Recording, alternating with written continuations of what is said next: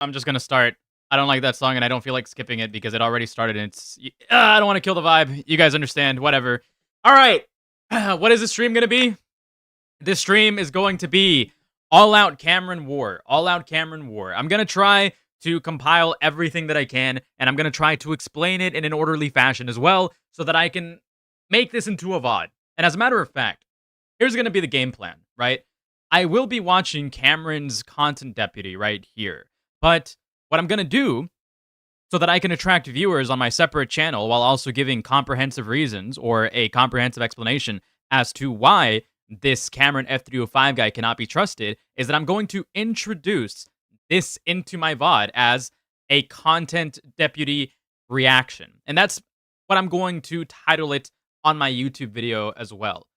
But what's actually going to occur throughout this VOD is that I'm going to go through this and highlight some discrepancies, highlight some inconsistencies, highlight some of his lies whenever he gets to the part where he calls out Noah Samson for defamation, which, by the way, he does not have a case at all. So for those of you who are actually interested, and this is specifically for the VOD, by the way, for those of you who are actually interested why there's so much controversy behind this guy and don't really understand why, I highly suggest you stick around. Additionally, the reason why a lot of people keep trying to dismiss everything coming out against Cameron F305, is because people are running with the assumption that the only issue here is that he had sex with somebody who was only 2.5 years younger than him when he was 19. That's what a lot of people are running with right now, but that's not the actual issue at hand here. The actual issue at hand here is that Cameron, based on all of the information that we have been seeing, that we have been actively seeing and digging up, stuff that he has been actively trying to hide, is trying to hide that he was attempting to run a disinformation campaign in support of Yandere Dev, a pedophile and a groomer. And he has also been in various calls where he himself is actively working against the Osana Reddit, which was against Yandere Dev at the time, and trying to construct narratives to help Yandere Dev and his case, right? He corroborates this, by the way. He corroborates this. This isn't a lie. And people aren't going to actually see this. But look, most of you saw this already, but I'm going to show it to you guys anyways. Cameron corroborates that Jelly has been actively sabotaging herself in an attempt to help Yandere Dev's reputation, in an attempt to help his career, which is something that she has said on Dicker's interview, and it's something that she has actively attempted, and it's something that actively lines up and is consistent with her story since then to now, right? So there's a lot to go through, but I'm gonna show you guys this real quick. Give me one moment. Let me just pull up my tweet. I have a specific, I have it already quoted. We're also gonna go through this. We're also going to go through my thread, and I'll give you a brief explanation and elaboration. So look. All right. It's only going to be like 3 minutes. Just listen through this. Listen through this.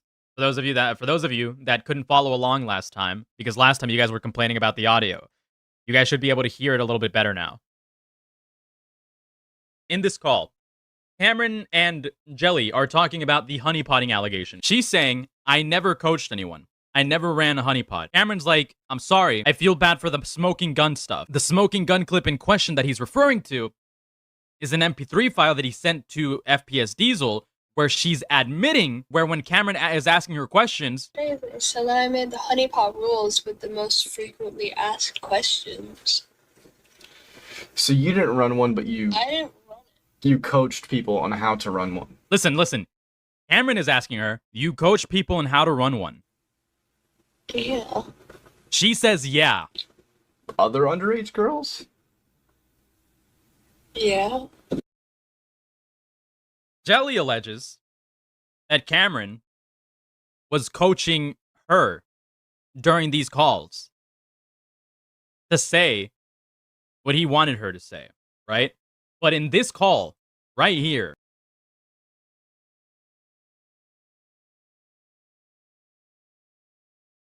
hold on.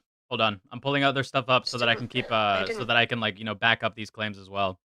Just didn't I didn't teach anyone how to do that. Yeah. I've been really, really, really, really, really mean to other e-girls.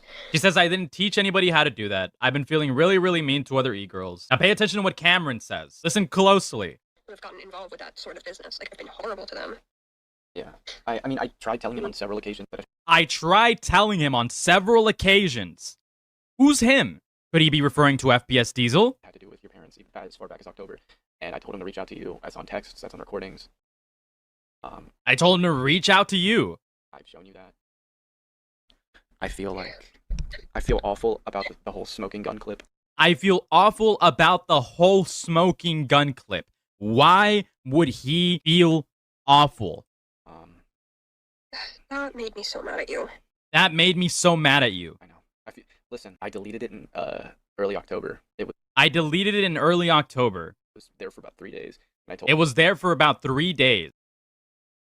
All right, one more. Actually, I don't think this is really what Actually, I told him I don't think this is what really happened. So in this case, did Cameron, if he's referring to FPS Diesel, feed FPS Diesel bad information? Do you understand why this is crazy to me? Because we need more clarity on this. Because now the idea of Cameron, like potentially, based on what Jelly said, of Cameron feeding her lines and stuff to say, that idea is not fully bullshit. went down. And he never let go of it, and I'd always try to redirect it, and I told him not to include it. Because I didn't think it was a proper representation. He knows that. It's not a proper representation. And I said this was around the time when she was trying to make herself look bad to me, and I don't think she was being honest with me during this time. This is when Alex was still lying to me. And I'm pretty sure he was probably talking to her behind the scenes. I wanted to look bad because Alex said it was the only way to, like, save him is if I became unreliable and I was just a liar. If everyone... Fuck! Do you guys... That ties everything together! We don't even have to assume anymore! I told him, actually, I don't... Okay, so real quick. Just to dispel any doubts in the people that are completely unaware about this, because again, this will be turned into a VOD. This call is actively available right here. This call is actively available right here, right? You can go look at it right now. Matter of fact, for those of you, for those of you in chat, so that you guys can do your own research as well. Here's a drive. This call is actively available. You can go listen to it right now and interpret it in, the way, however you want to. But it's not good. It doesn't sound good. Throughout this entire call, it's essentially like, further reinforcing the idea that Jelly was actively being manipulated into starting these, like, unreliable narratives against her so that people can then discredit her and accuse her of lying at every turn, right? Which is absolutely disgusting to me. And it's something that Cameron still utilizes to his advantage to claim that Jelly is lying. Which is incredibly important, because is the narrator an unreliable narrator? Is the victim an unreliable narrator? Or is she not? And if she is, where did that idea come from? Where did that narrative that Jelly is completely unreliable and lies at every turn come from? Because that didn't manifest organically. That did not manifest organically. That was something that was plotted. That was something that was actively being worked on by, or at least the way that he alleges in this call, per his own words, something that was actively being worked on by Alex. But however, I do have this timestamp right here where Jelly further alleges that it wasn't just Alex that was engaging in this disinformation campaign to help his reputation. It was Alex and Cameron. There's a falling out between you and Cameron, and I guess before we go on to scripting calls, is this before? Okay, you allege that calls happened between you and Cameron, and he scripted them because he was messaging you in DMs, and that's That was from apparently the very start. As soon as we had You that- allege that Cameron was in call, pay close attention to what Dickers is saying, because this allegation doesn't just come from nowhere. And call 3 and a couple of these calls, and the way that they're being phrased, the way that she's obviously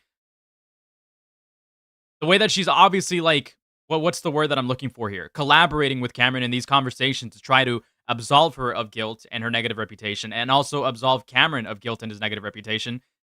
It makes this a lot more believable. This makes a lot more sense. At first, I took this with a grain of salt. I was completely baffled at how this could be the case, right? But it's not completely unsubstantiated. Group chat with Alex. Alex was telling us the narrative he wanted. Cameron was like, they were going back and forth. Like, Alex would say, I want you to paint me in this light. And Cameron would say, well, I can't do that because you already admitted to it, but I can do this instead. So they were like doing their whole PR thing. And I was just along for the ride, and I felt really guilty about what I did to Alex. So I was listening. I was like, damn, sorry, I kind of ruined your career. The least I can do is make you look better. Okay. So, Okay, this detail is important. This detail right here is important because now you have to explain why would she jeopardize her reputation for Cameron then? And the reason why is because Jelly is an incredibly, or at least the way we see this, like the way we see here, is a somewhat sympathetic individual, right? The only reason why she's come out now is because Cameron keeps lying and misrepresenting her. So Jelly actively participates in these calls with Cameron in an attempt to sort of absolve themselves of any guilt because she doesn't want Cameron's reputation to be like, to be damaged either. Right? And take this as you will. Actually, never mind. I'm not gonna leak that. I'm not gonna leak that. Disregard. I'm not gonna leak some information that I have. Because it's kind of irrelevant anyways. But I think that that's fair. I think that's actually a fair assessment of who she is. She, like, if you take a second to listen through these calls, which I have in full, you will notice that she is actively like working alongside Cameron to make response videos against, people from r/Osana in an attempt to sort of clear Cameron's name. She is actively saying things against Krexa, right? Somebody who Cameron also misrepresents her former roommate or his former roommate in an attempt to absolve himself of any guilt. And we have also actively been seeing Cameron lie about the Krexa stuff and even misrepresent her by misrepresenting a police report. And and that's where this Twitter thread right here will come in. So look, Sick Unchained posts this Reddit thread. Cameron of 305 has been exposed by Y-Tier, Mrao Live, for using a police report about his roommate to slander one of his accusers, Krexa, as being violently abusive. Didn't hurt herself. She acted like I was charging at her at the time in her document, when in reality I was walking over and just trying to figure out what to do. This is bullshit, by the way. This is bullshit because when we go to the police report right here, right? Official document that I have. This is the police report he utilizes in his response against Krexa, a alleged former victim of his. And I have to say, to be clear, alleged, because who knows exactly what happened between them. As far as we know, Krexa only accused Cameron of being a creepy, unhinged weirdo. Okay? The only thing that's censored on the document that I have is the combination to his gun safe, where he has a handgun. For this, I let the officer know everything that Did I go over the screenshots that Kiki sent today? No, send it to me. started it from the get-go. How she moved in, the choking incident. He told me to record everything to cover my bases and to get her out as soon as possible for the safety of everyone there, which doesn't align with what she has said, but does align with the police report. As it turns out, she has a violent record. Which is a lie, because this police report isn't actually about Krexa. It's about his roommate, as Mrao will go on to explain. She doesn't, by the way. Yeah, she doesn't. She doesn't have a history of violence at all. So this whole narrative about Krexa being unhinged in her own right, being a psychotic bitch, which is corroborated by Jelly, by the way, is a narrative that he spread by misrepresenting this. If we go into these calls, and some of these calls, Jelly will call Krexa unhinged. I think in call 4, Jelly calls Krexa unhinged. Why could that be the case? Does she actually know that Krexa's unhinged? Or did Cameron present this information to Jelly as well in an attempt to get more than one person aside with him against Krexa, to make it seem as if Krexa was actually unhinged? Very curious. Very, very curious stuff. Very, very curious stuff. A lie. This is a lie. In the past, she has threatened a group of people with violence and was institutionalized or Baker acted in 2016. That is a lie. These were facts that I didn't know entirely. That is a lie. That is a complete and utter lie. Now, I have the police report open right now. Okay? So what I'm going to do is I'm going to censor pretty much everything. Because I did not prepare this, to be clear. All right, skipping ahead. Cameron censors this and tries to play it off like this is about Crexa. This is not about Crexa. This right here is about Cameron's roommate. Now, let's note what. By the way, I can confidently say that multiple of us have seen this police report. We can corroborate what Mao is saying. Not just Mao who's come to this conclusion. It's a couple of us. It's a few of us because we have access to this police report. We've seen it, right? This is not bullshit at all.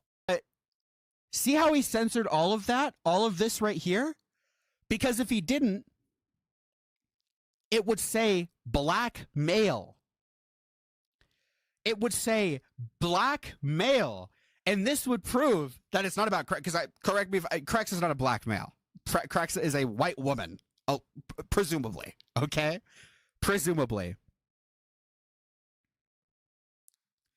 So Cameron's roommate, black male, has shown violent tendencies via social media towards a select group of people. And Baker acted in 2016 at location for 29A threats.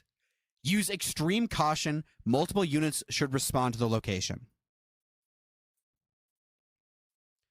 Now, what is a 29A threat? A 29A threat is a credible threat of violence. Right? Now, again, what that means is a 29A threat is a threat of violence that is to be taken seriously. The cops believe that this person is going to do a threat of violence. Cameron lies about this. He tries to play off his roommate's violent tendencies as if it is Crexa's. He fucks with a police document, maliciously censors it, and then tries to play it off like this is about Crexa when it's not. So this is them saying that they found the situation. They found Crexa, who has an alias called Luna, who had a pocket knife, and then they also had Cameron, who has a gun in a safe, which he censors. I don't know why he censored that he has a gun. Not sure why.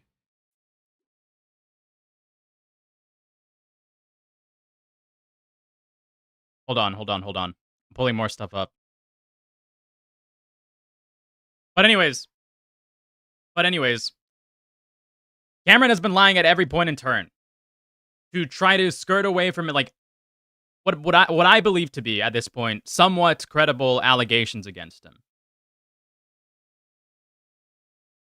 Now let's see what else Sick has to say. Crexa claims against Cameron were that he was verbally abusive and would abuse her around during arguments anytime she tried to disengage. When it initially came out, he used the report against his own roommate to say that she was being abusive to him. He darbles this entire situation to hurt her, and people just buy it because Cameron censored enough information about his roommate to be able to pretend the report is against Crexa. That is an incredibly accurate summary of what is occurring here, right? Because in order to actually get down to the bottom of this, you'd have to go through hours and hours of research to actually understand why this is unhinged, to actually understand where Cameron has lied, and you'd have to also go through Jelly's accusations and see some of Jelly's I want to say evidence she provided firsthand. Blah blah blah blah blah. Right? So we're going to basically be going over some of the most glaring stuff, and I'll turn this into a video so that people have like a somewhat decent jumping off point before everybody else starts releasing their videos. Because there's a lot of investigation going on right now. Plenty of people are currently working on their own videos. Like, plenty of people are currently doing a lot of research. A lot of this is not, a lot of this isn't just unsubstantiated stuff that Cameron is claiming, that Cameron is claiming is supposed to be, like, rumors or lies, right? That's just how he is trying to brush everything off, which is completely idiotic. It's not going to work. Eventually, more and more people are going to start digging into Cameron, and it's already begun. It's not just us anymore. It's not just a handful of us that have actively been getting more and more information. It's a bunch of other people that are going back like years and finding stuff on this guy.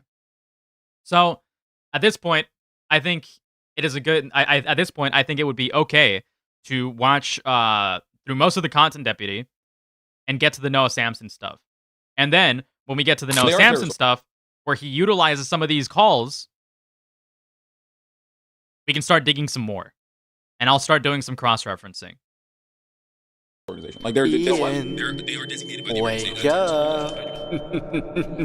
I don't care about the gay bits. He's not funny. He's skinwalking iDubbbz. I could care less. Only reason these idiotic morons are buying this comedy is because they have this weird addiction to nostalgia, this weird wanting, this weird urge to go back to the good old days. So what they're doing is they're covering their eyes with rose-tinted glasses and are refusing to see some of the legitimate issues here. This video is dog shit. None of his criticisms are actually well thought out or good, and he's utilizing humor that actually isn't even his. But people are eating it up like the slop it is anyways. Ellie, you're banned! Who is this cute little lesbian? Yeah, whatever, dude. Don't care about the joke.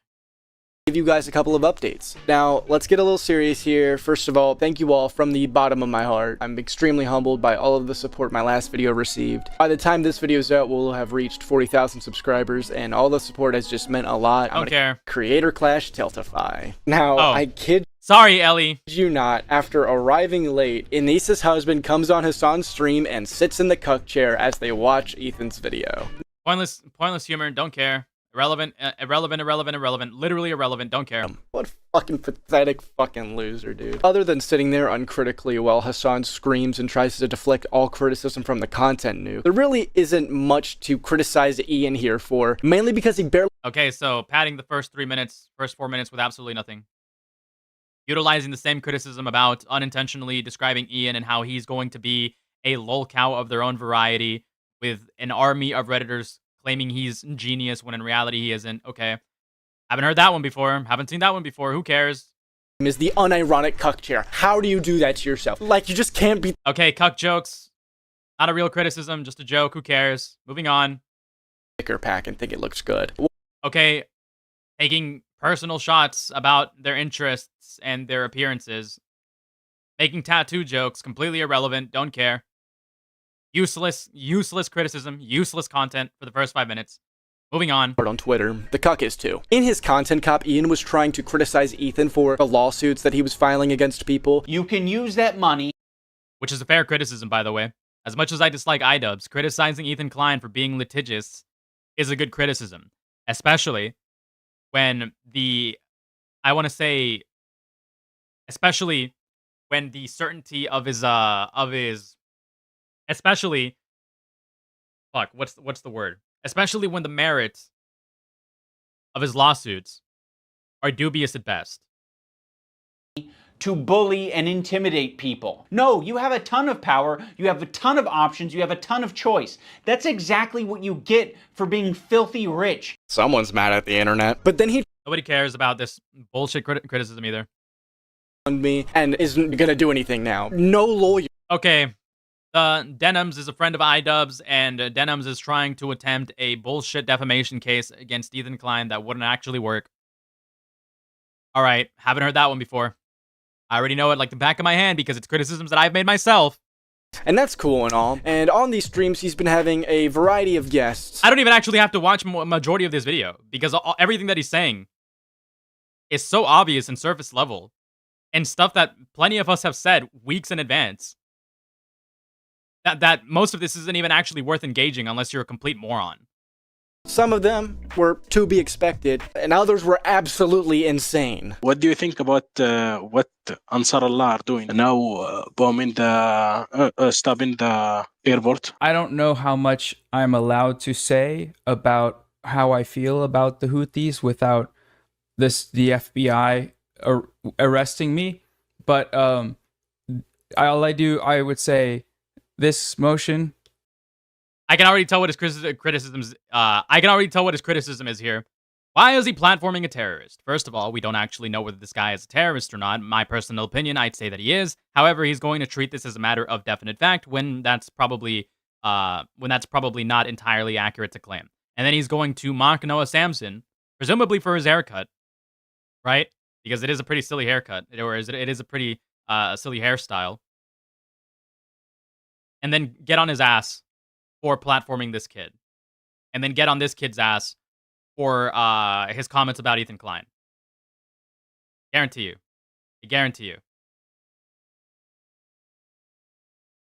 Put anyone to sleep in 5 minutes. Sorry, I keep forgetting to mention that. Listening to this is painful. These two people having a conversation could put anyone to sleep in 5 minutes. Ian doesn't even care enough to know that Noah is streaming. This whole thing is a mess. Other than the multitude of dumb tangents these two go on, and the multitude of times that Ian humiliates himself for no reason at all. Although my hairline's kind of receding a little bit. This stream is notable because Ian actually addresses some of the criticisms that people, like myself, had thrown his way, and he even mentions yours truly. Hey Anissa and husband, hope you guys are having a great time watching. Okay, so he didn't even actually make a legitimate fucking criticism. He just called him boring. Great fucking stuff, dude. Amazing display. How people are eating any of this up is completely dumbfounding to me. Well, a majority of people are retards who like their opinion spoon-fed to them, so. Let's see what Ian addresses in this high-energy, fast-paced interview with Noah Samson cosplaying as XXXTentacion. I put my dick in my parents. Some people are like, oh, this is way too, like, into politics. They thought the video, there's a lot of people who thought the video was too centered around Israel-Palestine. I was like, well, that's, in my mind, that's crazy, because I felt like it was just the Hey, did I already say hello to you? I don't know if I did or not, but hello. Smallest touch of that. The smallest touch? It's literally the premise! You open with it! He is extremely sympathetic to the Israel. Okay, no. The video, in and of itself, was not actually about Palestine. 99% of the video is actually about Ethan Klein. He's just criticizing Ethan Klein for utilizing, or for not really utilizing, but for coming after people that are talking about the Israel, or should I say, harassing people that are very vocal about the Israel-Palestine conflict. This is dishonest. This is an incredibly dishonest point. Israeli cause and what's happening to them. His wife's Israeli. She served in the IDF. He obviously likes the state of Israel. You act like you didn't even write your own video. Well, that actually might be the case. That actually might be the case for you too, because 100% of these criticisms that you've given so far have come from somewhere else. I also take ownership for the Tana. The Tana thing was my. Oh, that was so long ago. Was my idea. Was my stupid idea. So he's This doesn't mean that iDubbbz. This doesn't mean that Anissa wrote any of the Tana video. This just means that Anissa said, hey, if you want somebody to content comp right now who's incredibly popular, who can probably be checked, Tana Mongo is probably a good target. Reflecting the criticism of him putting his politics and his new shithead friends over a near decade-long friendship. Got it. And then there were some people who said the exact opposite, and they were like, oh, this is just like, this is something that should have been addressed behind closed doors. Like, this is way, like, personal. This is your personal gripe or whatever that you're, making public. How is that the exact opposite? You had a ton of paths you could have taken. This wasn't a one way or the other type of situation. I could either keep friendship or be a political cunt. And the criticism that you're... Well, that's entirely up to somebody's prerogative. If he genuinely wanted to be let's say iDubbbz, for example, genuinely does believe in the stuff that he does, which, in my opinion, I think is the case. I think iDubbbz genuinely does believe in the things that he's preaching. He's just a little bit, I want to say, naive and not fully understanding of what exactly it is that he's doing. Let's give him the benefit of the doubt there.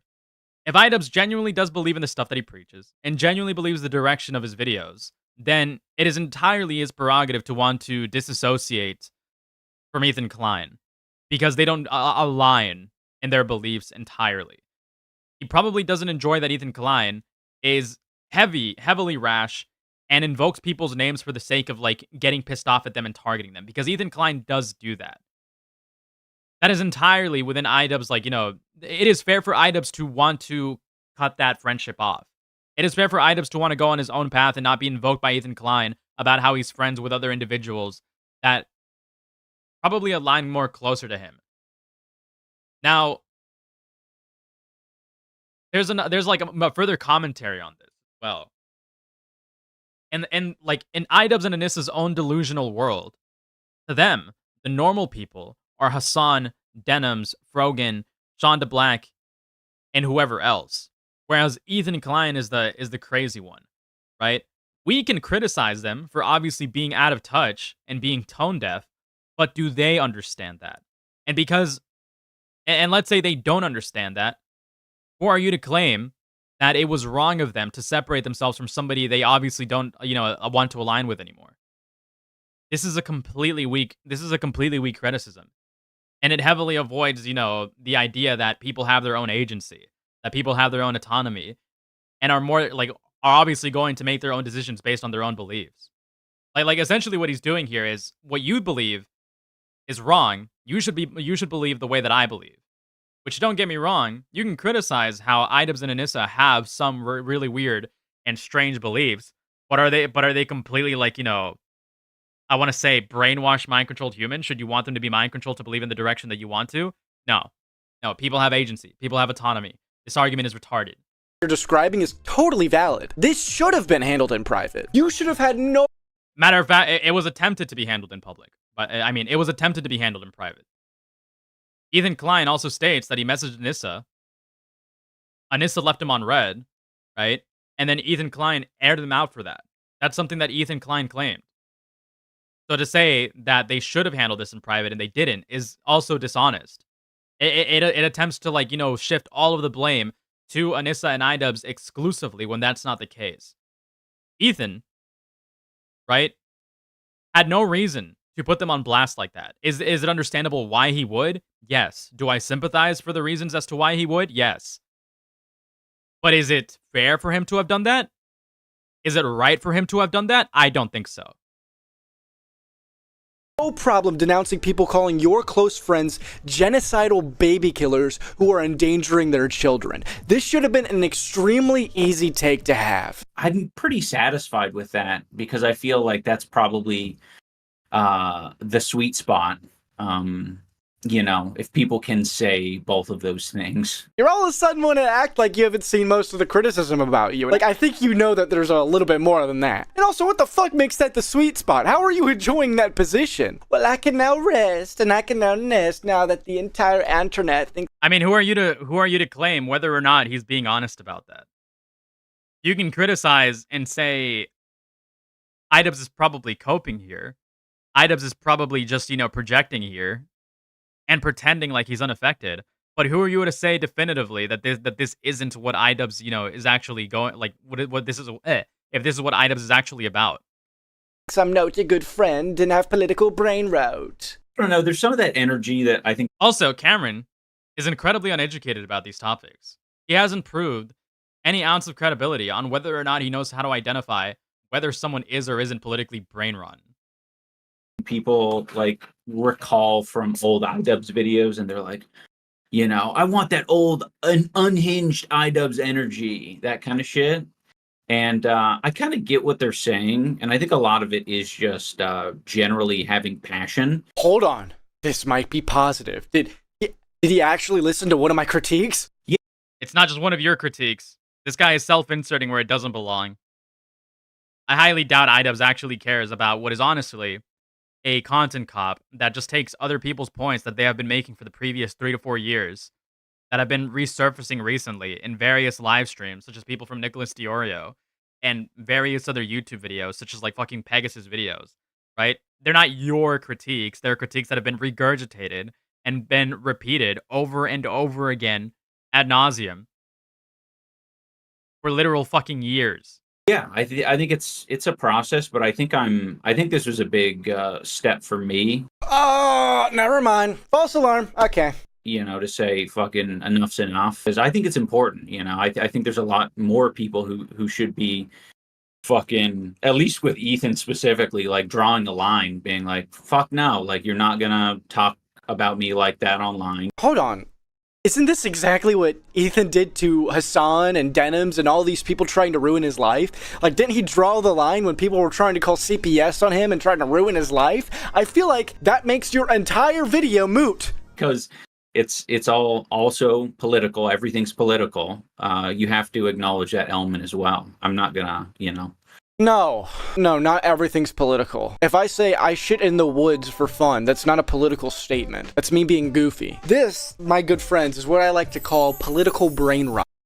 Which he probably doesn't have any ounce of credibility to be making this claim. He probably doesn't even understand why this is political brain rot. He doesn't understand what IDubbbz's argument here actually is. Because as much as I think IDubbbz is retarded, exactly what Ethan did to Hassan. IDubbbz isn't completely, like, you know, out of the ball. IDubbbz isn't completely out of the playing field here. And Denims and all these people trying to ruin his life. Like, didn't he draw the line when people were trying to call CPS on him and trying to ruin his life? I feel like that makes your entire video moot. What the fuck, Dickers? Because it's all also political. Everything's political. You have to acknowledge that element as well. This is so nitpicky. This is so nitpicky and out of context, right? Everything that he was like arguing in his video. This is a discussion about his video, by the way, with Noah Samson. Most of this conversation was about his video. I just realized something. This isn't even a content deputy. This isn't even a content deputy. This is literally just a commentary video on IDubbbz's interview with Noah Samson. This isn't a fucking content deputy. This is just a... What? This shouldn't have not gotten as many views as it got. This isn't a fucking content deputy. This is a fucking criticism on Noah Samson. And this is literally a commentary video on Noah Samson and fucking IDubbbz's interview. Which I did myself and probably did significantly better fucking criticism than he did. Dude. Look, check this out. Check this out. Okay. And IDubbbz. That's not a content deputy. It's literally just a fucking commentary video. Clips you played of him talking, and I'm wondering what the response was like from people, if there was any sort of inquisitive comments. So he completely dodged the question. The initial question, by the way, so that people don't get distracted and don't forget. It's what? This video, this fucking content deputy isn't a content deputy. It is a reaction video. It is a glorified reaction video that had like one skit in the beginning and a bunch of skinwalking IDubbbz jokes sprinkled throughout. What? Not good. Also.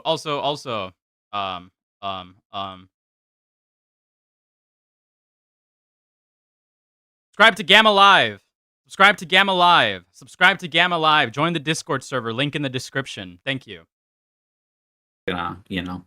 No, not everything's political. If I say I shit in the woods. Okay, the reason why this criticism doesn't work, again, just to rerail this train. The reason why this doesn't work is because IDubbbz here is directly specifying what the what the context of his video is, what the larger context of his video is. Everything that he's arguing in his video is directly tied to politics, because that's where a lot of the contentions between Ethan Klein and Hassan's orbit lies, okay? Ethan Klein and Hassan had a large falling out. They had a large falling out because they had political disagreements. Political disagreements that audience members latched onto and are even, attempting to call Ethan Klein a Zionist for, which, to be honest, to a certain degree, calling Ethan Klein a Zionist would not be inaccurate. It might be heavily conflated to more, I want to say, inaccurate definitions of Zionism, but it wouldn't be wrong to call him a Zionist of sorts. So this criticism is absolutely bullshit, dishonest, and it really shows that he's nitpicking stuff here to mischaracterize IDubbbz. Because say what you will about IDubbbz, mischaracterized, like for example, as much as I dislike Cameron F305, and as much as I know that he's like a malicious liar that has a like potentially a 5-year long history of lying, from what I've seen on r/Osana since the beginning of him working with Yandere Dev, I wouldn't go out of my way to misrepresent or take things out of context, which is why I do such a thorough job at tying together where my conclusions come from, which is why I like do such a thorough job at saying the reason why I believe this is because I found this thread, and because I heard him say this, and because I heard the victim say that, and because I heard all of these small contexts, I was provided this evidence, I know all of this information, right? I am not going to make any claim against Cameron that I don't believe that I don't believe is in good faith. Every single criticism that I'm going to make about Cameron will always be in good faith. And if it sounds bad faith, it's probably because Cameron has done so much malicious lying in the past where a lot of the criticisms that he's getting sound bad faith, but they aren't in reality. They are perfectly fair. Am I getting the Switch too? Only if I get donated, only if I get money for my stream to pay for it, because I will not be buying a Switch 2, except maybe for the new Souls game. And then I might just return it after I beat it in the first week. For fun. That's not a political statement. That's me being goofy. This, my good again, dishonest. He's not actually interfacing with what iDubbbz is saying throughout this interview. This is complete bullshit. Friends, is what I like to call political brain rot. If you're seeing reptoids and Martians at every given turn of anything, and you can't just enjoy something for it to be entertainment, then you're delusional. Not everything's fucking political. Is me playing Minecraft a statement on the socioeconomic state of the world right now? You sound like Jaden Smith. You sound retarded. Like, can we talk about like the political and economic state of the world right now? You're fucking delusional, dude. And he's such a fucking idiot. Now, before we continue with this interview, I must remind you guys of a point I made about Noah in my last video. Noah's ultimate conclusion is that all of these creators back genocide because they criticize Hassan, which takes a lot of fucking hoops to draw that conclusion. And after watching this dog shit video, I completely understand why Ethan Klein and Mudahar want to sue. I won't get into my opinions on if they should or shouldn't. Yeah, anybody can understand why they want to sue. But is their lawsuit meritless, or does it have merit? That is a very important distinction to make. But let's just say, I won't exactly feel sad if this scares— Because I did a lot of research on this Noah Samson video. A fuck ton of research, hours of research. And I came to the conclusion that yes, while Noah Samson is incredibly dishonest and he does misrepresent a lot of the information in this video, is the lawsuit against him, like, meritless? Honestly, who knows? I'm not a legal expert. And to claim that it is or isn't is completely, like, would be completely reckless of me.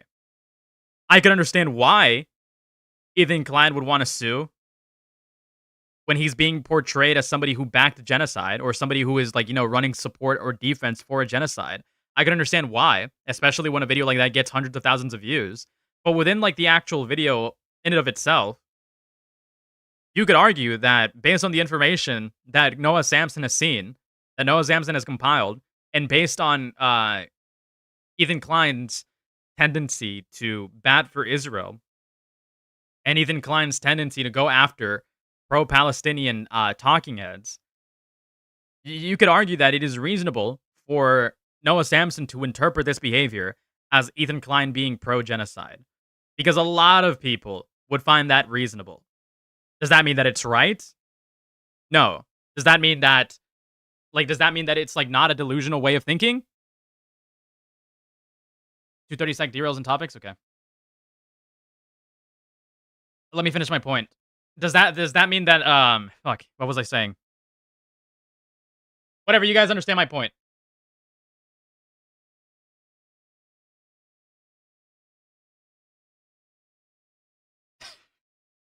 What is this? This comes up in my channel when you search Gamma Live. anga ambuyesu akunena kuti tizichita ngati atate wathu wakumwamba amagwetsera vula pa vanthu oyipa. Midzi ya nyau pano ikulandira vula. Kudambwe kumene kumene amavalira akamwimwi kumeneko vula iku. That's funny.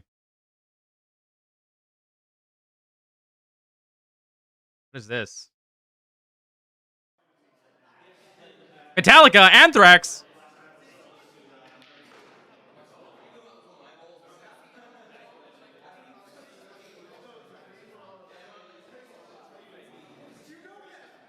Why is it so quiet? I didn't turn on the audio. Oh, I guess that's that.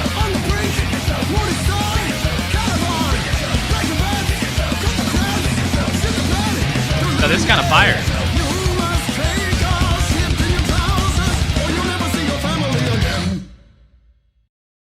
Banger. Anyways, continuing. The shit out of Noah Samson for years, fearing generational debt. You shouldn't feel confident to slander people. Now, Noah is no stranger to slandering people. For example, he called... Okay, here's the good part. Here's where we get to the fucking good part. ...the commentary streamer Chud Logic a pedophile baselessly, and... Look at him trying to appeal to Chud Logic. Look at him trying to appeal to Chud Logic as if Chud Logic hasn't disavowed this guy as being a completely malicious liar.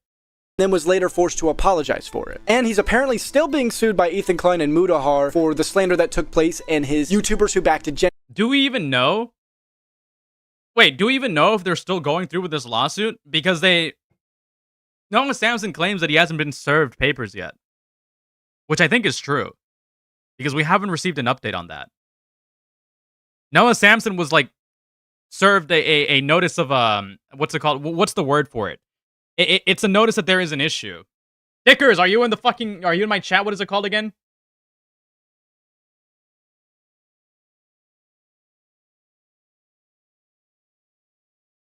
What is it called? It's a notion. It's a notice of a fucking blank. I'm drawing a blank. It's a concerns notice. Okay, a demand for retraction? Yes, it was a demand for retraction, I believe, a concerns notice. It was a demand. That doesn't necessarily mean that they are going forward with a lawsuit.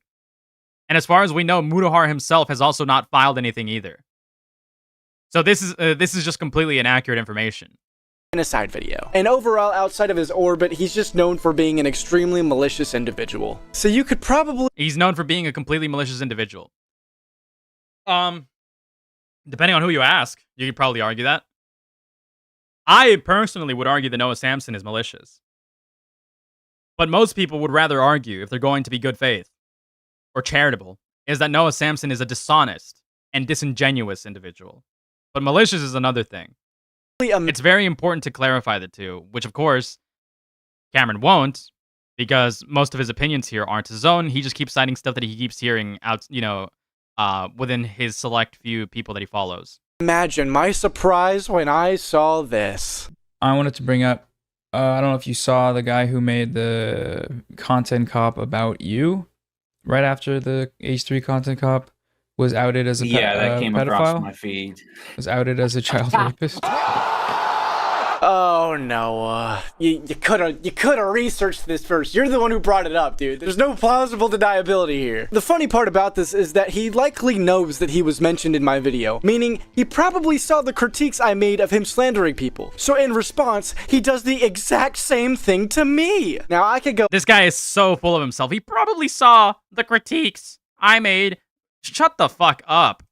Go on and on about all these layers of irony, like how Noah and Hassan have no problem parroting these false allegations against me based on an out-of-context phone call, yet constantly deny actual rapes when it has to do... It's funny because he calls this phone call out of context, but he does nothing to elaborate on the context. With the conflict between Israel-Palestine when their side is the one at fault for them. Instead of that, let me do no... What is that argument even supposed to convey? Noah and Hassan have no problem parroting these false allegations against me based on an out-of-context phone call, yet constantly deny actual rapes when it has to do with the conflict between Israel-Palestine when their side is the one at fault for them. Instead of that, let me do Noah a favor. Hey Noah, nice hair. Let me be very clear. I did not rape or sexually assault anyone. For context... Which, to be clear, is not an allegation that Jelly made. That was never an allegation that Jelly made. That is an allegation that other people made after hearing Jelly's story. That is not an allegation that Jelly made, which is an incredibly important distinction to have here. Okay? As a matter of fact, even in the Dickers interview, Jelly doesn't allege that Cameron sexually assaulted her. She just retells us like a story of an uncomfortable sexual experience that she had with Cameron after Cameron tried making a move on her. This all goes back to a short fling I had over a year and a half. This all goes back to a short fling I had over a year ago. Okay, this is also an important thing to nitpick because this is also a layer of dishonesty because Jelly never acknowledges Cameron as being even close to something as, I want to say, something as close as innocent as even a romantic partner. If we go over to the Dickers interview, right? If we go over to the Dickers interview, let me pull that up. Let me pull that up real quick.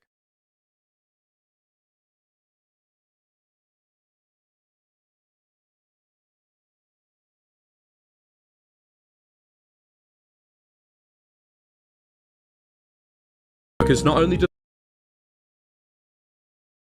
Let me see.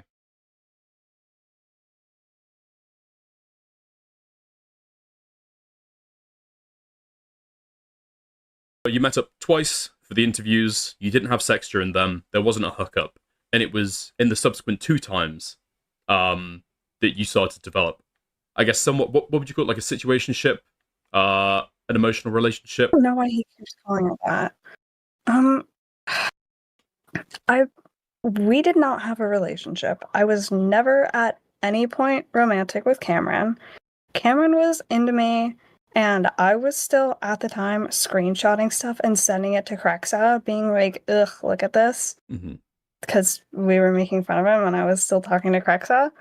But no, we didn't have anything romantic. We were hanging out in a motel. And was this in? That was also this was in for November. an interview. No, that was later, I think. December 22nd. Does that sound right?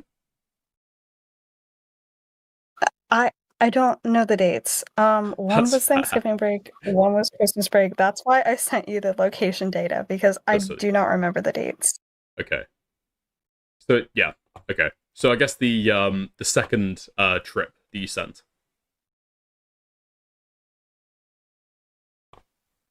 Okay. Let me look at the timeline really quick, actually. Yeah, sorry, you're on a live stream asking you about specific dates and specific times. Essentially, she alleges that there was no sexual interaction, right? At least not one in the sense of like sexual assault or rape. She, however, does allege that Cameron came on to her.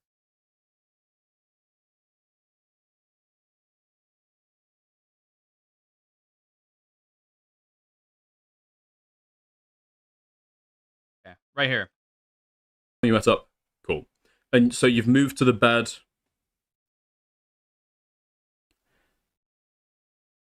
Right, this is what she alleges, by the way. When he was trying to be weird, that was picking you up and trying to, I think you said in your Blue Sky post, put your vulva to his face. Yeah, he was like trying to pull down my sweatpants, and he was. Yeah, it's. He was just being freaky. Okay. Yeah. Sorry if you feel like I'm asking a question that you don't want to answer, or if you kind of want to say give less details, feel free to tell me, and I can rephrase it if you'd like. Because obviously it's uncomfortable to talk about some of this. You're fine. I don't know. It's gonna be awkward no matter how you ask it. Yeah, probably. Okay, so then he takes you home. When did the kiss happen? Let's put a pin in this. Let's put a pin in this real quick. Dickers, pay attention, buddy, because this next part right here, Dickers, I'm gonna need all hands on deck. I'm gonna need you guys to like jog my memory on where some of this stuff is so that I can directly point to it. Because this is where it starts getting more confusing. We're gonna pause right here because this will come up a little bit later, and I'll even point towards the Aiden interview. All right. Ago with someone 2.5 years younger than me. After a falling out, which is the issue. Nobody ever cared about the fact, even in FPS Diesel's video, nobody even cared about the fact that you hooked up with somebody 2.5 years younger than you. Maybe a very select few did and latched on to that point, but that wasn't the legitimate issue here. The issue here, Cameron, is that you claimed to FPS Diesel that you had sex with this girl. And then later on, you attempt to confront FPS Diesel and change the narrative to claim that you were being blackmailed into saying that. By the way, we haven't found any evidence of that blackmail, so we don't even know if that's true or not. And then you try to tell FPS Diesel that you didn't have sex with this girl. And now I'm starting to lean into the direction that perhaps Cameron lied about having sex with this girl since the very beginning. For what reason? Who knows? Who knows? Who knows why he lied about that? It just doesn't add up. It doesn't add up. DM'd several people and falsely accused. Not to mention, he also attempted to ask FPS Diesel to retract certain parts of his previous video on Cameron because he didn't want to be affected when his content cop dropped with all of that stuff from his past. He even says that he even says in a call with FPS Diesel that he doesn't want something he did when he was 18, 19 years old with a 17-year-old, which is a complete lie, by the way. Because the girl wasn't 17 to, I want to say haunt him now. Why was he fibbing on the ages? Well, it's obviously because he didn't want to make himself look worse than he already does by hooking up with somebody, allegedly, per his claims. Allegedly, per his claims. That was, a grooming victim of Yandere Dev. And to reiterate from earlier, a grooming victim that he was manipulating on several occasions to run a self-sabotaging campaign on herself to make her claims seem unreliable as hell so that Yandere Dev's reputation isn't damaged as much as she would like. Isn't damaged as much as they would have liked. Me of sexual assault without any proof. I'm really open and honest about what I've done. I lied about you in private. Okay, it's really important. It's really important to focus on this because he takes this call, which I'm pretty sure isn't available in his Google Drives. I don't know where this audio comes from. I've tried searching where this audio comes from. I can't find it. I don't know where that audio comes from. She admits to lying. She may admit to lying, but in this particular clip that he's and Dickers, I'm not sure if you found where this clip comes from. But if anybody knows where this came from, please point me in the direction. I don't know if I overlooked something. I don't know if it's not showing up in my transcript searches whenever I dig through the transcripts. But this clip comes from somewhere else. You can't find it. I can't find it either. This audio comes from somewhere completely unknown to us. She admits to lying. But what does she admit to lying to? Because because what follows this is another clip. Listen to this. I did, but I wasn't trying to imply that. No, notice the shift in tone, notice the shift in cadence, right? Notice the obvious cuts. You assaulted me. Okay, to be clear, when she admits to lying, based on the fact that this is obviously out of context, this lie could mean just about everything. Could mean just about anything. Did she lie about rape? Who knows? Although I'm unwilling to believe that she did lie about Cameron raping her. Because Jelly, again, never accused Cameron of being a rapist or sexually assaulting her. That is not an accusation that she made. To be clear. So, in this case, either this is one of those cases where Jelly was calling with Cameron in an attempt to absolve him of any guilt, or this is one of those cases where Jelly is admitting to lying about other things unrelated to the sexual interaction in the past, right? But this is just my speculation. Take my speculation as you will. Take my speculation with a grain of salt. I'm not claiming this is a definitive fact. This is just my theory. But I will say that a lot of my theories in regards to this have been right so far. For those of you who have been around of me covering this from the beginning. A lot of my theories have been correct so far. So this could either be one of those, scripted calls that she's referring to, which I'm not willing to fully believe, or she's admitting to lying about something else. Now, What I've done. I lied about you in private.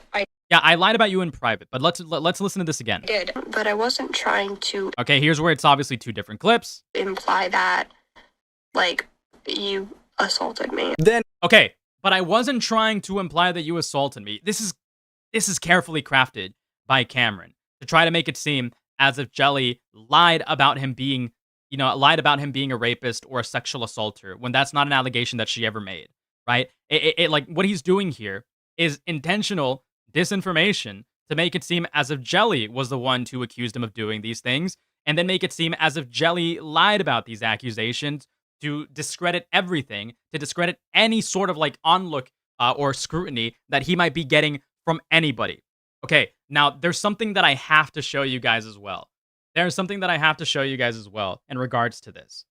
The reason why I'm arguing what I'm arguing right now is because of this. Because, again, if you go back down the history, if you go back down like all of the information, Jelly never accused Cameron of being an assayer or a rapist. At least not publicly. And this was Jelly's statement, which aligns consistently throughout the Dickers interview and several things in the past as well that I've gone out of my way to look for. But if we take a look at this screenshot, it's going to be incredibly blurry. But I'll hold on. Matter of fact, I'll just pull it up. I'll just pull it up on screen. Let me just find it in my evidence folder. Let me find it in my evidence folder. Right here.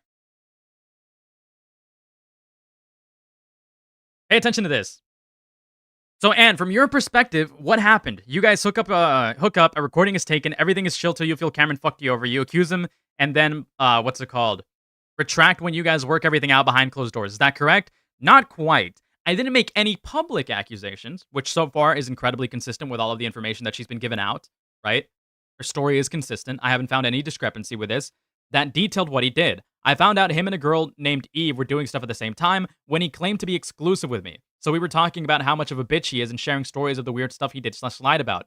And then I told those same silly stories to Keith. He pointed out that they were kind of illegal, especially where he tried to eat me out, and I didn't want to do so. So I had to start hitting him and stuff so he would put me down. Now, keep in mind, this story from way back, I believe this was, hold on. This was initially presented in, from way back, I don't know if this was like early, I believe this was like early, I believe this would have been like around early 2024, maybe late 2023. But this can be found from all the way back to like around like, the initial Yandere dev stuff. This story is consistent. It is consistent since then, because even in the Dickers interview, where she would have had years, and I mean years, to carefully craft her story so that there wouldn't be like, any contradictions, or years and years so she would have like forgotten this story, this remains consistent. It doesn't change in any way, and it isn't modified in any way. If anything, what she says is that they were at a motel. Cameron picked her up and tried eating her out. Right? That's in the interview. That is in the interview.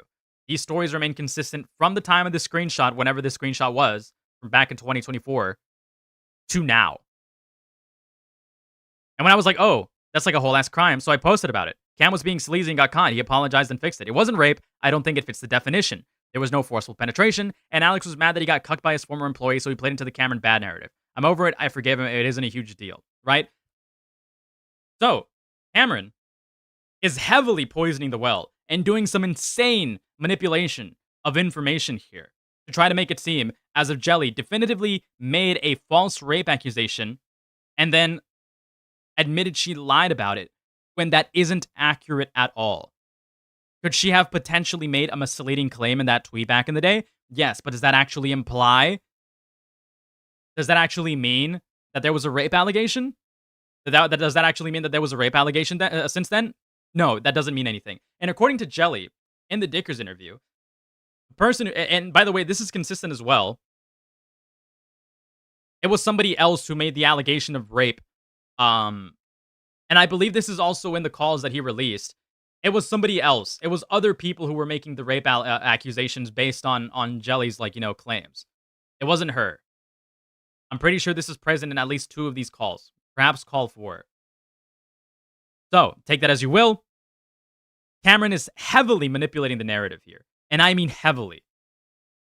In an apparent attempt to fabricate evidence, she called me and started recording mid-conversation talking about a consensual hookup. She then suddenly shifted the topic to an awkward hug that we had, where I picked her up. This had made her uncomfortable because she had past trauma related to being picked up. Of course, while talking, she deliberately left out the context of the hug to make it sound like an awkward sexual encounter, essentially twisting 2 completely unrelated moments together to make it seem like I admitted to something that I never did.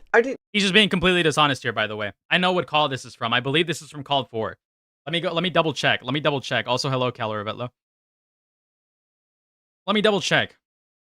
I gotta pull the transcript up of my video. Give me one moment. Give me like 1 moment. Live research on air. All right.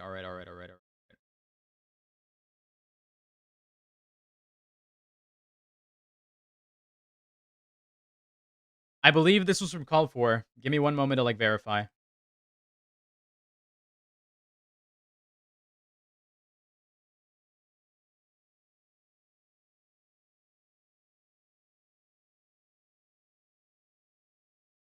No, this was still in call 1. All right, so this was still in call 1. So if we go to call 1, let me see if I can find exactly, like, if we can find exactly what it is that she was saying here, and then provide fuller context. No, you didn't like being picked up. I put you down.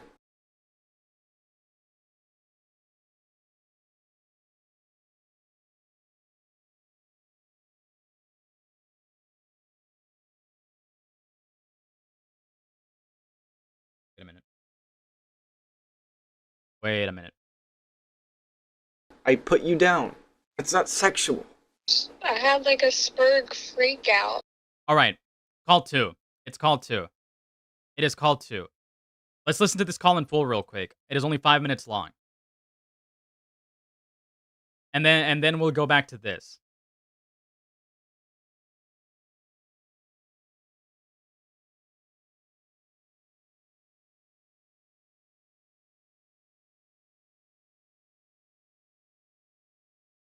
You and I, you've said it a million times. I'm not being sexually abused. I just want to go fishing and hang out with Austin. But now I gotta sit around my house all day. And I can't leave because what if they show up and I'm not home and then they freak out about stuff because they're always calling in. People are always calling in saying something new. So I bet they have a huge file on me that I'm like a flight risk and stuff because of all the reports they get. But I'm not, and I don't want to get in any trouble for anything. I don't know what to do. I'm not being abused.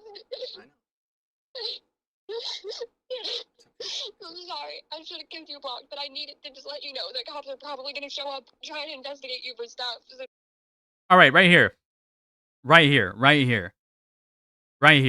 I'm sorry. I should have kept you blocked, but I needed to contact you to tell you that the cops are probably going to show up to investigate you for stuff. Now, again, Jelly has a record of not wanting the people that she has, talked to, such as Cameron and Yandere Dev. She has a record of not wanting them to, get absolutely fucked more than she believes is fair. Because she feels bad for them. I don't know, get ready to deal with them, but you're not going to get in any trouble because you didn't do anything. I know. You're not going to get in any trouble because you didn't do anything. I'm so tired of them showing up. I know. I'm like, she's breaking down because people keep making, CPS reports on her saying that she's being abused by her dad. That's the context of this. This will be over soon. That's why I'm still making the follow-up. Okay? See, right here they're talking about how this will all be over soon. Cameron's saying that's why I'm making a follow-up to all of this, because he's actively attempting to, construct narratives, make response videos that would absolve Cameron and her of any of this wrongdoing, so that Cameron stops being, accused of being a malicious sex pest around the time of r/Osana making posts against him. And Jelly, by the way, to also absolve Jelly of any crime, or to absolve Jelly of any scrutiny for her being an unreliable narrator who's being sexually assaulted by her dad. This is the exact reason I'm still making the follow-up. That's the exact reason why I'm still making the follow-up. Because he wants to absolve her of any guilt that she's like facing from onlookers. Who are these CPS calls from? Who knows? It could be a list of anybody in this case. It could be Cameron. It could be FPS Diesel, based on stuff that I've heard. Although that might be highly inaccurate, so take that with a grain of salt. Or it could be onlookers from r/Osana. I'm sorry they're still harassing you. I thought this would be over by now. I don't want to have to talk to you, because I know. I don't want to have to talk to you. We need space from one another. I don't want to talk to you, I know. because I'm with him, and he doesn't want us talking. I don't want to talk to you because I'm with him and he doesn't want us talking. I wonder why that's the case. And by the way, she's talking right now about a person that she was actually, like, legitimately romantically involved with. But I don't know what to do to prevent this stuff from happening. I know, and that's completely respectable. He doesn't want you talking to any guy friends. It makes sense. But, like, it's necessity.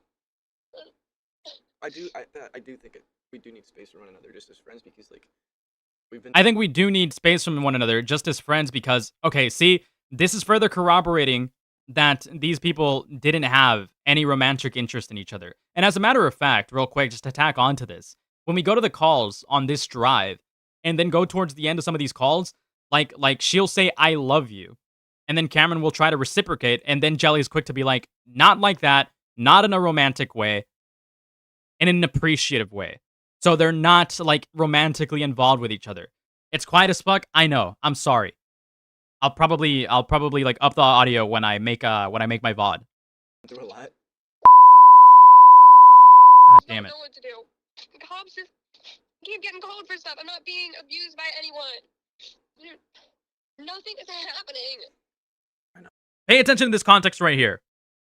Because she's referring to her being accused of being sexually abused by her dad.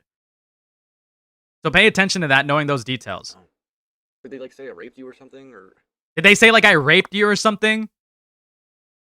This is a leading question by Cameron.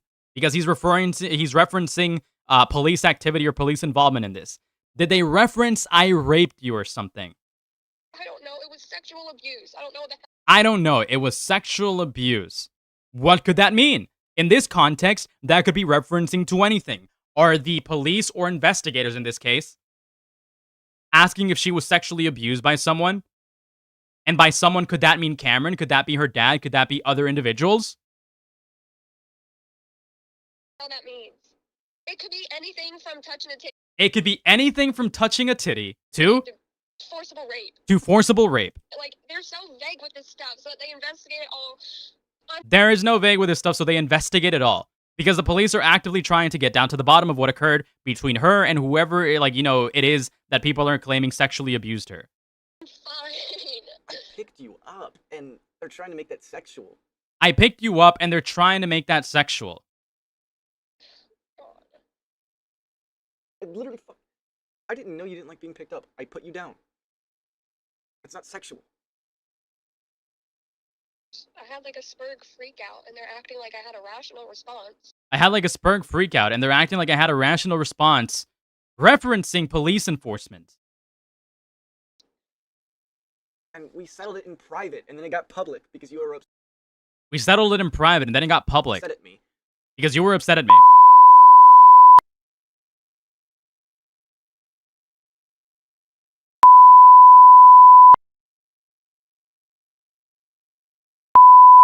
Okay, the rest of this is just heavy bleeping. But there's more towards the end.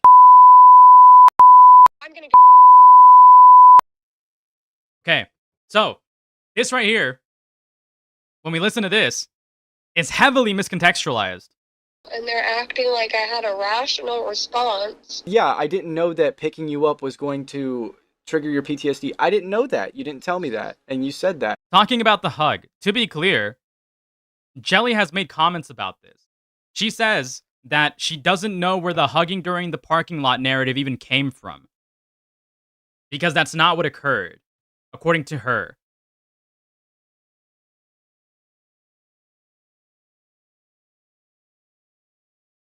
Listen to these next 2 minutes here.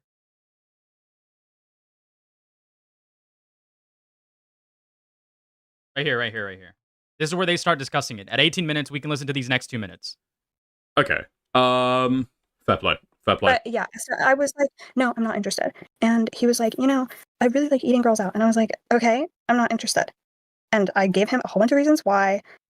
Just like mostly, I'm not into it. Especially not with someone who looks like him.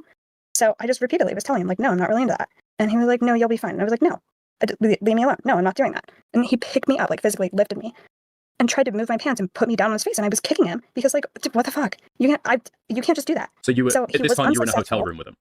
Is that right? Yeah, that was a motel. Okay. I don't know how many times we went there. I think we went there twice. Once because after the interview in the car, it was noisy because it was a car.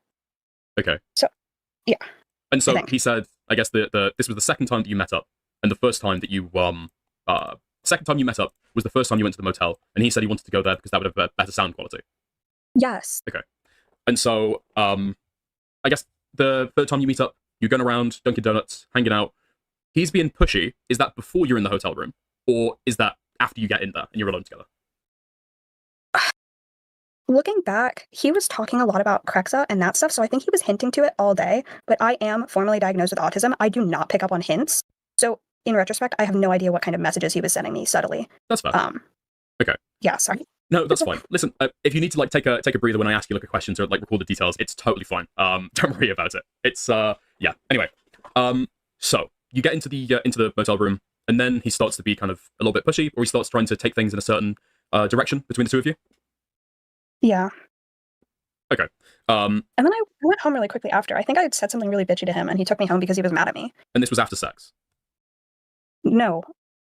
It was after he attempted to put me on his face. Oh, sorry. Yeah, I mean after the I guess the sexual encounter. Pardon me. Okay.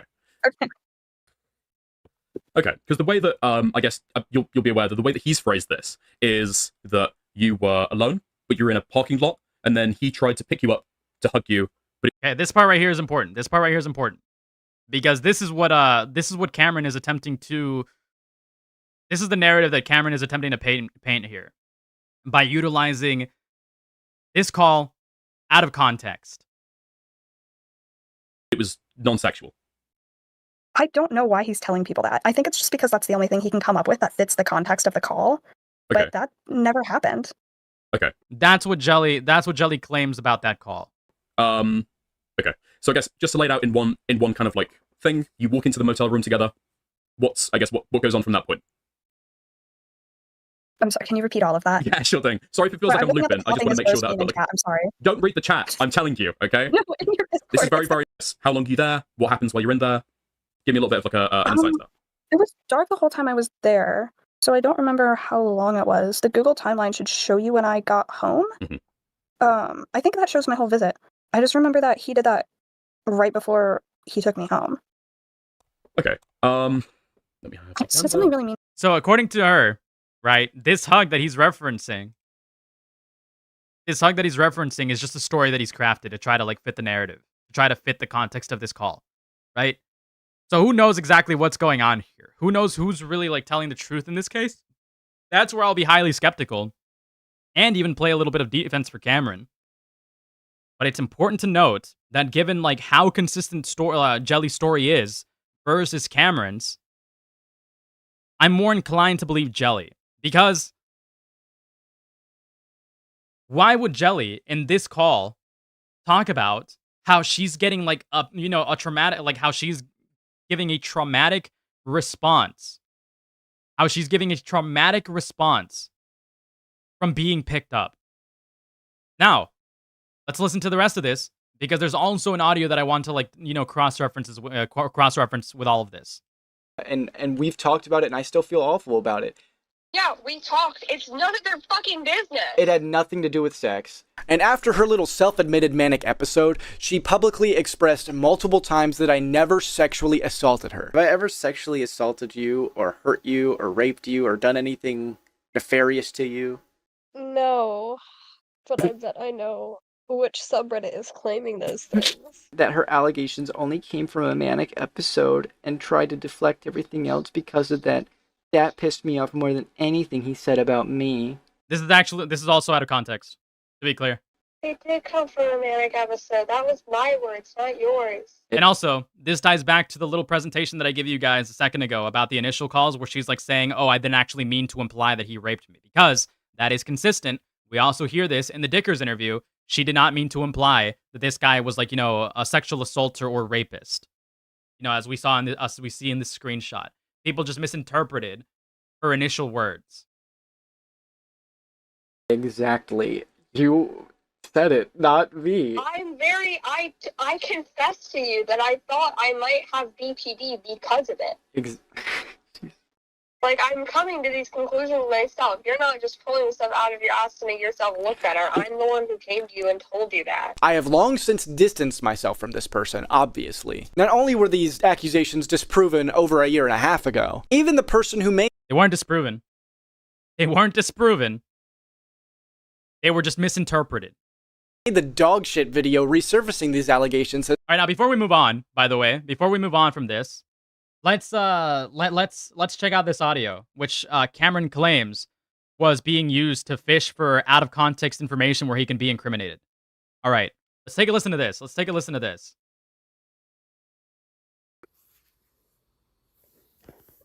He said that you did nothing wrong?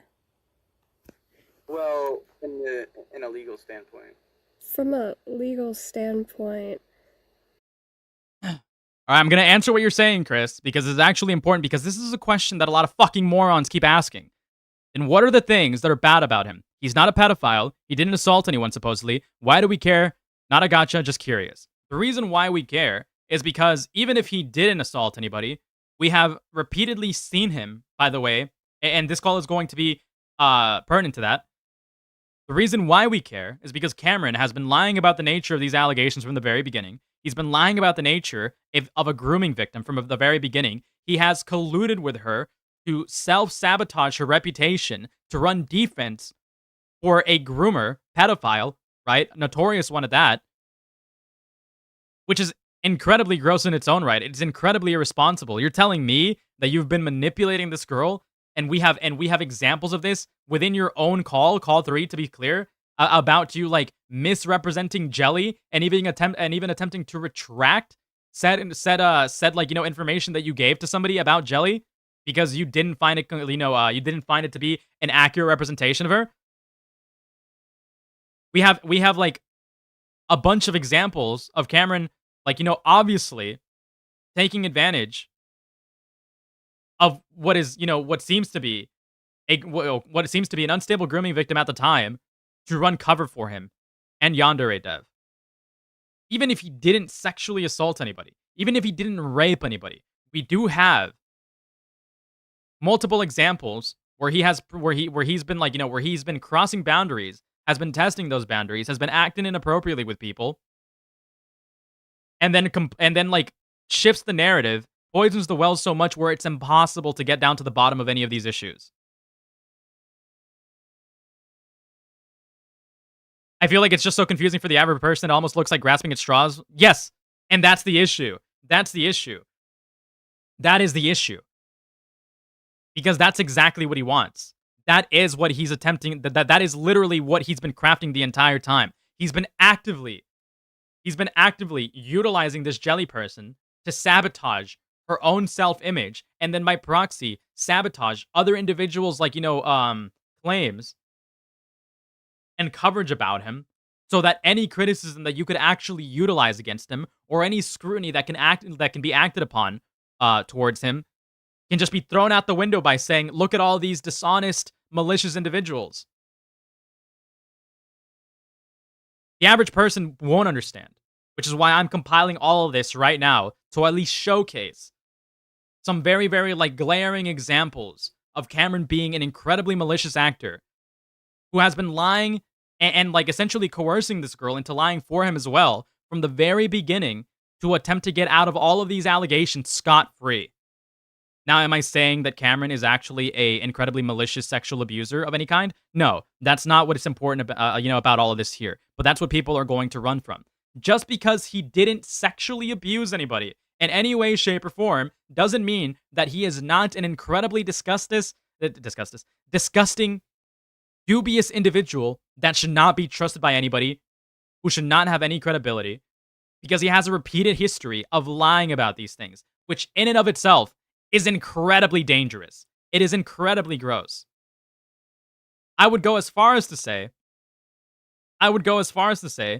that that this is worse.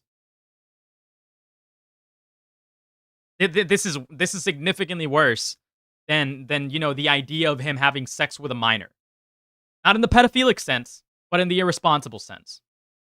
Like it is incredibly gross. It is so gross. That's why this is important. That is why this is important. And people will continue to blindly defend a character like this, who, in my honest opinion, has no place in a community like this. These type of people are dangerous. These type of people will lie about people in the future. These type of people will make incredibly, like, you know, manipulative responses to stuff. People will eat it up and never understand what exactly the problem is. Let's be so real, though. He's going to get away with it, especially if H3 supports him. If H3 supports him, and then people start, like, doing more research on him and digging into this stuff, because people have been compiling more, like, you know, more explanations to this stuff. H3 will take a shot, like, H3 will take a huge hit to his credibility and reputation by proxy of Cameron. So if H3 is smart, he'll do a background check on this guy.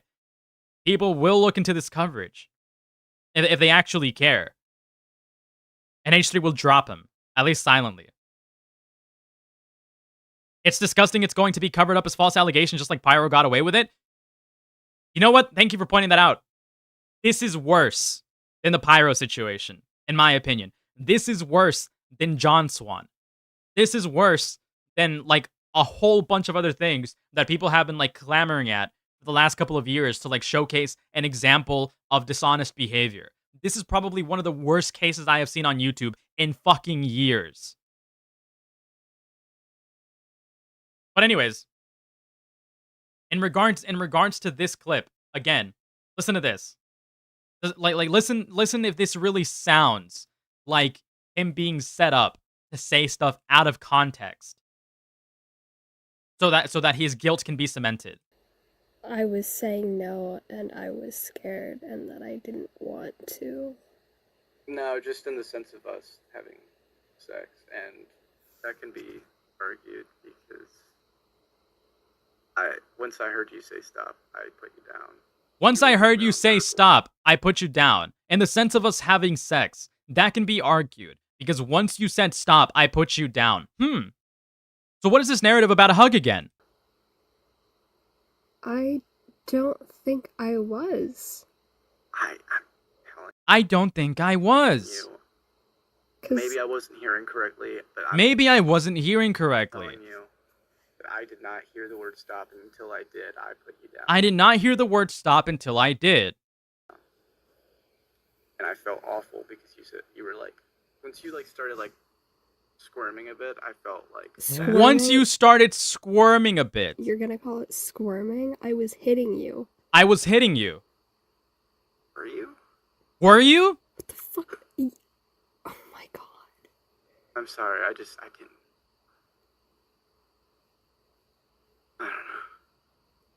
don't know. Obviously, I wasn't intending to do something bad to you. And I feel bad about it. I wasn't intending to do anything bad to you. I feel bad about it. But that's between us, and that's not going to be public. But that's between us, and that's not going to be public.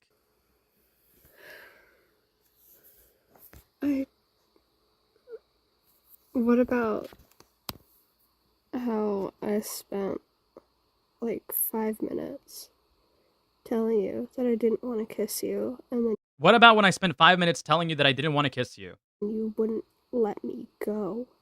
And you wouldn't let me go. Now, this is in reference to the car conversation, right? Which Cameron is framing as her attempting to shift the subject on something else to implicate him.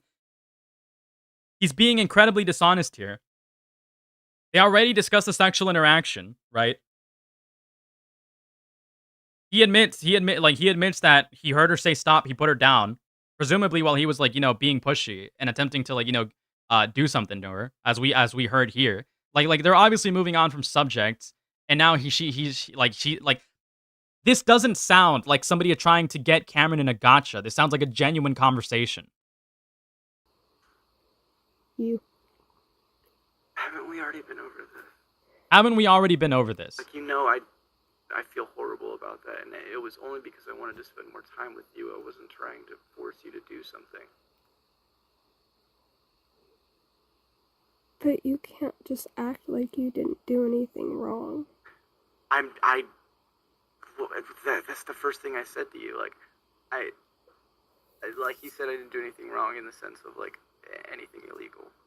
And in regards to the idea of us having sex. And that's all that. I just want to make sure that that there wasn't anything illegal in the regards of us having sex. In regards to the idea of us having sex. Anything. You said I didn't do anything wrong in the sense of, like, anything illegal. And that doesn't necessarily mean, and we can tie this back to the call 2, right? Where Cameron is to call 2, where Cameron is like, where Cameron and Jelly are discussing about, like, people investigating him for potential, accusations of rape, right? He's just concerned about like they're just concerned about him not being, like, legally liable for sexual assault. Which, again, if we go back to these screenshots and we tie everything together, that's probably not what the allegation is. That's probably not what the claims are, right? The claims aren't that he actually broke the law.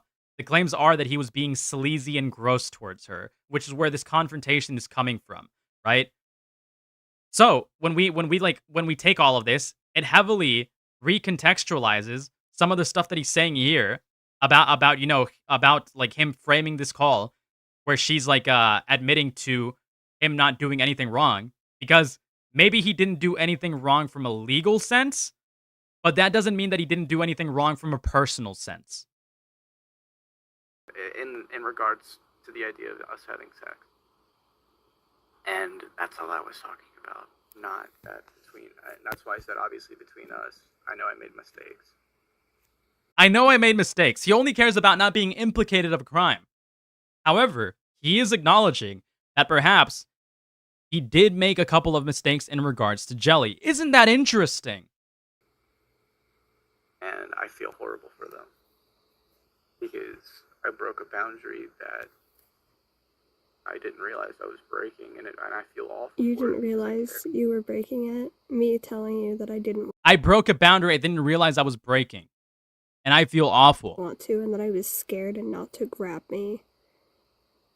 That... Okay. If you were like... And I was scared and not to grab me? Now, does that sound like a hug to you?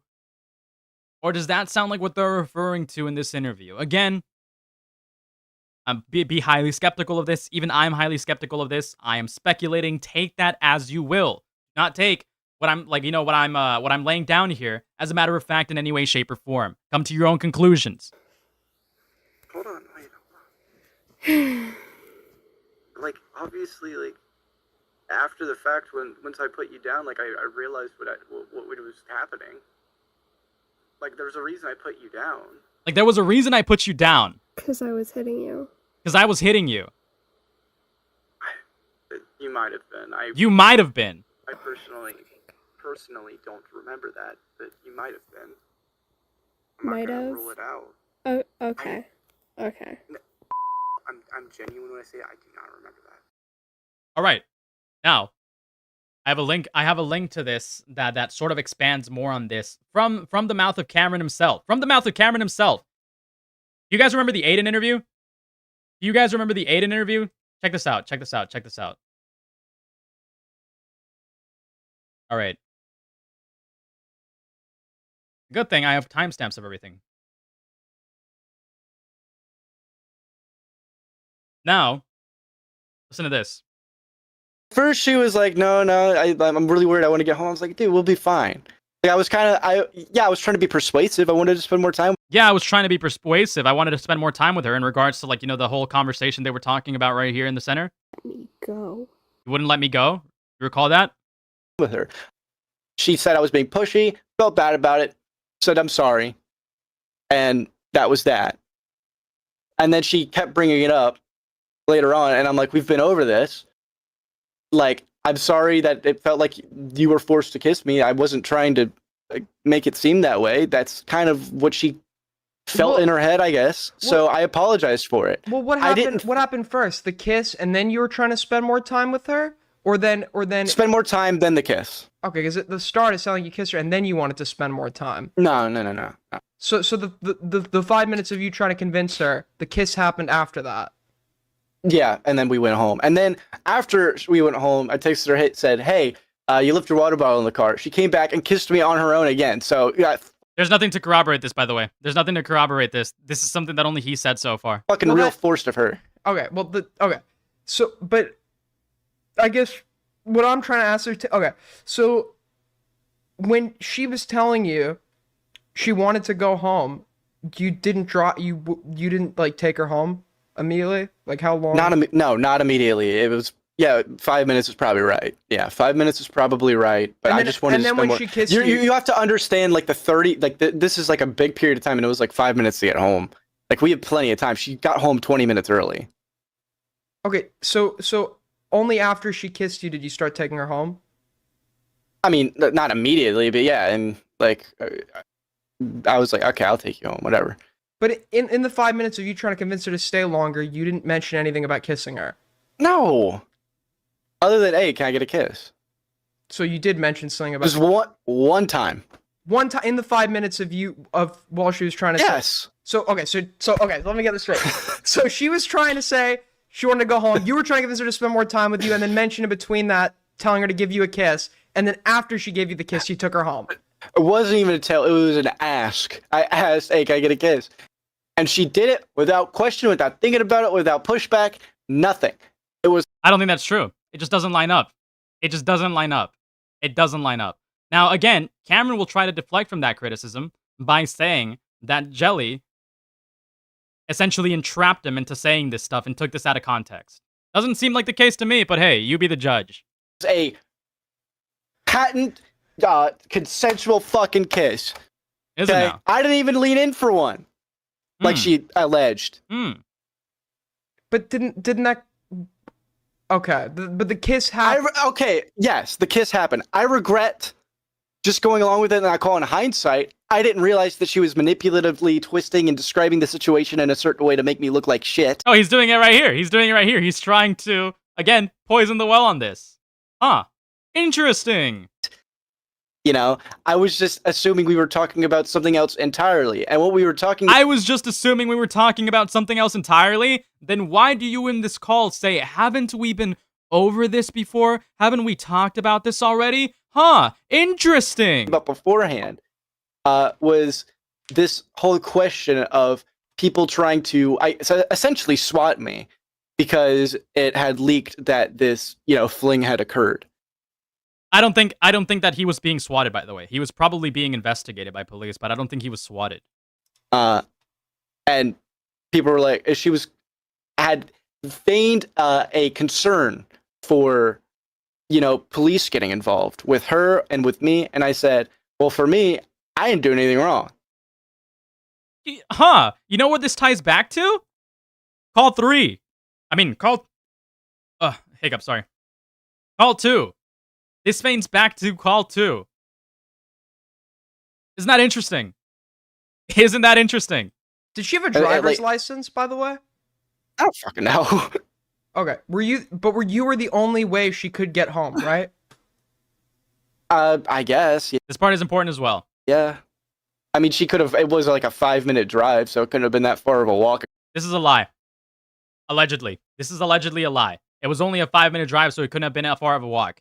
According to Dickers, and according to Jelly, it wasn't a 5-minute walk. It was a 5-hour walk and a 45-minute drive.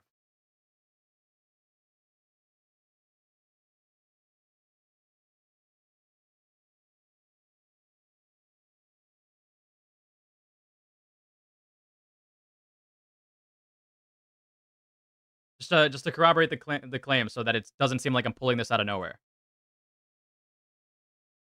There's a falling out between you and Cameron. God damn it. And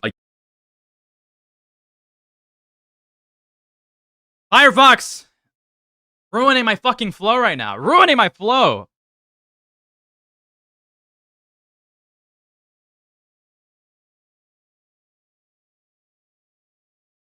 Right here. Screenshot to Dickers. It was Yeah. a 5-hour walk. 40-minute drive. 40-minute drive. 5-hour walk. Dickers corroborates the screenshot. Is from the Google data around that time. Allegedly where this took place. Is allegedly where this took place. Again, this is alleged. This is alleged. Take that as you will. Take that as you will. Wait. He said it was like he worded it like it was basically down the road. Aiden, this is alleged, okay? We don't have confirmation that this was the place, okay? It is alleged. It is alleged. Caution you, okay? I had to get dropped off near my old high school so that I could walk to my grandma's house.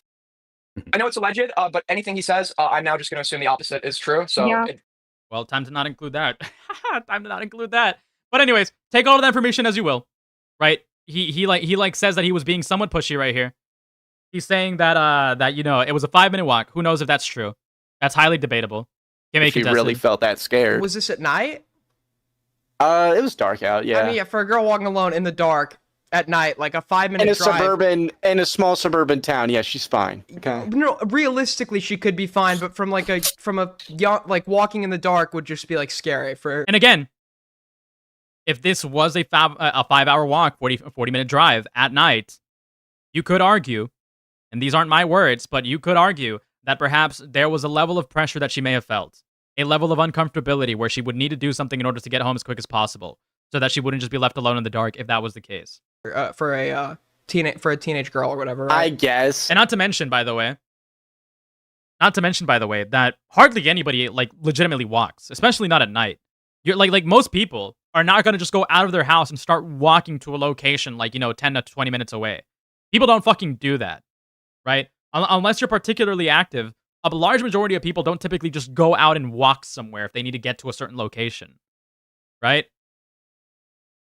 The United States is a very car-centric environment. You're not going to just go out and walk somewhere.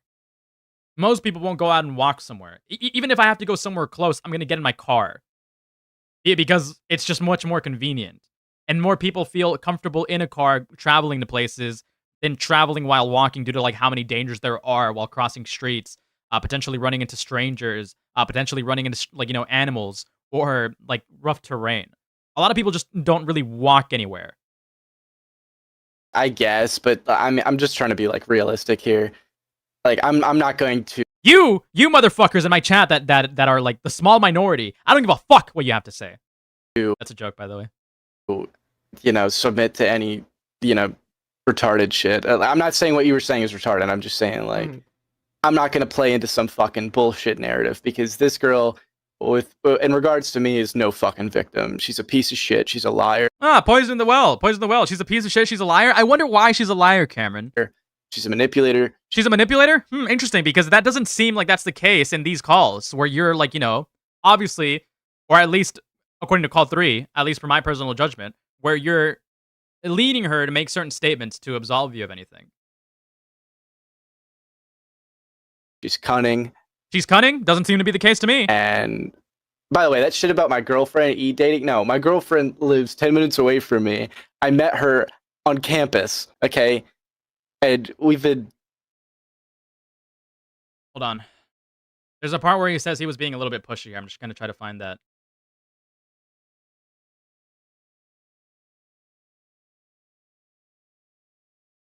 Right here. Right? Let's listen to this back so that we can tie all of this together.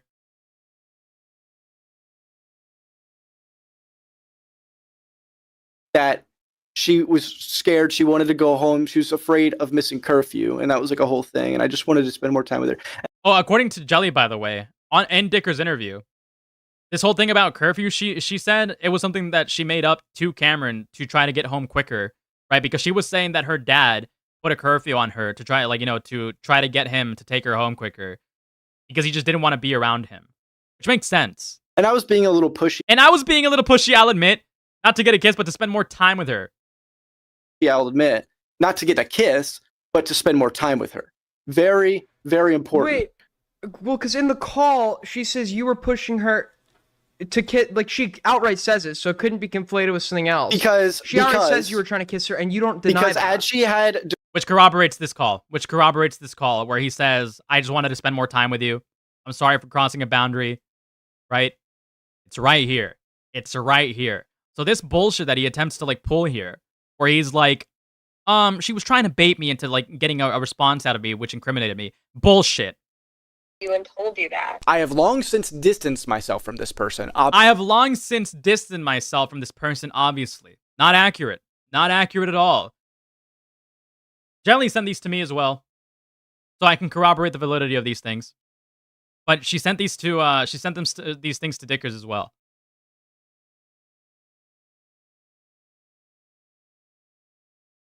Shortly after some of these calls, which would have been in between February and March of 2024,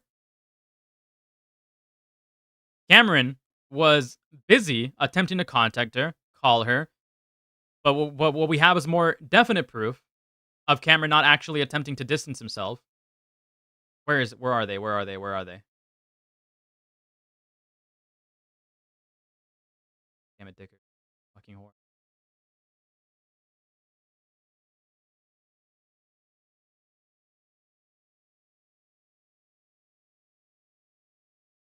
Where the fuck are they? I'm gonna fucking lose it.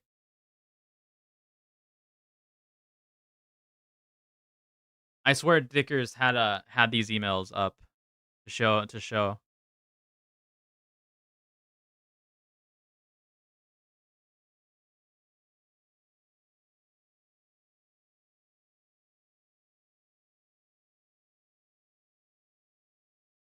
Did Dickers not have these emails up? Where's Dickers? Dickers, are you in my chat right now?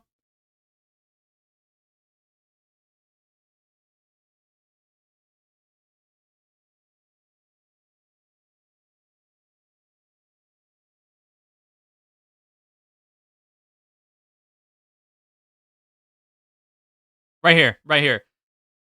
Right, Cameron was sending her gifts. Forget, okay? She's sending him gifts. He's sending her gifts on Steam to get through to her. Check the email. I'm sorry. This is the least I can do. Best wishes, Cam. This is on January 27th, 2024. I have more of these. I have more of these, and they date between the ending of January, the beginning of March. Right? So, take what he's saying here as you will. Obviously. Not only were these accusations disproven over a year and a half. Not only were these allegations disproven over a year and a half ago. No, they weren't. You were running a disinformation campaign. Ago. Even the person who made the dogshit video resurfacing these allegations has stated publicly on multiple occasions. Even the person making this dogshit video resurfacing these allegations. Dogshit video, Cameron? Speak for yourself, retard. That this girl is a pathological liar, that he doesn't think I sexually assaulted. That this girl is a pathological liar, that he doesn't think that I sexually assaulted her, and then he invokes Diesel. Anyone, and doesn't think I'm some sort of predator. And to be clear, the reason why Diesel thought that this girl was a pathological liar is because Cameron fed Diesel misinformation. Cameron fed Diesel misinformation. Again, we can tie this back. We can tie this back to my clips. We can tie this back to my clip. Why the fuck is that? What's showing up? Oh, that's because I'm on a different thing. Hold on. We can tie these back to these clips. We can tie these back to these clips. In this call, we can tie these back to these clips where Cameron is obviously being apologetic for Jelly or sending information to somebody that was not accurate of who she is as a character. So this is bullshit. I have never sexually assaulted anyone. Which also, he's trying to cite Diesel, right? Again, by the way, Diesel has denounced Cameron. Diesel has denounced Cameron since then. So he's literally just using misinformation here to make it seem as if the person who levied these allegations and resurfaced these allegations against him has admitted that he doesn't think he's a sexual abuser, which again isn't the allegation here. It is not. That's not what the issue is here. The issue is that Cameron is a very slimy, deceptive individual who has admitted to being pushy on various occasions. Now, give me 1 second. Check this out.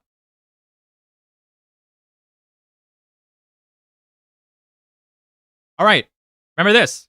Cameron is still remember this. Cameron is still using FPS Diesel here to try to like clear his name. Cameron is using clips of me as a vouch. To be clear, I hate him, and neither do I want clips of me to be his support. He's a liar. If Cameron told me he was not the second shooter on the grass knoll, I'd start singing from the rooftops that we got the wrong guy who killed JFK. This is June 3rd. But we have more. We have more, by the way. From way before June 3rd. From way before June 3rd. Almost a week before, as a matter of fact. So my position on Cameron and the events with the woman has changed. Something occurred over the last 2 hours that was absolutely insane. And I know Cameron knows and is about to play defense. This malicious cretin is trying to slip right out of it. May 26th.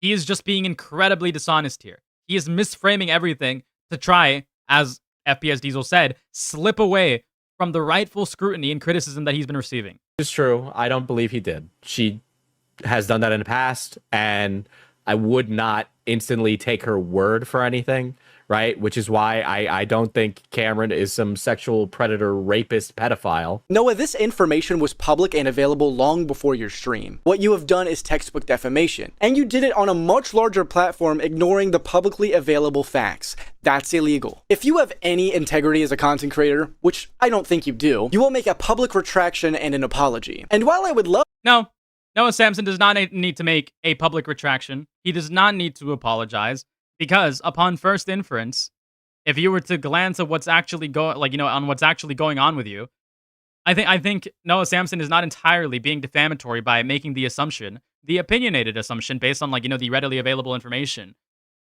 that perhaps you may be dubious. I'm not gonna make any claims myself, right? Because it is very important that people take their own make their own opinions and draw their own conclusions. To do that, I have a feeling you won't, which means Ethan and I have a lot to talk about, given that I have legal options to explore if you can't make this right. I have legal options to explore that if you can't make this right. No, you don't. You don't understand the legal system. You're a complete moron. What Noah Samson did isn't defamatory. Now, Noah, I will give you 14 days from the— And also, if H3H3 doesn't do a background check on this guy and comes to do all of this research, it'll be a huge shot in the foot once more people start catching on to how malicious Cameron is. Because what I'm talking about right now in this stream is only the tip of the iceberg. It is only the tip of the iceberg, right? This is not even delving into the Krexa allegations. This is not even delving from 5 years ago into how he got into some more lies and even misrepresented Discord screenshots against an individual known as Mr. Apist. This is only the tip of the iceberg into Cameron's long history of being incredibly deceptive, manipulative, and skewing the narrative to fit his gain, to fit his innocence. Release of this video to issue a public retraction and apology. It doesn't have to be anything crazy, just an honest apology for your slander now that you've seen the correct information. Now, correct information. None of this information is correct. He's obviously being incredibly dishonest and deceptive here. Cameron make the stronger claim. This is another example of Cameron accusing someone of something to hide the fact that he is guilty of the accusation he's making. I defamet Jelly. No nor defamet me. Make the stronger claim. This is another example of Cameron accusing someone of something to hide the fact he is guilty. That's true. He is accusing Noah of defaming him, saying that everything has been disproven, when at best, the allegations were just misinterpreted from the get-go, not necessarily disproven. Can you elaborate, Shogun? I feel like I won and I was right in regards to what? Cameron? I mean, you can feel vindicated, but some of us have been saying this stuff about Cameron since the get. I latched onto this from the very beginning. I usually sniff stuff like this out. I usually get these gut feelings about people. I remember when Dickers was first when Dickers was first covering the initial stuff the day of. I was like, this Cameron guy, a lot more dubious than what we're interpreting right now. The lying, yeah. Cameron has a long history of lying. A significantly long history of lying. Significantly long history of lying. If you don't do that, I have a plan B. Hello, Ethan Klein.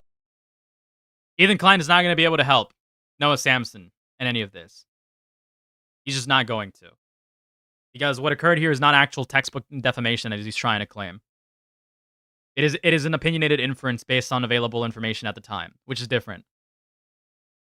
If you could prove that Noah Samson knew that Cameron was innocent of all of these things, which, by the way, given all of the information, it would be incredibly difficult to prove that as the case. Just the same as it is difficult to prove that Cameron is guilty of something, which I'm not accusing him of being guilty of anything, by the way. It is also equally as difficult to prove that Cameron is innocent of anything. So, even if Noah Samson did go out of his way to research more on Cameron, to try to rectify this claim, it would still not be defamatory for him to come up with the opinion that perhaps Cameron is guilty of something. That is a very important thing to take from this. Am I planning on making a concise video summarizing everything? All the information about the Cameron stuff is all over the place and really hard to find. I'll be uploading this VOD. I will be heavily condensing and cutting up this VOD and uploading it on my Gamma Live channel. Subscribe to Gamma Live. Subscribe. Where the fuck is it? Where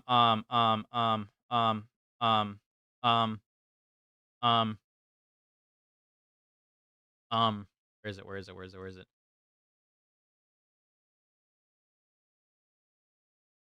Fuck, dude. Here we go. I'll probably make a video. I'm currently writing one, but again, explaining this thoroughly in a concise fashion is actually incredibly difficult.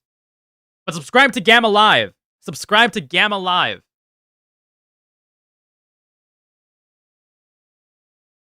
Subscribe to Gamma Live, and I will be uploading this VOD here. I will be uploading the VOD. There. You guys can share it around. You guys can get my coverage. And again, interpret all of the information that I'm giving you as you will. Right? I'm not making any claims. I'm not making any accusations. I'm not casting any guilt. My ultimate criticism, at the end of the day, to make sure that all of you know where I'm coming from, is that Cameron F305 is an incredibly malicious liar who deceives at every turn and manipulates these narratives to fit his own interests. If you're watching this... Why do I have 2 channels? Because I eventually plan on live streaming on my second channel so that I can post all of my VODs there and so that I can focus my main channel, this one right here, on commentary videos or maybe even video essays if I start making more revenue so that I can then make a sort of small business in regards to making video essays. For someone that you know is watching this, please direct them to this. Please. I don't know why you live stream on your it's because I'm building the second channel.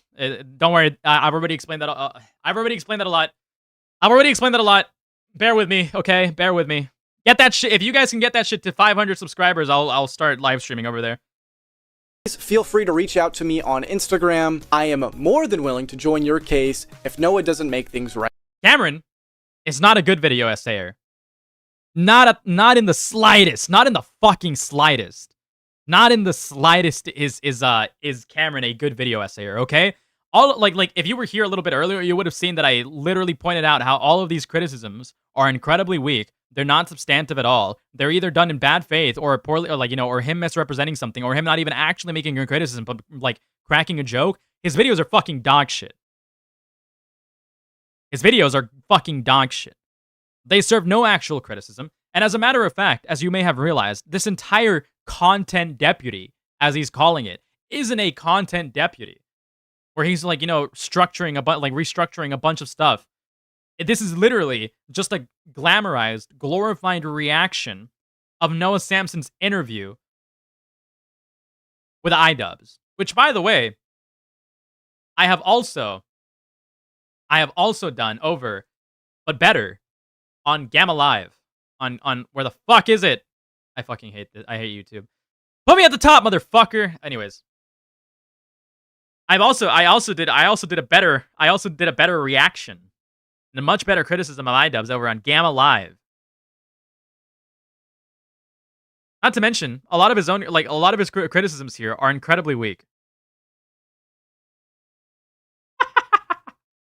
I disagree. Cameron seems phenomenal at essay. Right. To close this little segment off, I'll parrot what I said in my original video. You shouldn't feel confident to slander people. You should. Yeah, you shouldn't feel confident to slander people. Isn't that interesting, Cameron? You shouldn't feel confident in utilizing a grooming victim who is obviously probably emotionally, or not emotionally, but mentally disjointed in a way, to run defense for you. To run defense for Yandere Dev. And then utilize what she says to ruin a story.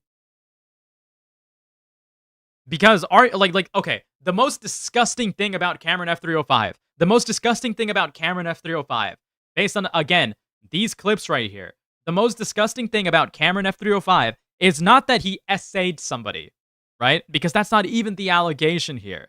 The most disgusting thing about Cameron F305 is that he used Jelly, a grooming victim, to botch her grooming case. And that is gross to me. That is disgusting to me. That is so fucking disgusting to me. Imagine being so egotistical and full of yourself and so eager to just like save your fucking skin that you use somebody. You fucking throw somebody under the bus. You manipulate them into ruining their own story, into ruining their own credibility, into making themselves seem as unreliable as possible, feeding that tainted information to somebody to ruin a case against Yandere Dev, to ruin a case for her. That's what's fucking disgusting to me. That is what's disgusting to me. That is the grossest thing about that. And in my opinion, that is arguably worse than just the idea. No. That is definitively worse than just the idea of him having sex with somebody that is 2.5 years younger than him.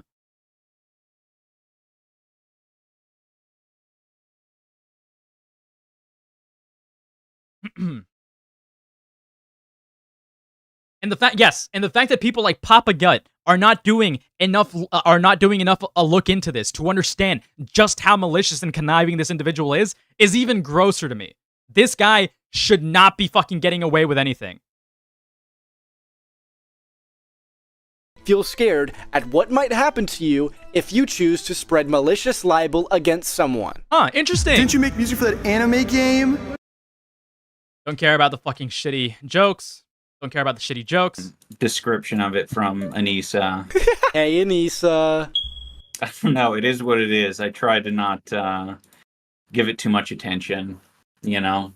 Yeah. What the hell? How dare you both? Are you guys trying to sabotage my charity video? Ugh, disgraceful. How dare you attack charity? No need to give it attention, Ian. I'm sure you're fully aware of all the criticism I sent your way and are fully prepared to lampoon all my arguments if needed. This guy thinks that he's like the originator of all of these criticisms and that IDubbbz has only been hearing this exclusively from him. A lot of the criticisms that he's giving here are not exclusive to him. And they're not stuff that are reaching him exclusively through the vehicle of his videos. These are criticisms that IDubbbz has been getting for different things, but the same exact criticisms for literally 5 years. Cameron is not that guy. Need be. Yeah, sure. But anyways, that's as much as I actually need to look into this video. That's all, like, you know, the past 2 hours that we've been streaming all serve as a brief, like, you know, not as a brief, but as I want to say as a good summarization or as a good connection, and like everything being compiled in one place to showcase just how deceptive and manipulative this Cameron guy really is. And if you really want to go above and beyond and confirm for yourself all of these things, I highly suggest going through the calls yourself and looking into some of these cases, looking into like the way that they converse in these that they have conversations about this. But this fucking Cameron guy, he cannot be allowed to get away with this. He cannot be allowed to get away with any of this fucking deceit at all, at fucking all. But anyways, that concludes the all-out Cameron war. Did you see Dicker's counter for unique criticisms for Cameron? What are you referring to? Give me one moment.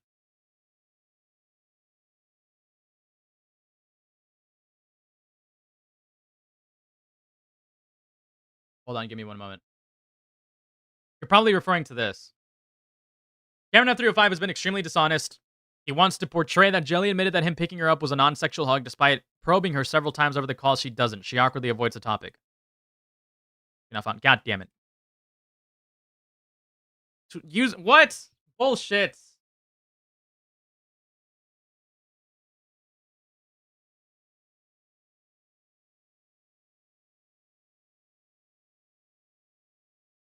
Hold on, give me one moment.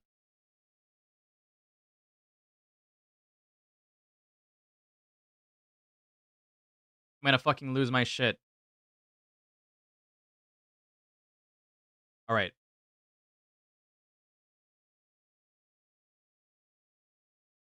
Let me close all of these up.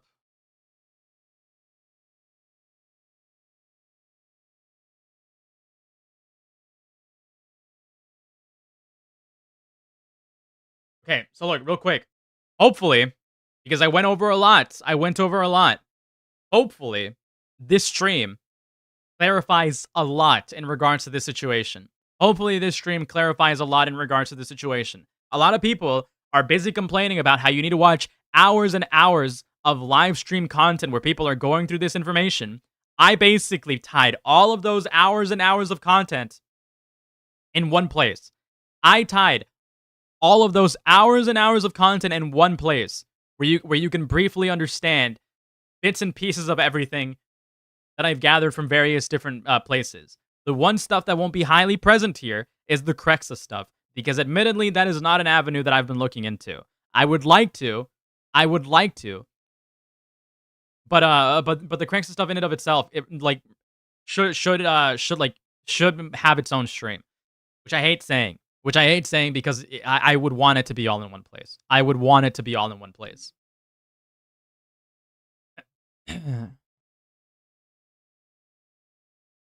But anyways, this. Cameron F305 has been extremely dishonest. He wants to portray that Jelly admitted that him picking her up was a non-sexual thing, despite probing her several times over the call. She doesn't. She awkwardly avoids the topic. Of course, while talking, she deliberately left out the context of the hug to make it sound like an awkward sexual encounter, essentially twisting two completely unrelated moments together to make it seem like I admitted to something that I never did. I didn't know you didn't like being picked up. I put you down. It's not sexual. I had like a Spurg freak out. Upset at me.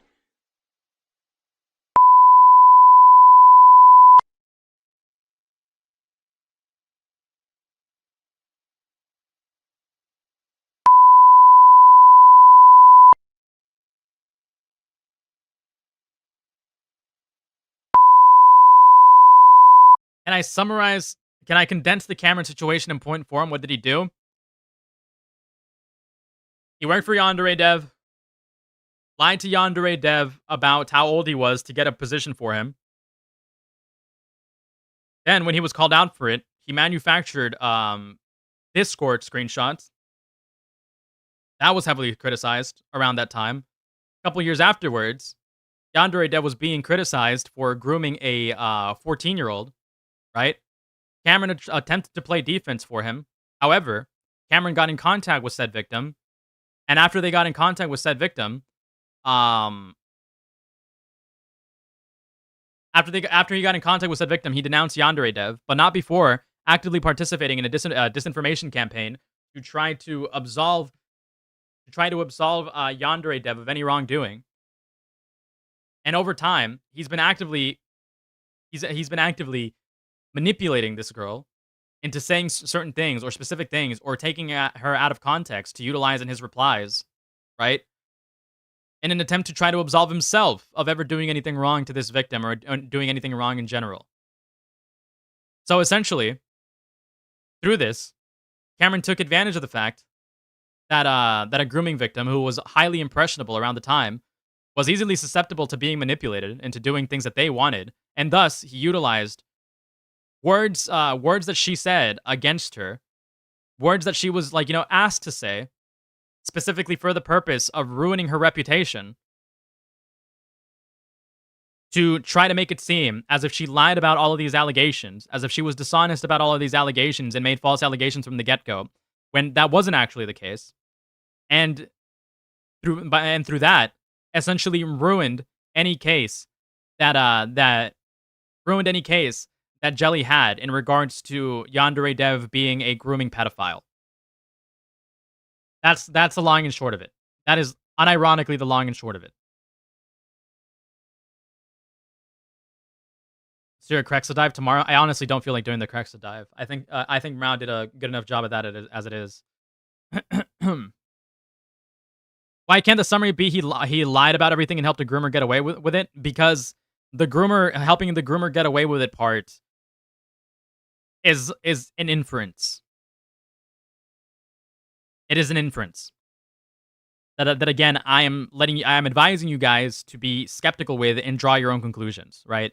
It is my inference, but you guys should also be drawing your own conclusions that don't derive specifically from my commentary. So did anyone rape? According to Jelly, Cameron did not rape.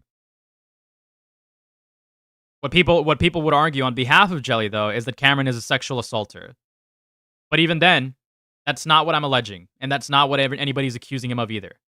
Right? That's the conclusion that some people are drawing. But that's not what anybody's actually formally accusing him of.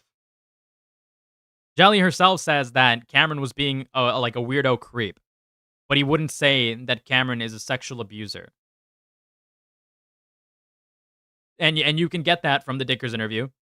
She's also said that in my chat as well. So I lied. The rape was a chat series again. True. But anyways,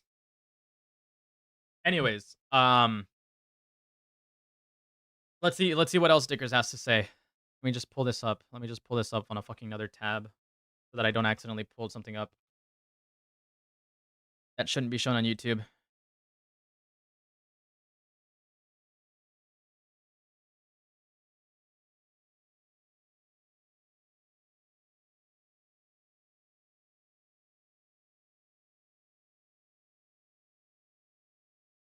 What needs to be but also something that's incredibly important is that Papa Gut needs to be debated on this fucking Cameron guy. Papa Gut needs to be debated on this Cameron guy. He is the only guy who has not disavowed Cameron. Nicholas Diorio has disavowed him. Augie RFC has disavowed him. Who else has disavowed him? All of the people that he was leeching off of, like fucking food shops, and Mama Akko have disavowed him. He has nobody in his corner except, for whatever fucking reason, Papa Gut. He needs to answer for his crimes! Least to get a job with Yandere Dev. Joins with Yandere Dev and his 14-year-old victim to manipulate the narrative around the case. Joins with that victim to betray Yandev. Creeps on that victim and slanders every person outward. Thank you, Nate, for the $20. A very, very valuable $20 as well, because that is actually a perfect summary. I could have not said it any better myself. So, Katzaflocken, if you're still confused, Nate laid it out pretty simply there. He did a really good job at it. Most valuable $20 ever spent on this channel. Thank you. Let's see. Cameron clearly does not want people to see the full context of these exonerating clips. Otherwise, he would have linked the drive under this video, rather than in a Twitter reply somewhere. The context of these calls is that Jelly and Cameron are working together to get r/Josana, Yandere Dev Snark, to stop paying them attention. Jelly's main motivation is to get them to stop calling CPS on her, since it may lose her father his job, which she claims in the Dickers interview. Cameron wants to get Jelly to say anything that he didn't rape her. That's true. The context is never explicitly explained by Cameron, as it makes it clear that these calls and comments are made under extreme pressure. True, with a clear incentive for Jelly to not upset Cameron, as she has no other way to respond to these narratives other than sending tweets into the void. Jelly does not like Cameron during these calls. She has blocked him everywhere and was ignoring his emails. She says that she does not want to speak with him except to stop the CPS calls, and she still dislikes Cameron for what happened. Before these calls, he has to resort to sending her Steam gifts to contact her. Important to note that these calls are part of the attempt Cameron made to cover up that they had sexual contact by asking her, "Do we have sex to Big Dick Randy?" Cameron manipulates and lies so much, it is very difficult to trust anything he says. These calls are obviously and demonstrably staged, and he happily exploited the awful position Jelly was in at the time to launder his own reputation. Absolutely true. Absolutely true. Absolutely true. Nail on the fucking head.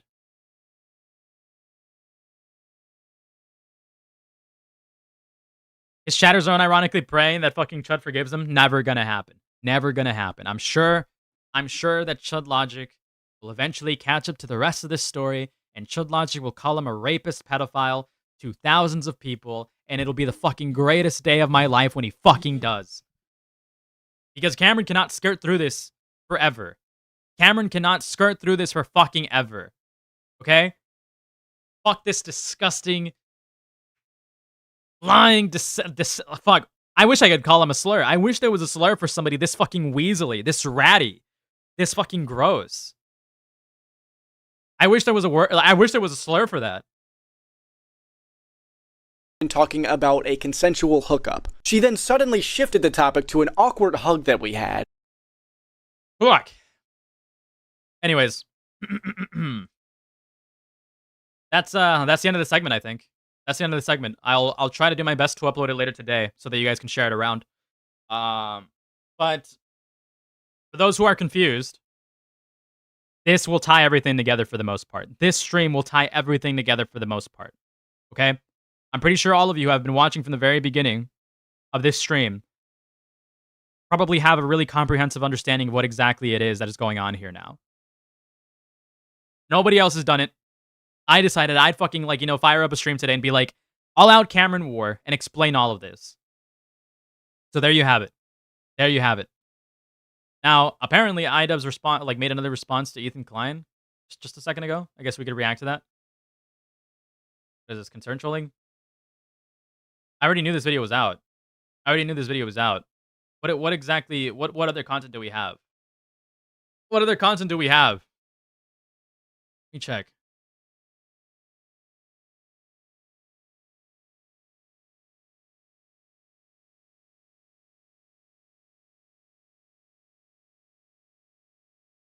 He doesn't care about this drama at all for him to talk about it again.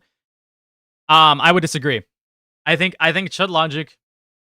Remember the do you remember the whole Jar drama? Remember the whole Jar drama where Jar was where Jar pitched the video to him, thinking that Chud was going to agree with his points and run defense for him? Do you recall that?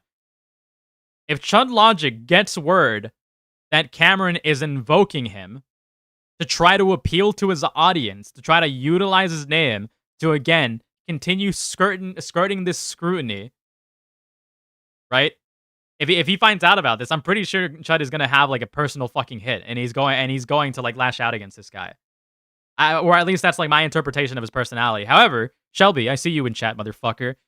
You understand? You watched Chud far longer than I have, and you're there for every stream, so you can argue whether my assumption is accurate or not. And if it isn't, I'll take your word for it, because you watch it more than I do. If it isn't, I'll take your word for it. But anyways, moving in to this iDubbbz video titled Concern Trolling. Now, I don't actually know anything about this video. I will be doing a fresh watch of this now. I have not pre-watched this, so all of my takes are going to be fresh.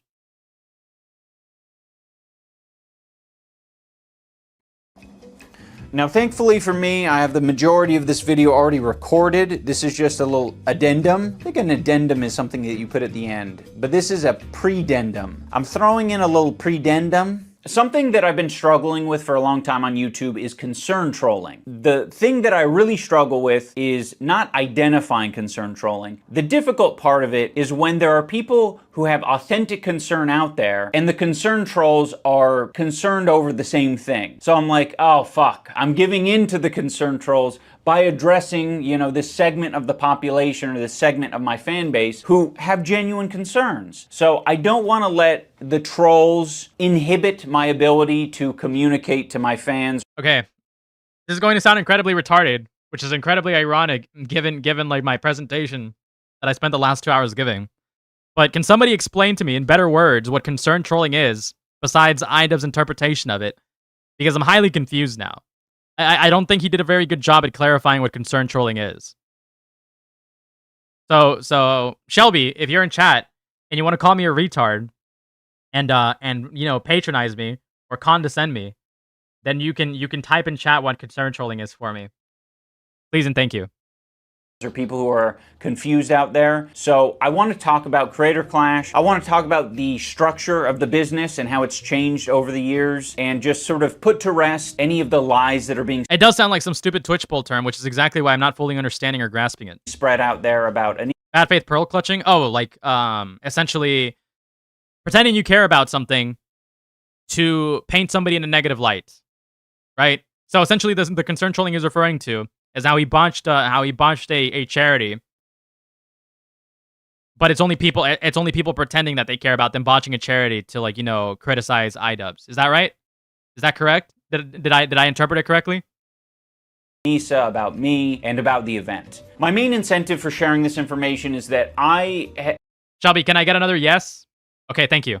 Have felt extreme. Shelby, you're highly appreciated. Hey, Shelby, I know you're like one of my biggest haters. But you're also, unironically, in my eyes, one of my biggest supporters. So I highly appreciate you. I highly appreciate you. Extremely handcuffed by Creator Clash these past years because I'm not an expert communicator and I don't know. Yeah, no fucking shit. How to convey things, not over communicate, not do all these things that potentially put the event at risk and put other people. Not over communicate? Isn't that a little bit ironic given the fact that you didn't communicate with any of your fighters or employees at all? According to Freddie Wong, that is. People at risk. And that's kind of why. Oh, and by the way, to be clear, by fighters and employees, I specifically mean employees in the sense of the fighters themselves being employees, not employees as his entire team. Who knows if he has employees that he hasn't communicated with.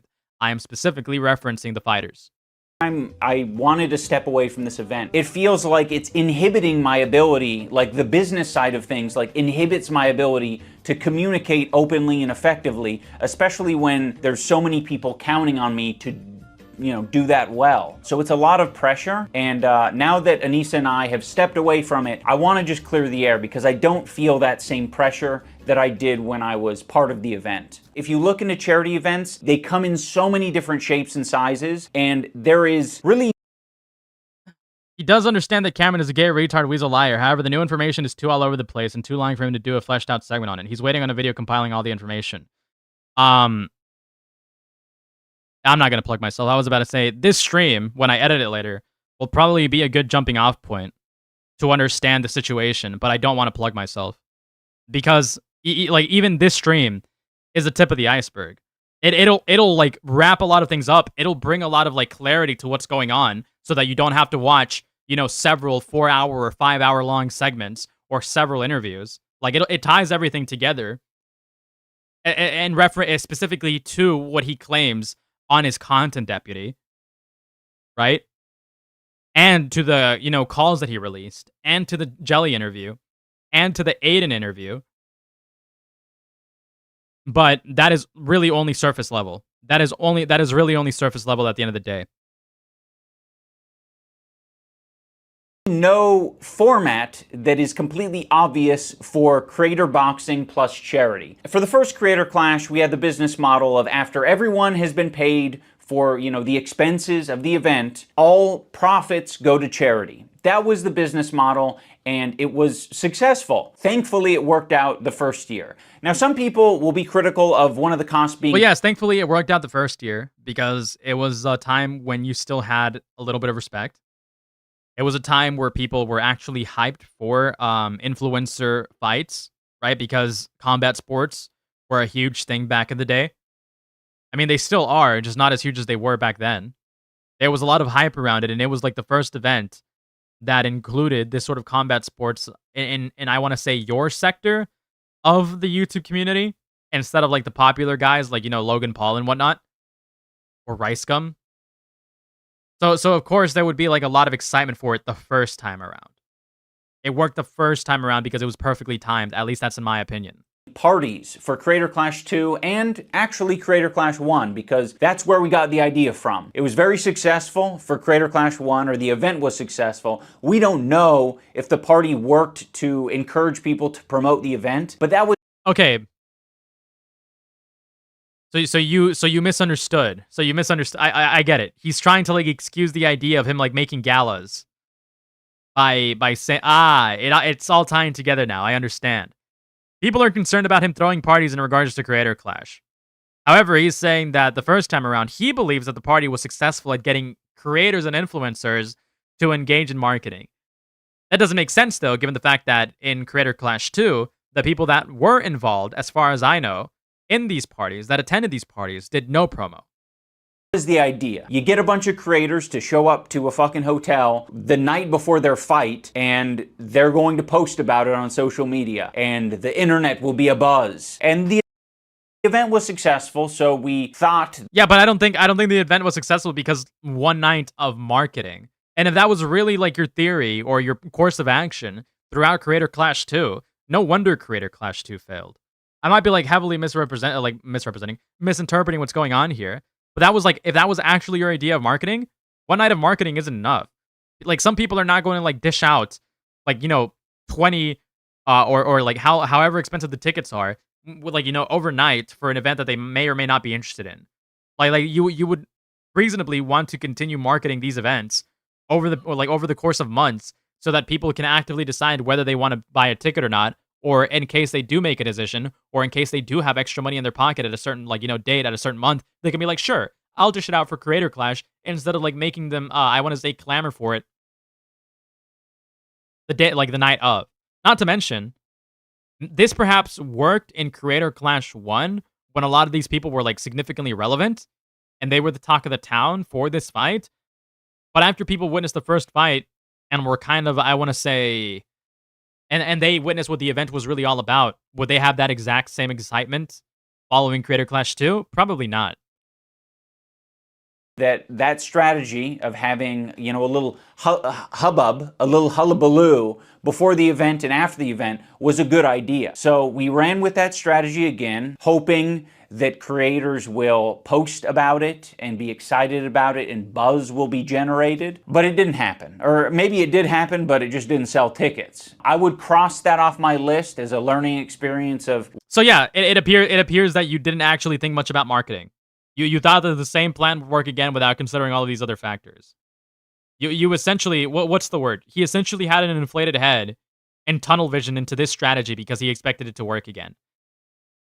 And then he overinvested on these parties and like, a new, he overinvested on making Creator Clash a lot bigger than it needed to be. So he fumbled from the very beginning. He fumbled from the get. It was, from what I understand, in Creator Clash 1, only succeeded from a stroke of luck. Well, if you do this strategy, you either gotta force people to post about it, or you have to fucking, I don't know, not do it. You gotta... What? No, you do marketing in advance. You buy ad space. You ask companies to like start promoting you. You ask companies to sponsor you. You ask creators to start like, talking about it in their videos. You start dishing out a little bit of money and tell people, hey, can you talk about Creator Clash and tell them how this creator is going to be in Creator Clash? Can you talk about how you're going to be attending the event and that you want other people to be there? What? What a completely naive way of like marketing an event. Granted, I've never ran an event before, so take what I'm saying with a grain of salt, but this seems completely idiotic to me, given what I know about doing sales, which might be like, stupid to compare here, but this is not at all what you should be doing. You got to make sure that people are slapping each other during... Yeah, it's insane that he didn't require for these people to promote it. Hold on. I don't know, not do it. You gotta make sure that people are slapping each other during the weigh-in. That's probably what I'd change it to. Yeah, because this is actually what incentivizes people to be interested in a fight. People don't want to see like this, oh my god, we're all friends here. We're all nice to each other. This is like a friendly competitive match. No, people want stakes. People want blood. People want to know that there's actually something of value occurring here. People want to know that the stakes are high, that there's actually a risk, and that there's actually a reward. And what better way to do that than to pit two people that heavily dislike each other, that are constantly shitting on each other online, that are constantly causing drama, finally getting to see them in the ring, duking it out, putting their, like settling it hand to hand, mano a mano, right? That's the best way to promote this. Like that's how most combat sports perform well. And I'm going to be biting one of Shalipi's points. But remember the Conor McGregor versus Nurmagomedov fight. For those of you who recall, or for those of you who are aware of that, the reason why that fight did so well is because there was an ongoing drama for several months before the fight between both of them, where they were taking so many shots at each other, right? If you guys don't remember, and again, I'm taking this from Sleepy, because he pointed this out in his stream, Conor McGregor booked a flight to confront somebody. He caught them at their bus, and then threw a fucking chair at the bus and broke the window. For those of you who recall that. And that was all over the news. I remember that was all over MTV and even Hispanic media back then. That was literally all over the mainstream news. It got a lot of coverage, right? You want people to talk about these incredibly bloodthirsty confrontations so that people are actually eager to see how a fight will end up in. Is the guy who's being incredibly violent throughout these confrontations going to win at the end, or is he going to get his ass beat? People are going to absolutely be interested in something like that. This is just of course you should have just done this. Because it's cheaper, It's a lot cheaper if people slap each other during. Yes, it is a lot cheaper and it's a lot more effective. The weigh-in. I just wasn't about that. What if I just wasn't about that? What if one of your fighters did slap somebody during the weigh-in? What if one of your fighters did slap somebody during the weigh-in, right? And then everybody's like, "Oh my god, he took the first hit. I can't wait to see him get fucking beat into the ground on the ring because of how cocky he's being." Do you not think that would actually incentivize more people to actually tune up to the fight or tune into the fight and see what will happen to the person who slapped the other person? I was just I don't want this fake drama shit. For the second creator I don't want clash, this fake we drama used the shit? Alright, pal. Great to fucking shoot yourself in the foot. same business model. This time great way to shoot yourself in the foot. This guy doesn't know marketing. This guy doesn't actually know what incentivizes ticket sales for this type of stuff. we increased the budget, we had more fighters, we had a bigger arena, and more expenses in general. As a result of that, there were a lot more costs, and our ticket sales... We don't have to reiterate, I already made my point against this. ...did not make up those costs. It seemed very obvious that this was not the way to run the charity boxing event. We told our business partners, we are not going to do this event again unless it can be promised to us that there was a way to guarantee money for charity. And the business model that was presented to us was what we're enacting, or what we did enact this year with Creator Clash 3. And that is, the for-profit side of the business is unincorporated with the charity aspect. So the charity partner is its own fundraiser that we sort of push people to, before, during, and after the event. I think where some of the confusion is that many people don't understand how charity events operate, because to be honest, they're all very different. And with something like a charity boxing event, there's a lot of money that you have to front to put it on in the first place. And if you have an investor, you're able to do that. That investor is going to want money, they're going to want profit, but that at least gives you the initial funds to put on the event. There are other I think he's actually being somewhat fair to this. There's not really much you can say. You can definitely criticize the aspect that the people that are running Creator Clash 2 or Creator Clash 3 weren't incredibly transparent about this, being a for-profit organization. Because a lot of people didn't, catch on to this until only recently. You can definitely criticize this. But at the end of the day, as long as this works to actually raise money for charity one way or another, so that Creator Clash 3, if it is to fail, doesn't absolutely just, fall flat on its face and then no money goes to charity at all, I think that is actually not a bad thing. People should they should have just been more transparent that this is going to be the case, which they weren't up until only up until a week ago or a couple of days ago. Charity initiatives and events that allow people to spend money for a ticket and immediately get a product, and also their money goes to charity. Those are usually big fucking conglomerates, giant companies that can afford that cost because they're selling you other things. Muda made a decent video taking down a lot of the BS items tries using as a charity shielding. We'll probably watch that after, but I'm not too sure. I'm not too sure how much I want to take Muda at face value for. given his like association, and it's not because Muda has been like called a liar in his own right. It's because I don't trust his association with Carl Jost that much. Some people have an idea of charity events as being like a strictly altruistic thing. Can we sue for misleading marketing? Well, was there any misleading marketing? I think part of the reason why people assumed that Creator Clash was a charity organization wasn't to do with marketing, but it was because a lot of people didn't actually like read into it and they weren't incredibly transparent with it. It could be argued that both people are at fault. People that aren't actually reading like the terms and conditions, right? The terms of service. And the people that are not obligated to make you read the terms of service, etc., etc. Where everyone is just sacrificing their time and energy and money for the charity. To put on a boxing event costs a lot of money. And even in other examples like GDQ. They keep all saying that it's for charity and that it's a charity event. Well, what's dishonest about that specifically?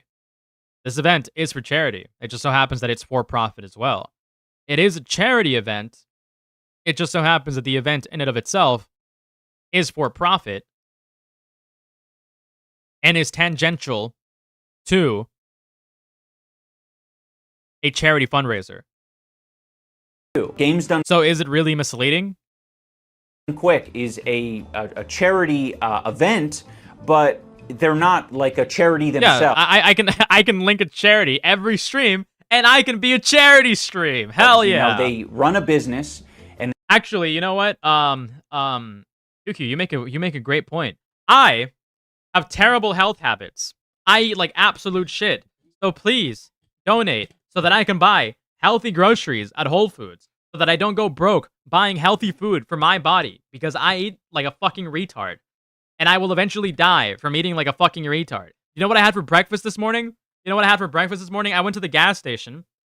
I got a fucking sausage biscuit from the gas station, and then I got a fucking energy drink, a Ghost energy drink, a Warhead's Ghost energy drink, sour black cherry flavor, 200 milligrams of caffeine. I would ideally quit drinking energy drinks overall if somebody donated to me on a daily basis to buy sparkling water instead, so that I don't have to fucking crave energy drinks. That way, I won't fucking ruin my stomach and my health. And I'll also buy fruits and vegetables and fresh meat to cook, because I eat like absolute shit. Donate, please donate. Give me money for good food, please. Anyways, thank you, Evan. Do things for your $2. Very appreciated. They partner with a charity and they fundraise for the charity. They send people to the charity, and thankfully they have, multiple ways of being paid and paying the people who are running the show. Can I even cook? Yes and no. I know a couple of recipes that I know that I could like pull off well, but I don't tell people about them because I don't want to be obligated to cook, because I don't like cooking. I took a culinary class in middle school, and some of the information stuck with me, so take that as you will. Might be through payment from the charity. That might be through their own. Did I ever end up trying spam? Yeah. Like a Twitch stream or merchandise. I just know that for a charity boxing event in the form of Creator Clash, there aren't too many ways to recoup your money other than ticket sales. That's true. And that's true. I think he's being somewhat fair with what he's claiming here. Obviously the biggest challenge of the previous two events. When it does well, awesome. But when it doesn't, it's a huge problem. It remains to be seen whether the for-profit business side of the event will be successful. But the main controversy, I would say, is that it was revealed with the change of ownership that Anissa and I... Okay, look, I've seen clips of this on... I've seen clips of this on Twitter. A lot of people are giving items a lot of shit, but I'm willing to be charitable. I am willing to be charitable because a lot of people act exclusively on bad faith. So let's see what he has to say. Because we're 1/3 ownership of Creator Clash, the business, that we were getting 34% of the profit share. We weren't anticipating this event doing well. Like, we wanted to do well enough to pay back the investors, of course. So that's one of the reasons that we were, okay with the profit share thing. But another part of it as well is that the contract wasn't structured in a way that the profit share could just directly go to charity. It was told to us, like, you could just donate your portion of the profit share to charity after the event. So we were like, okay, fine. Now I know some people will... knowing iDubbbz and the amount of the stress and I want to say the effort that he went through to donate charity after it was revealed that Creator Clash 2 failed, I don't think he's being dishonest about this. I don't think he's lying about this. A lot of people are going like, "Oh yeah, sure, iDubbbz, you were absolutely going to donate that money to charity."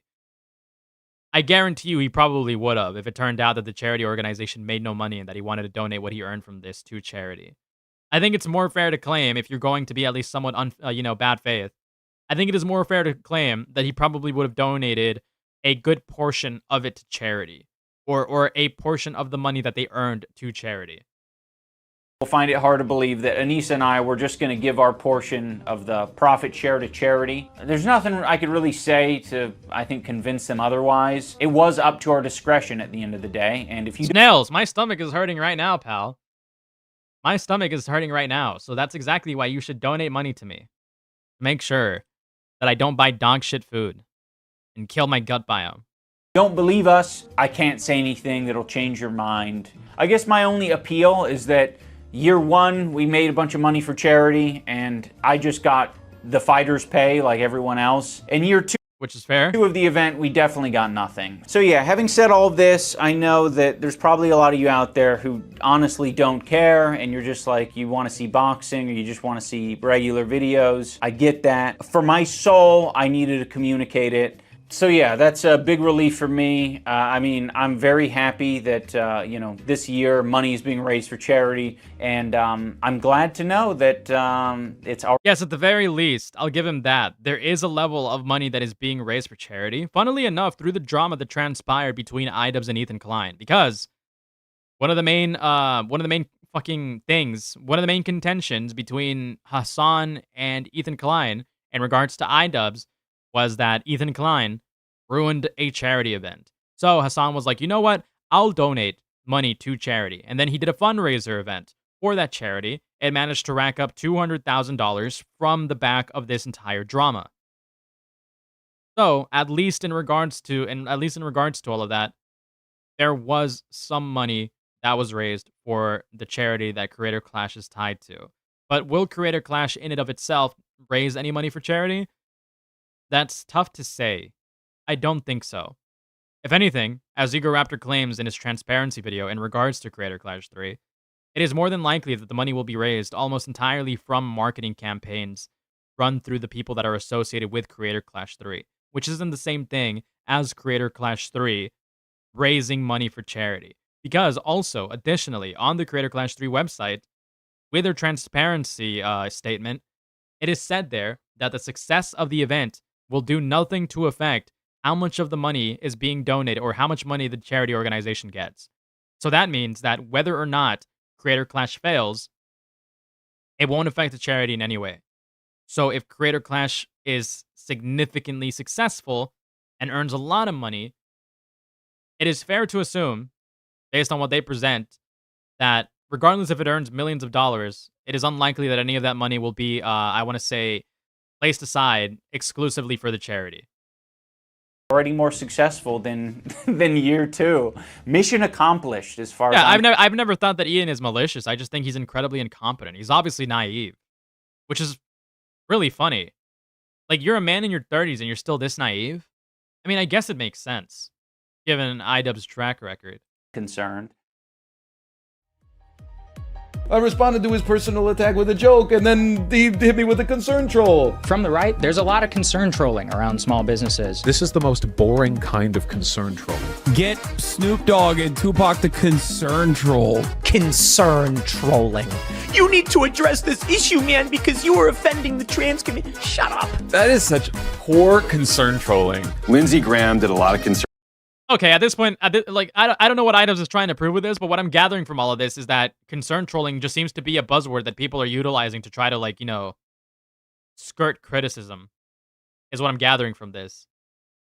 Like out of context, all of this, like all of these people seem like incredibly egotistical morons that are just utilizing concern trolling as a buzzword, as jargon to basically say, you guys don't actually care about this stuff, so I don't even have to address it. But whatever. And trolling about this. His concern Items isn't doing the greatest job here. trolling is empirically wrong. Oh, dude, this is like the hardest concern trolling I've ever heard in my entire life, dude. You don't answer to the concern trolls. Concern trolling about homeless people. This guy's an example of a concern troll. Concern trolling about fairness. They sit on the sidelines and they concern troll. It's basically concern trolling. There's a lot of people do concern troll. Concern trolling. As concern trolling. Concern troll. Concern troll. What's the purpose of this compilation? I don't get it. Is IDubbbz trying to utilize concern trolling as an arguing point in his own benefit or against him? Because if he's trying to utilize concern trolling against people in his own benefit,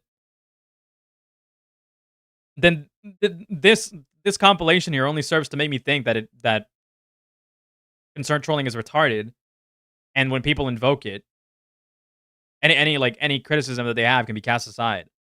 So this is actually working against him, in my opinion. Concern trolling. Concern trolling. Concern trolling. Quintessential concern troll. That was some expert concern trolling. Yes.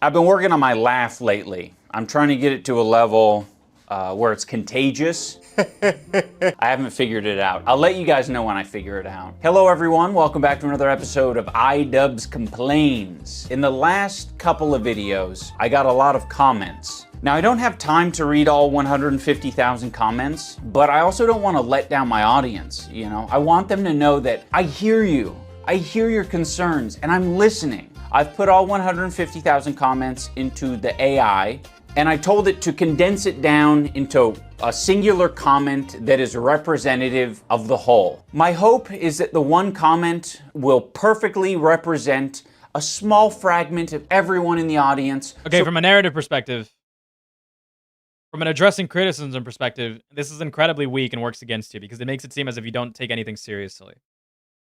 You're condensing hundreds of people down to like an AI.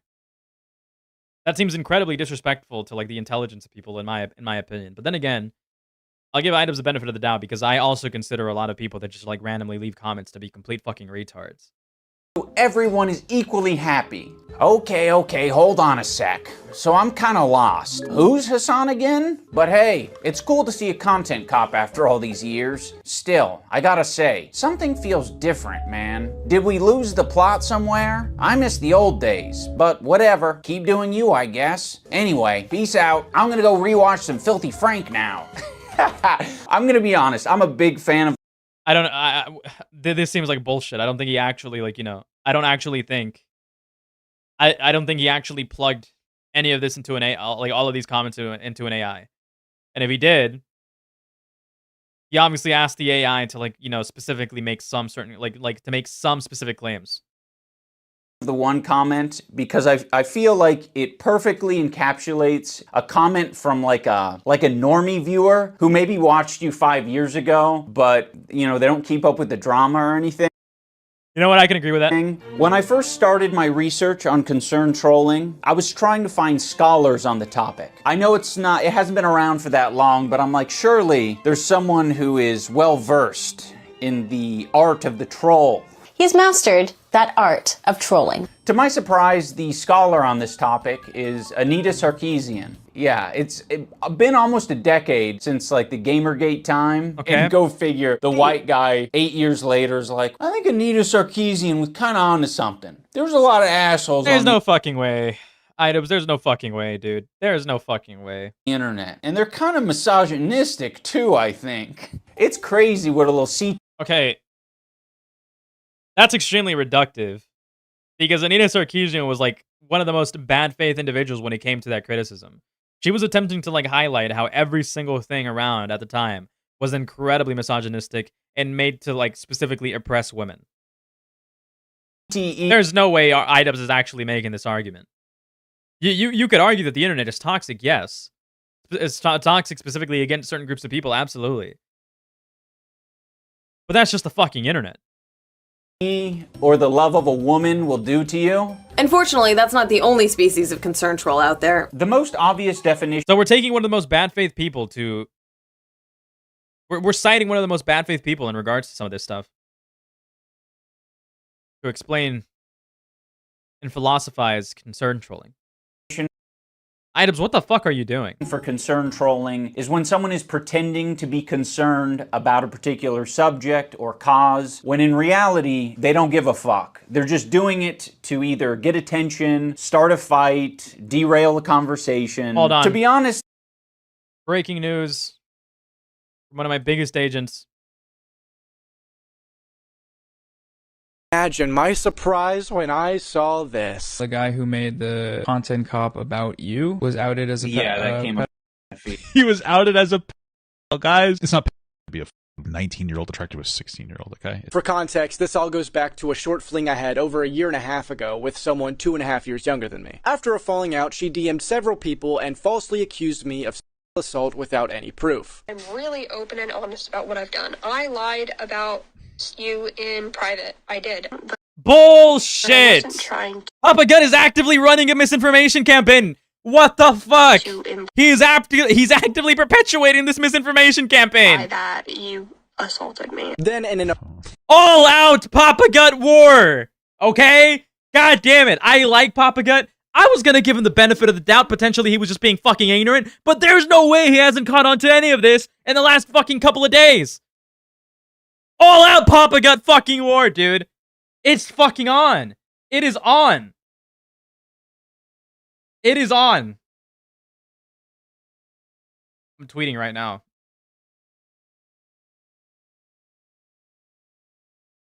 I am tweeting right now.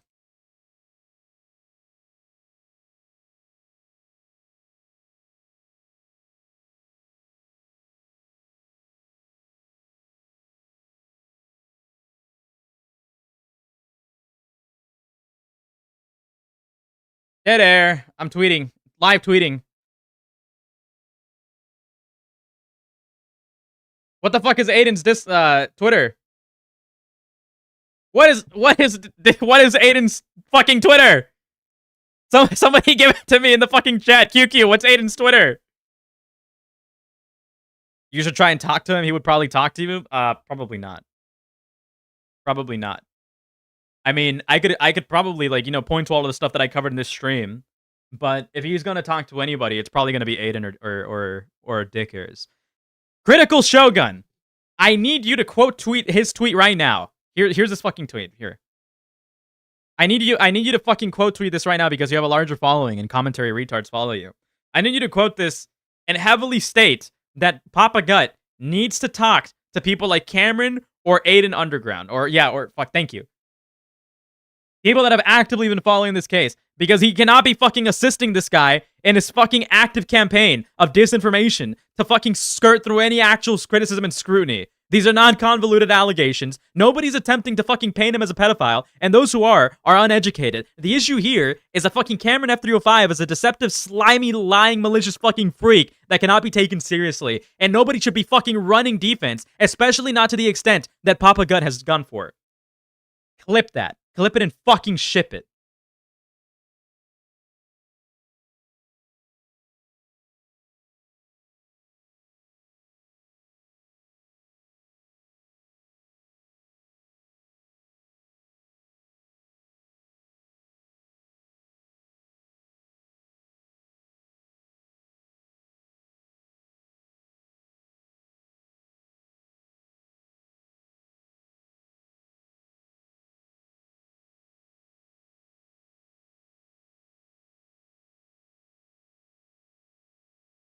What was her name?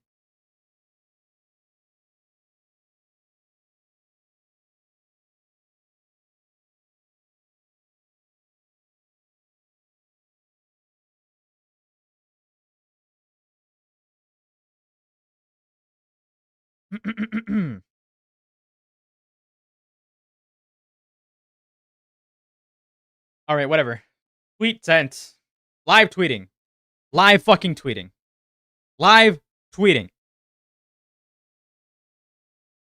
Well, okay. There's the proof. He's not an assaulter person. apparent attempt to He's a pepper. fabricate evidence, she called me and started recording mid-conversation talking about a consensual hookup. Not only were these accusations disproven over a year and a half ago, even the person who made the dog video resurfacing these allegations has stated publicly on multiple occasions that this girl is a pathological liar, that he doesn't think I sexually assaulted anyone, and doesn't think I'm some sort of predator. I have never sexually assaulted There's anyone. no which is way true. Papa Gut. There is no way Papa Gut is actually including this because FPS Diesel. This is outdated information. FPS Diesel retracted this.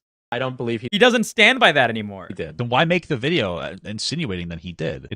He didn't insinuate that he did. The whole purpose of the video, if you were actually engaging with the video, is that Cameron is malicious and dishonest. It's impossible to tell whether or not he's being truthful about whether or not he engaged in sexual intercourse with his girl or not. And he asked FPS Diesel to also retract several parts of his previous video. Not to mention, he fed FPS Diesel bad information to ruin Jelly's reputation, to ruin her credibility, to sabotage her. You know this if you've been keeping up with any of this information. Fucking Christ.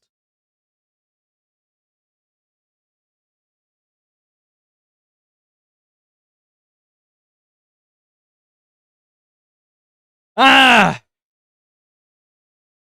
Back to this. It's very effective because back in the day, you could identify someone trolling pretty easily and you can kind of scroll past it. They'd have a name like Shit is Fuckus and they would say fake and gay. Fake and But gay. nowadays it feels like the average troll is going to give you a paragraph or two and you will not be able to identify straight away if someone is fucking with you or not. Do they hate me? Are they Wait a okay.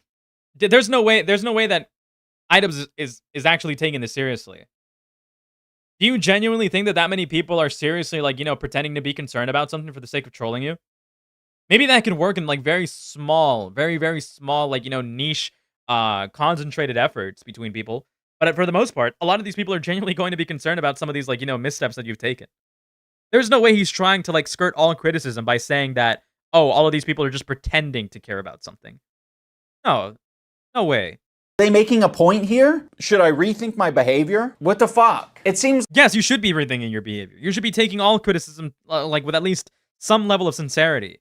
Even if they are potentially just being trolls. If you're not actively self-reflecting on what you're saying, and attempting to make yourself the best version of yourself that you can be, especially from a narrative standpoint, then why the fuck should I take you seriously? Because even I do that. I constantly make sure that I'm giving the most correct take. I'm constantly making sure that I'm coming at things from the most informed, like, possible version of myself that I can come from something. And if I don't know what I'm talking about in one avenue, I simply just won't comment on it, or I'll say, I don't have all of the information here. All of my cards aren't present. I don't know what the fuck I'm talking about. So, like, take everything that I'm saying with a heavy grain of salt. What?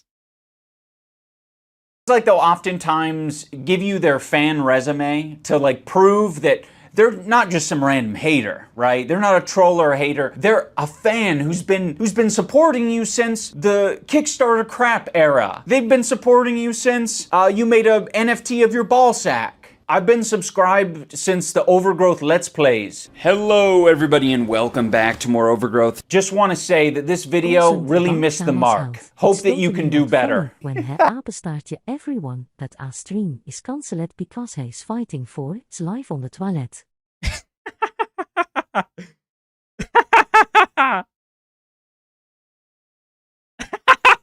Yeah, that did happen. I remember. Yeah. Yeah, that did happen. That did happen. Yeah, that's not a joke. My stomach is genuinely fucked from time to time. Like, unironically. I got sleep deprived 2 days ago. For 3 days before that. So I didn't stream for 3 days. Because my stomach was genuinely, like, screwed the fuck up. That's not a joke. He's not joking. That's why you guys should, like, donate. And give me money. That's why you guys should donate and give me money.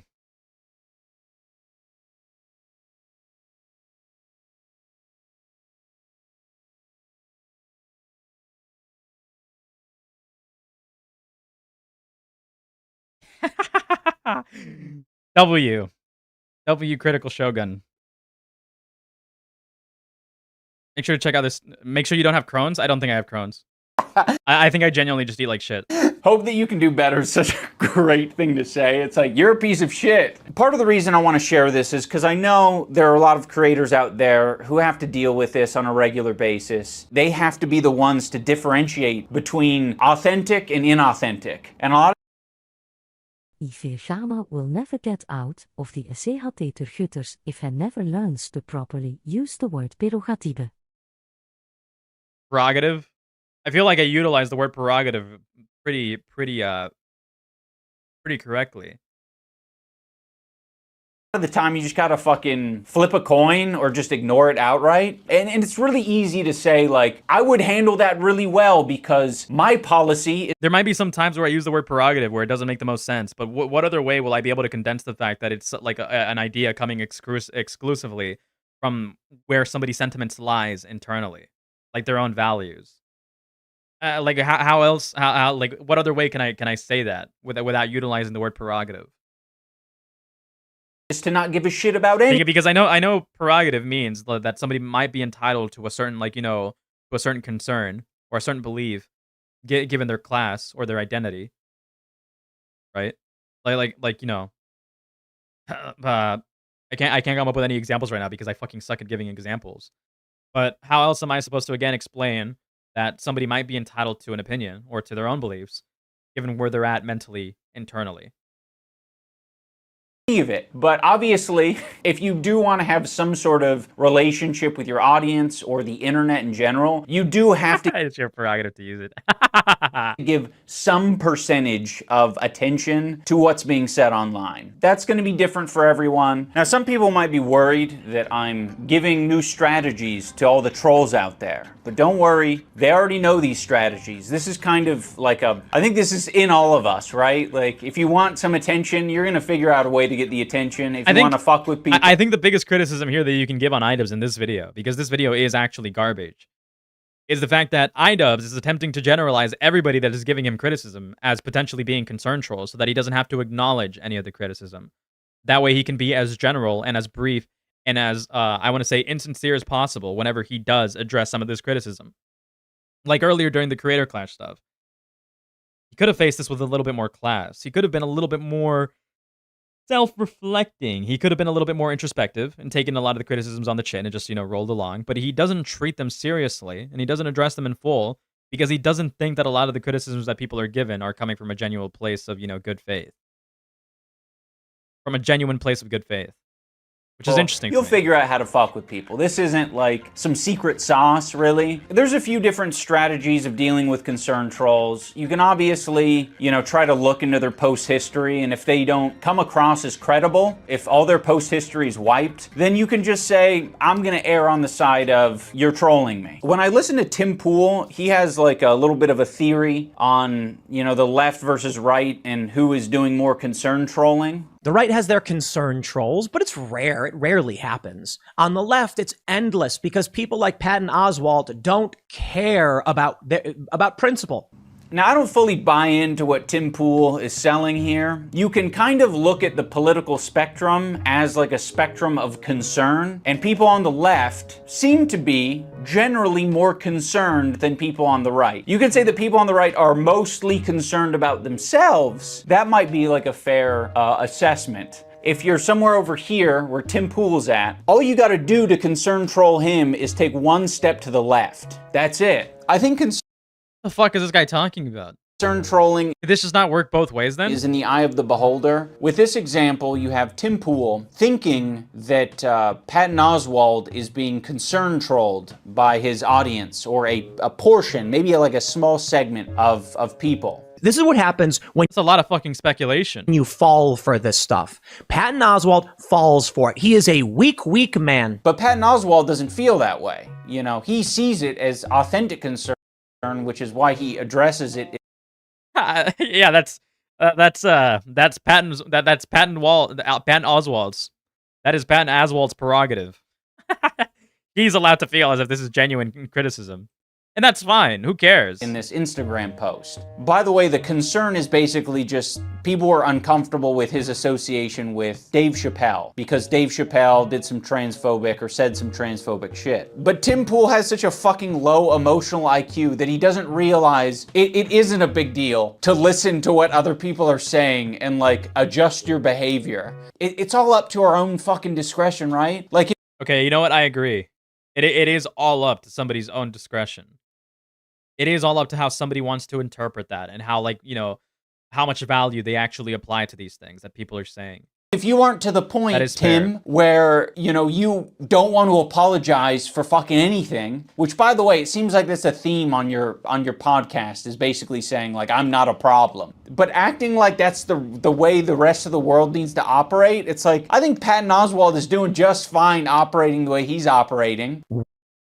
Yeah, if people want to be apologetic and actually, like, you know, at least respond to some of these criticisms, they can do that.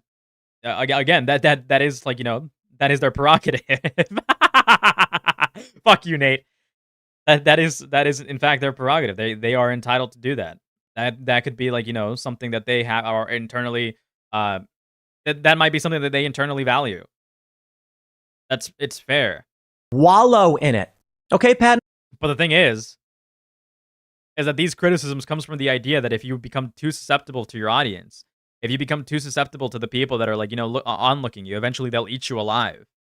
With criticisms that sometimes may be a little bit too emotional, that might be a little bit too overbearing, where they might expect something insane from you over something minor. Like, for example, if I utilize the word tranny, somebody might come after me to say that, you know, that it's a fucking slur. But for me, when I utilize the word tranny, I'm referencing to a transmission from a car. And that's, like, unironically not even a joke. Because I typically do refer to transmissions as trannies from time to time, because that's just the fucking lingo. Some people could concern troll me, and he'd be like, oh my god, he used a fucking slur! But I'm not gonna fucking, like, you know, I'm not gonna, like, you know, be susceptible to it. Because some people unironically would be concern trolling me there. Or they would be, like, too drastic and to assume that I am, like, utilizing a slur. Like yes, at some points, you shouldn't fucking, like, you know, bend the knee to people taking you out of context for utilizing a word like that. Or for saying something that unironically isn't actually a big deal. Well, never tell an offensive joke again. Never cross the line again. Good luck trying to Yeah, never. You know what? Fair. Never cross the line again. Never never tell an offensive joke again. Because if you allow people to, like, eat you up for stuff that is, like, inconsequential, innocuous, then at that point, why do anything? Figure out where that line is. Good luck. You won't find it. You give in to the concern trolls, and you will never work again. Yeah, that's, to an extent, that's not unfair. That's not unfair to say. You have to draw the line at to what extent you should be susceptible to what people want from you, and to what extent those things are, or, like, you know, those concerns are coming from a good faith, from a place of good faith. It's so fucking funny, too, because Patton Oswalt has been doing comedy since Tim Pool was in fucking diapers. What the fuck are we talking about? Can we please, like, I don't know. It feels like people like Tim Pool love to appeal to, like, authority all the time. In this scenario, can we please appeal to authority or acknowledge that this guy has tremendous authority over you in the world of comedy? Unless you think what comedy is saying, like, I went to a Jewish bakery the other day. They had bagels. Really good, really good, really impressed with it. That's the comedy you're headed for. That's the joke South Park made. And even South Park has started pulling its punches. Let me tell you about the real world, my friends. Get woke, go broke. One of the reasons that I'm bringing this up is because after the content cop, I noticed a huge influx of concern trolls. They're trying to impact things in the real world. They're trying to, you know, make people... So okay, iDubbbz, fuck, dude. Are they concern trolling you or not? Because judging this video doesn't what? It doesn't make any sense. So first you're complaining about concern trolls giving you criticism about things that you think is completely, like, you know, irrelevant, and probably they're coming from, like, you know, bad faith place. And now but now you're, like, you know, now you're, like, complaining about Tim Pool saying that you shouldn't give in to concern trolls, and you're saying how he's like retarded or idiotic for you know for that point. What? I'm so confused. Did he just flip flop? What? So you're complaining about concern trolls. You're about to complain about concern trolls again, but it's not okay when Tim Pool complains about alleged concern trolls making this Oswald guy, this Patton Oswald guy, too safe to actually engage in anything. You're criticizing him for making these criticisms, but you're also going to like say that people are concern trolling you, and you what? Crash. Is this not a huge hypocrisy? Am I confused here? Am I brain broken? Out, as I was kind of indicating in my video. But I will say, one of the concern trolls was super fucking obvious to me. They came into the Discord. I'll read you what they put so you can kind of get a vibe for what a concern troll might sound like. Now, this comment is in reference to me saying... Okay, so is your criticism that that Tim Pool generalizes everybody as concern trolls?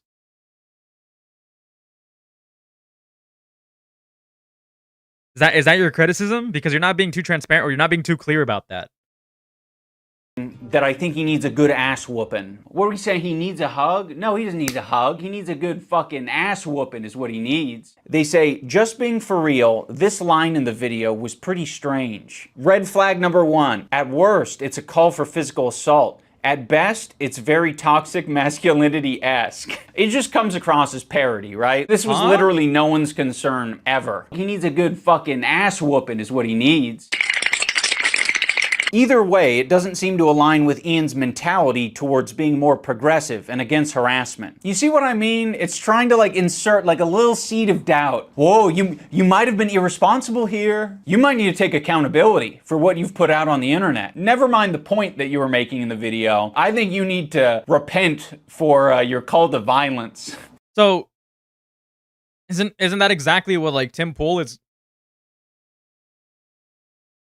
Is that exactly what Tim Pool is critical of? The fact that sometimes people feed into stuff like this that might be a little bit too, again, that is obviously not meant to be taken, or that is obviously meant to like force you to soften yourself, even though it's unfair.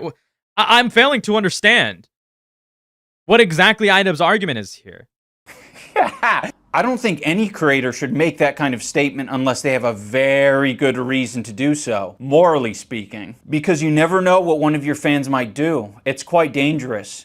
I mean, to someone who hasn't been through the ringer of concern trolling, I'm sure this could, like, upset or confuse someone, but this is just fucking drivel. I honest to God just think his vid and the whole intention would have been better without that in it. I don't see why he said that. Ugh. Of course, this is a new user to our Discord, so no post history. So we gotta get creative. You reverse search the username, and you find that they have a Twitter. Their Twitter is suspended. The Blue Sky account, though, has tweets like, so how long until death? Wait a minute. This is a complete hypocrisy to like some of the things that he argued in his content deputy and his content cop. He claims that Ethan Klein goes out of his way to search for people talking trash about him, which is incredibly bad for his mental health. But now you're talking about concern trolling, which per your own statements is difficult to discern from legitimate or fake. And now you're going out of your way to search up whether these people are concern trolling you. Is that not incredibly bad for your mental health? Idubs, you fucking hypocrite. What's wrong with you?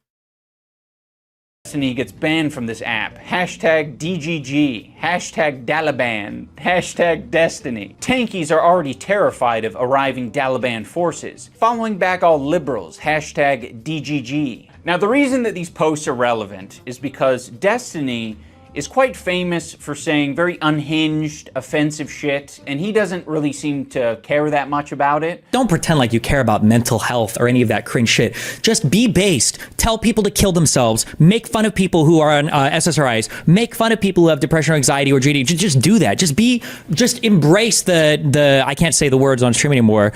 All the slurs and everything you used to. Just do that. Go full in on it.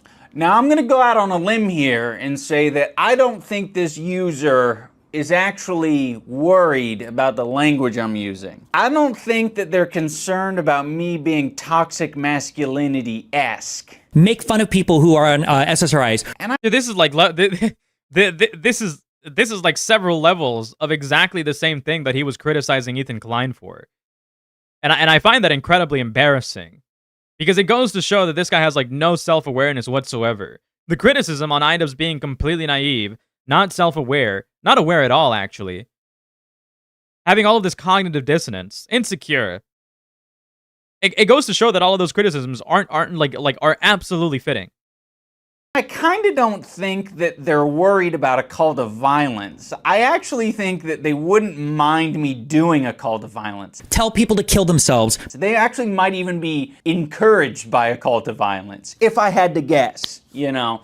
I can only speculate. I don't disagree with the speculation. I do think that this guy is more than likely a concern troll, but the fact that you went like out of your way to do the exact same thing that you criticize Ethan Klein of doing is kind of hilarious to me. Based on hashtag Daliban, which is just some racist Twitter group. Ultimately, concern trolling is just saying something in bad faith. It's very similar to tone policing or sea lioning. Didn't you tone police Ethan Klein in your content cop and content deputy?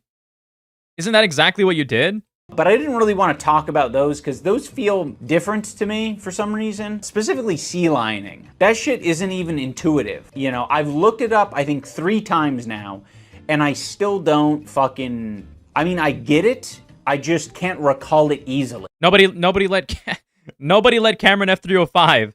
Nobody let Cameron F305 figure out what the word sea lioning means, okay? Nobody let Cameron F305 figure out what the word sea lioning is, because as soon as he figures out what this term means, he's going to start utilizing against all of his quote-unquote detractors. And next, he's going to start using the word detractors to try to paint everybody, as he already is, as malicious individuals that are just spreading misinformation against him. So, in my mind, that means it's stupid. It's not working. I can't bust it out in the middle of a heated argument and say, "You're sea lioning me." See, it's because you grew whiskers in the middle of this debate. That means you're sea lioning me. You started flapping your arms and going, "Oh, oh, oh." Therefore, you're sea lioning. I mean, there you go. It feels like 2 people getting into a shouting match is more an accurate descriptor of sea lioning than whatever the fuck it is. I think the least problematic part of being a concern troll is them taking a moderate position, potentially. Because at that point, you're just being a party pooper. Or like a killjoy. A buzz... Killjoy, like the popular MCR reference, Killjoys, like a reference to the MCR, Gerard Way comic book Killjoys. Kill. Like we're familiar. Like the album, the Fab. What the fuck? I forget what the album's name is. I gotta remember what the fucking name is.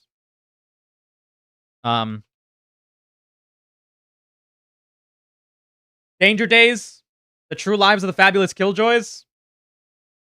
With these types of people. They're just constantly reeling people in because they're worried that they're using like too crazy a rhetoric or they're getting a little too excited, right? And I think we all could use people in our lives to like reel us in a bit. The aspect of concern trolling that bothers me the most is the role-playing aspect. There isn't really a lot of incentive to not be anonymous online. There are some people out there who've made the unconscious choice to be like, my online profile is just an extension of who I am in the real world. And then there are all the people who consciously decide to stay anonymous. Now, for some of these people, it's just like, I want to be safe and I really don't want to take that plunge. Fair enough. But then there are the people who are like, not only am I not going to be myself, I'm going to be someone else. You know, I'm going to be someone else so that I could fuck with this community of people. Now, every time I see these characters, the image that pops in my mind is not like, oh, like you're a clever, smart guy who has infiltrated the opposing faction. You're like the spy in Team Fortress 2. It's like, oh my god, dude. No, that is a fantasy. What you actually this video is so tiring. Is you're like Steven Crowder in a wig at a women's only event, thinking that they're making some kind of grand point. Hi, I'm Stephanie with all the frequencies of feminism, and I am here at the Women's March in Austin. We quickly found out that nobody questions, criticizes, nor runs security background checks on trannies. Whoa! Okay, now that time it was used as a slur, okay? Now that time it was used as a slur. The reason someone like Steven Crowder gets into this position is not because of his cunning. It's because people are like, oh, you're a fucking weirdo freak. I'm staying, 20 feet away from you at all times. Or I'm going to be a very non-judgmental person and I'm not going to ask any questions about whatever you got going on here. We could get away with anything, go anywhere, act any way we wanted, and we were really able to learn what today's progressive issues are all about. And I guess in this case, it's a massive own. He's proven that people are tolerant of him. Having said that, I think we can end this video on a positive note. I'm proposing that fucking with people might be a way for some of these concern trolls to indulge in things and lifestyles that they never thought were possible. Wrong. Because they're so opposed to them. So, wrong. By pretending to be the very thing that you hate, you might actually gain some sympathy, or you might be like, wrong. Like, oh, actually, the people. Also, you can't talk about sympathy. People in this community I kind of fuck with. All right. Wrong. All right, guys, that is going to do it for this. Nobody's actually going to do that because everybody's too delusional to actually come to a conclusion like that, because people are fucking stubborn and only utilize that to fucking parody the things that they dislike. Okay? It's not that fucking hard to understand that fucking concept. This episode of iDubbbz Complains. I hope you enjoyed watching. I will put a Patreon link down below. I'm still cooking on what needs to be uploaded there, so don't expect content on there straight away. Thank you for all of your kind comments. Alright, whatever. This fucking video is garbage. This video is actually trash. This video is unironically fucking trash. iDubbbz, how far the mighty have fallen, but we have already said that a billion times. All right, time to this. Onto this, I guess. Conveniently, right on my recommended. Okay, we have two good segments that we can upload so far. We have two good segments that we can upload on Gamma Live. Subscribe to Gamma Live. Subscribe to Gamma Live. Okay. Anyways, let's see what Mudahar has to say about this whole charity thing. Let's see if Mudahar is actually doing some good work here. Let's see if there's anything respectable that he has to say. Yo, what up? That is the bios of one of the biggest... I am 6 seconds in and I'm already lost. ...commentary channels, one of the biggest police officers on YouTube. Some of you may know him as iDubbbz. I know him as Ian. And you know what, ladies and gentlemen? He's done a pretty good job back in the day of going after some of the most problematic creators on YouTube. People like Leafy as he... I disagree. He didn't really do that much of a good job. He just made jokes and light criticisms that everybody was circulating around that time. His content comps were not that great. You don't have to fucking, you don't have to, fellatiate him. Suck his dick, ride him, or glaze him. For, for his previous work. It wasn't that great. Let's be so fucking for real here. Keemstar, Tanamangjo, and most importantly, that React channel epidemic. But in amongst all of that, he did things like Kickstarter craps. He looked at shitty projects people made. Internal Affairs is, I know. I'm aware. I don't care for the title. He went above and beyond the Call of Duty when it came to being a police officer. He even did... Going back to those videos, they were light. Hold on. Hey. I need to show you guys this. Okay? I need to show you guys this. This isn't like a fucking... Okay, I always have to fucking... I always have to show you guys this. I always have to show you guys, or I always have to fucking, what's the word that I'm looking for here? I always have to point out how I'm usually first with my gut feelings to some of these conclusions. And this is no different. Check this out. I need to scroll through my fucking Twitter and find something real quick.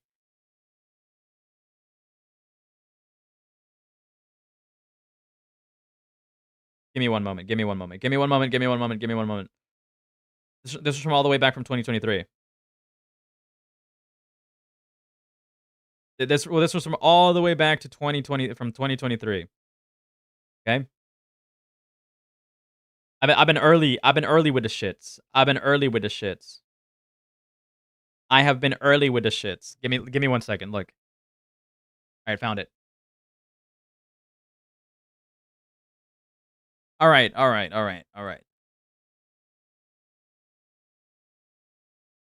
This is from all the way back from October 19th, 2023. My honest belief is that iDubbbz was never funny, he was never a genius, he was never clever, comedic, he just so happens to have acted the wrong way at the right time, and people found that hilarious, and his harsh criticism of others was found appealing by the right audience. I've been early on this shit. I'm a fucking pioneer.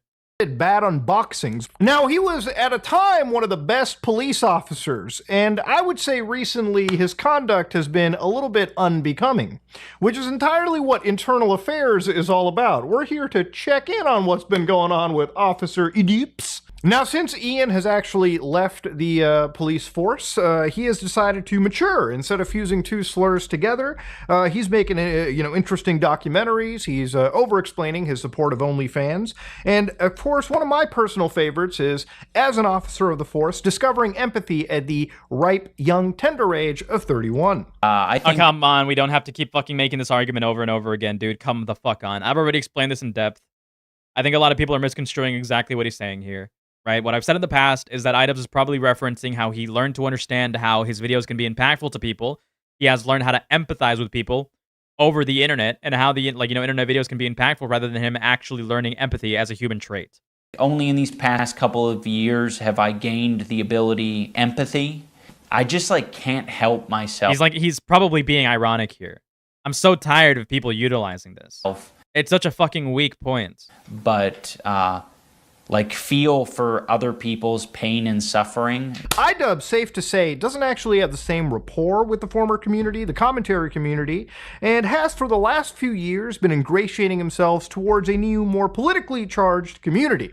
But the department actually is more interested with some of the charitable works that Mr. Jama has actually decided to side with, notably Creator Clash. Now, charity to me is a personally important thing. What if we're reading too much into it and he did just learn it? I find that incredibly difficult to believe. I think it's great to give back money to impoverished communities, medical causes that desperately need progress, and of course to just help the fellow man. Charity is a way for all of us, no matter what our financial situation is in life, to help channel something in a positive sense. Charity is important in making progress, raising awareness, and most importantly, serving as the best criticism shield to any vanity project ever. Like Creator Clash 2, for instance, where having trauma processing parties with full entertainment, open bars, hotels completely rented out to influencers, all on the dime of people who donated, thinking that the lion's share of that money would go towards the causes that get listed at all these events, only to find out that these charitable events didn't actually donate any money to charity, at least when it came to Creator Clash 2. What the hell are we gonna do? I can't even think about doing a Creator Clash 3. We lost money and there's no money for charity. So what are we gonna do to solve that? Now, I've covered plenty of charities in the past, supported by influencers who had a pretty clear, clean image that turned out to either be crypto scams or, at worst, money stockpiles that remained losing value until one of my investigations contributed to hundreds of thousands of dollars finally heading to where it was supposed to be headed years down. Yeah, I would say that even if he did learn empathy over the internet, like the claim that I'm trying to make, I think it is still entirely fair to make the claim that iDubbbz and Anissa still don't are still hypocritical to the claims that they're making. Because even online, at least with the Ethan Klein stuff, they have failed to show that they actually care about how Ethan Klein's life is being affected. The road. Now, I personally feel, though, Creator Clash may not only be one of the worst tragedies in charitable fundraising by content creators, but also one that turned into something malicious down the road the more and more that it progressed.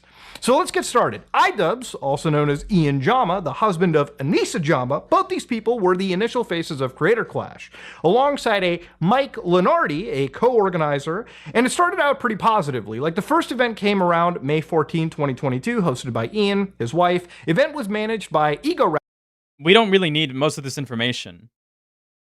Raptor or Aaron Hansen's focus on the main points. Company, Real Good Touring, who also actually fought in two of these events. I don't think you needed to give the introduction to iDubbbz. I feel like Ethan, not Ethan. I feel like Munuhar is attempting to sort of write a video essay here but it's highly like it just doesn't work because that's just not his style of content.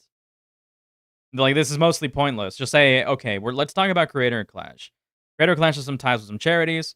In the past, some charities have been have been proven to be deceptive. Let me explain to you why I believe that Creator Clash, blah, blah, blah, blah, blah. Here's my thesis. Also, let's start with the founders of Creator Clash. I feel like that would have been significantly easier to actually get this point across. Now, Creator Clash wanted a pretty healthy set of fighters. Big channels like Dr. Mike, Ian himself was fighting, Michael Reeves, fan favorites like Dad would show up delivering pretty interesting fights. The community as a whole on the internet rallied behind it, and by all metrics, what I hate is how others have to clarify their statements or arguments when I don't see an issue with taking it at face value if there's not going to give it much thought. Like, if they can't make the arrangements, do they understand, let alone can actually argument?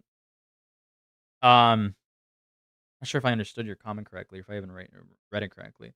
Like, if they can't make the arguments, do they understand them, let alone can they actually argue it? I don't know who specifically you're referencing. Are you referencing Mudahar here, or are you referencing what's it called, iDubbbz? If I'm interpreting your comment correctly, then I guess my reply to that would be that a lot of people that are just speaking into a microphone like Mudahar don't actually think too much about what it is that they believe in. So they instead just repeat the same arguments that they heard other people make to try to get a point across that seems to be incredibly popular with the common audience, right? Which is why a lot of people don't actually care about nuance in their videos, and they just go on to parrot the exact same stuff that you heard billions of times, such as in Cameron F305's video. I would say it was a pretty successful event. It was hosted in the Youngling Center in Tampa, Florida, and CC1 sold over 100,000 pay-per-view buys, and tons of influencers and their fans showed up. And from what I understand, that arena they rented was actually sold out, which is, again, amazing. From a charity perspective, the American Heart Association, the Alzheimer's Association, and the Healing Horse Therapy Center received all the net profits, according to a press release, to the tune of a combined $1.3 million. Now, it's also worth pointing out that the Healing Horse charity actually did belong to... I mean, people like iDubbbz and people like Hassan, I think Hassan actually knows what he's arguing. He just sucks at verbalizing it. And he's probably not that intelligent. But I do think he genuinely believes in what he believes and thinks about why he believes the things he believes on a regular basis. And probably has some arguments as to why he believes the things he believes. iDubbbz, on the other hand, no, I don't think so. I think he has a very naive understanding of some of the claims that he tries to make, or some of the things that he tries to parrot. But I don't think he can actually sit down and argue as to why that would be the case. In a perfect video that you can watch, about this, where I point out that issue myself is over on Gamma Live. Go subscribe to Gamma Live. I keep referencing this fucking video, but that's because it's actually... Where the fuck? Here it is.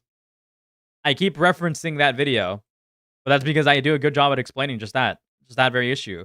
Right? Where is it? I'm not here. This one right here. I do a good job at explaining that exact thing right here as to why iDubbbz probably doesn't actually believe in what he believes in, and why he probably couldn't substantiate anything in regards to his claims and arguments and beliefs.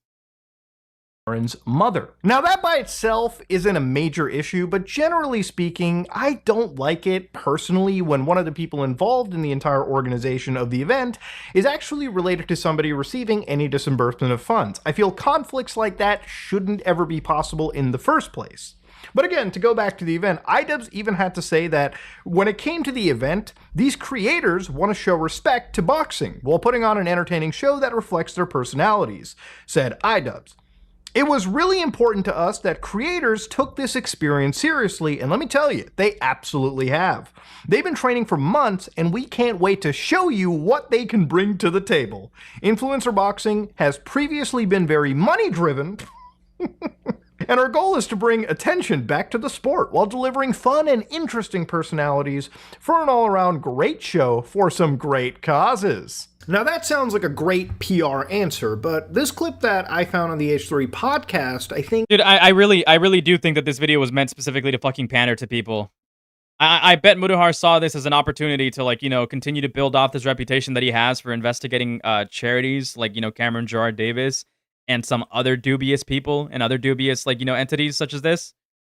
But I can't help but to see that all he's doing is just like restating the obvious. Like, yes, we know all of this already. We know that like, you know, there are like things to be concerned about.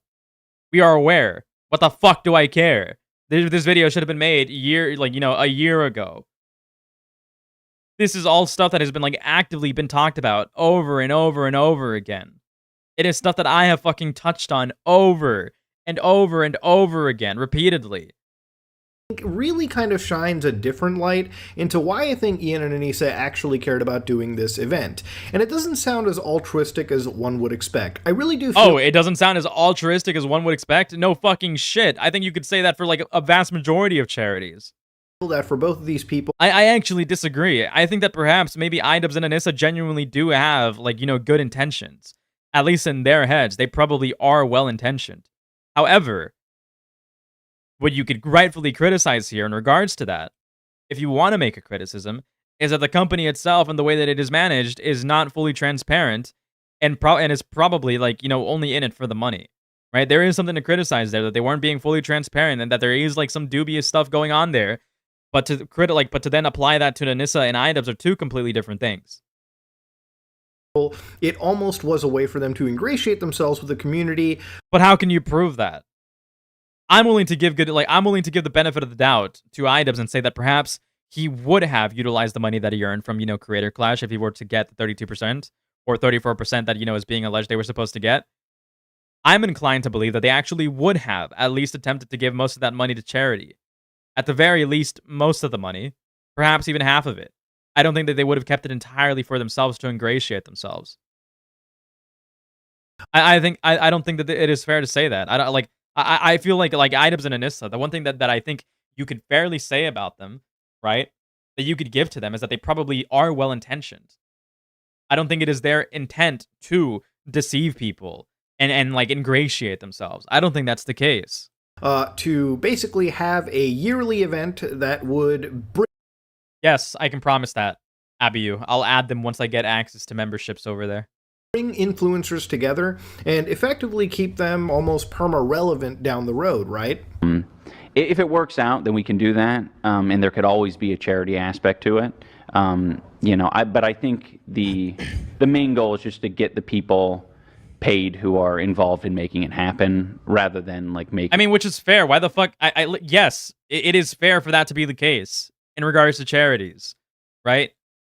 It's naive to say otherwise. There has to be some sort of incentive for people to actually want to cooperate in a charitable organization. The idea of a charity alone is not enough for most people because humans are inherently selfish. Like nobody's going to go out of their way to just, you know, sacrifice their time and their well-being, their effort, their livelihood for fucking free. Exorbitant amounts of money. So your goal is to build an institution. Okay, but I'm aware, Armorcore. I covered all of that in depth. You can go to Gamma Live and you can check that out if you want, if you thirst for more Gamma content. What was I about to say? Oh yeah, that is irrelevant to this. That is irrelevant to this. iDubbbz could have been like, you know, iDubbbz could have been malicious in some aspects. He could have been dishonest in some aspects. He could have, like, you know, been what's the word that I'm looking for here? What's the word that I'm looking for here? He could have been tone deaf in some aspects, but that doesn't like that. That's not to say that at some points he'd draw the line, such as charity, and actually prevent himself and actually prevent some, like, you know, sort of factor where he would be ingratiating himself. If that makes any sense. Everybody has lines. Everybody has lines. Of sorts, this Creator Clash where you can have people. Fun. There's a champion every year. Yeah, it's a party. Interesting. It's like a way more exciting VidCon. I'm at 253 subs now? Yeah. But I need 500. I need 250 more.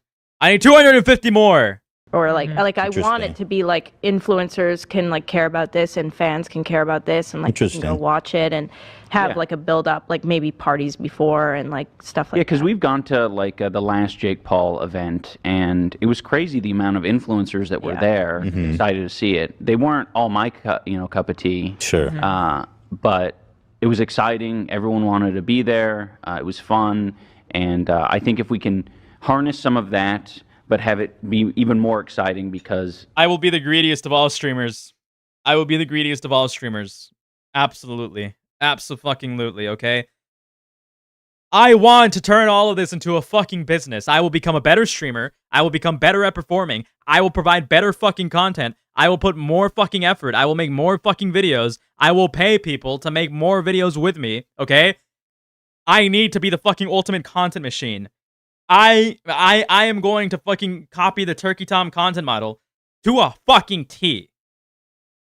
I'll never get tired of doing that bit. I will never get tired of doing that bit. Every single dollar that gets donated to me will be utilized for my health and also to reinvest into my channel, okay?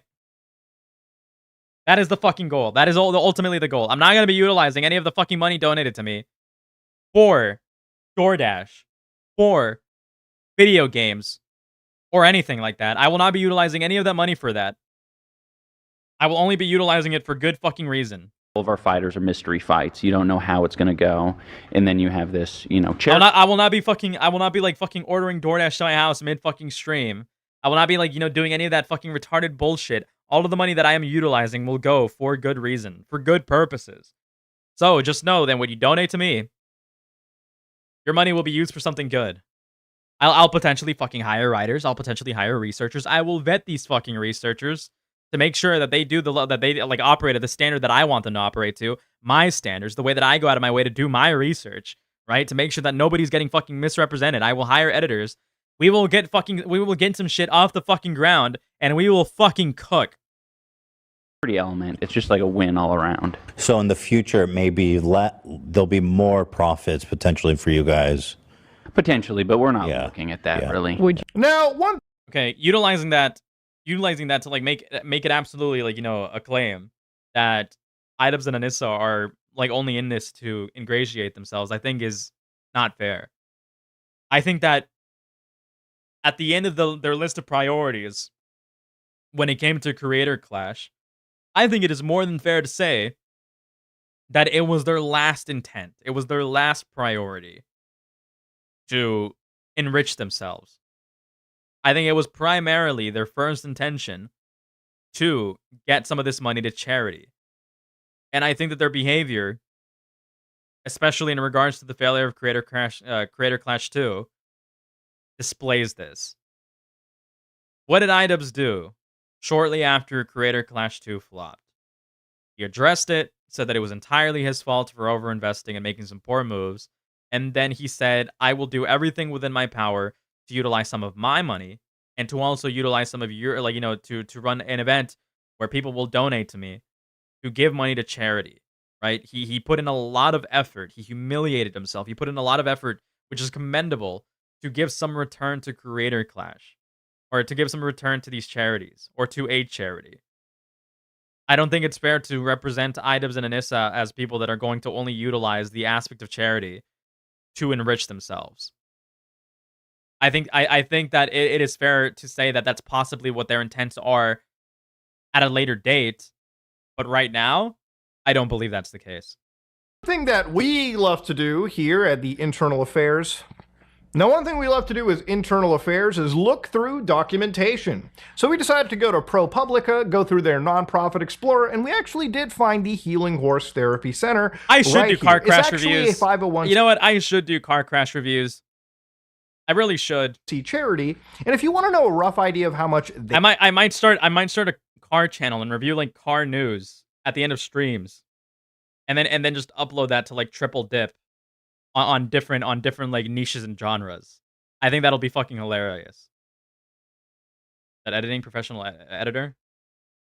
Where? What we love to do as Internal Affairs is look through documentation. So we decided to go to ProPublica, go through their nonprofit explorer, and we actually did find the Healing Horse Therapy Center right here. It's actually a 501c charity, and if you want to know a rough idea of how much they kind of received from Creator Clash, well, we can open up some of their filings and look at them really closely. So for instance, in 2022, when Creator Clash was a thing, you can actually open up the 990 filing over here, and if you scroll all the way to the contributions and grants, the prior year they actually received somewhere around 3,958, as opposed to the year of Creator Clash 1, they actually ended up receiving over $250,000. Now, the thing is, when you pull up the... Yeah, he does that a lot. Kangalope, he did that with the Mama Max stuff and the Keffel stuff and the Camden Gerard Davis stuff. The completionist Camden Gerard, whatever. 990 Tired filings joke, over here. If we go to just 2014, one of the interesting things that come out of this is you can kind of get a rough idea of how much Creator Clash actually did contribute. Now, at this point, you can see in 2020, the actual charity gets $87,000, probably from a different event. And of course, in 2021, the charity ends up getting $3,958. Then, of course, when Creator Clash 1 happened, you can see that they actually got a massive spike. They went down, eventually to the point receiving like, what, $75 in just 1 year when it came from public support. Now, the thing about all this is going back to the 2020 filings, the 2022 filings, I actually couldn't find any mention of Creator Clash as a company. Which I think kind of sucks because it shows me that these forms are probably not filled out well at all, if anything, which, I don't know, the more I look into a lot of these charities, the more I realize that the paperwork could be a lot better. But you know what? The reason why we looked into this... These, like, first 9 minutes are completely pointless to the fucking video. You should have just started with this. Like this preamble is unnecessary. I don't know if I'm being nitpicky or if I'm just annoyed and perturbed because people don't get to the fucking fact of the matter. But in my opinion, this just like fucking serves no purpose at all.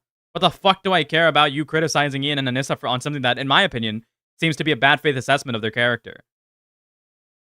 What the fuck is his fit? I mean, he's obviously trying to be like, you know, somewhat professional looking. But this is one of those like sweater jackets that's supposed to make you look like, you know, it's supposed to look casual and at the same time professional. But it just looks tacky. I think it just looks tacky. I'll show you guys what I mean. It's like a suit hoodie combo. But it's so fucking tacky.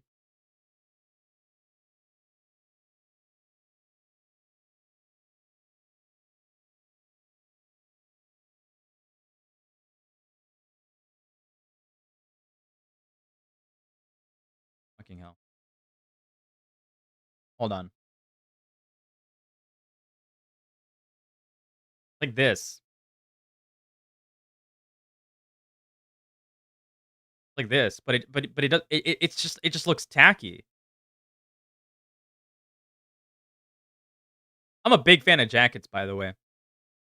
And I would like you can pair certain, like, you know, jackets and blazers with hoodies or sweaters.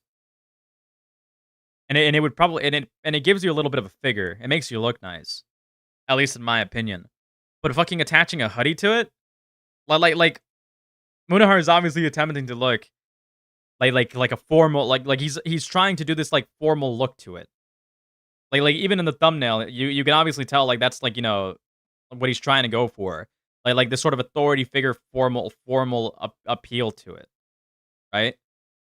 But it just doesn't work because it fucking looks tacky and unprofessional.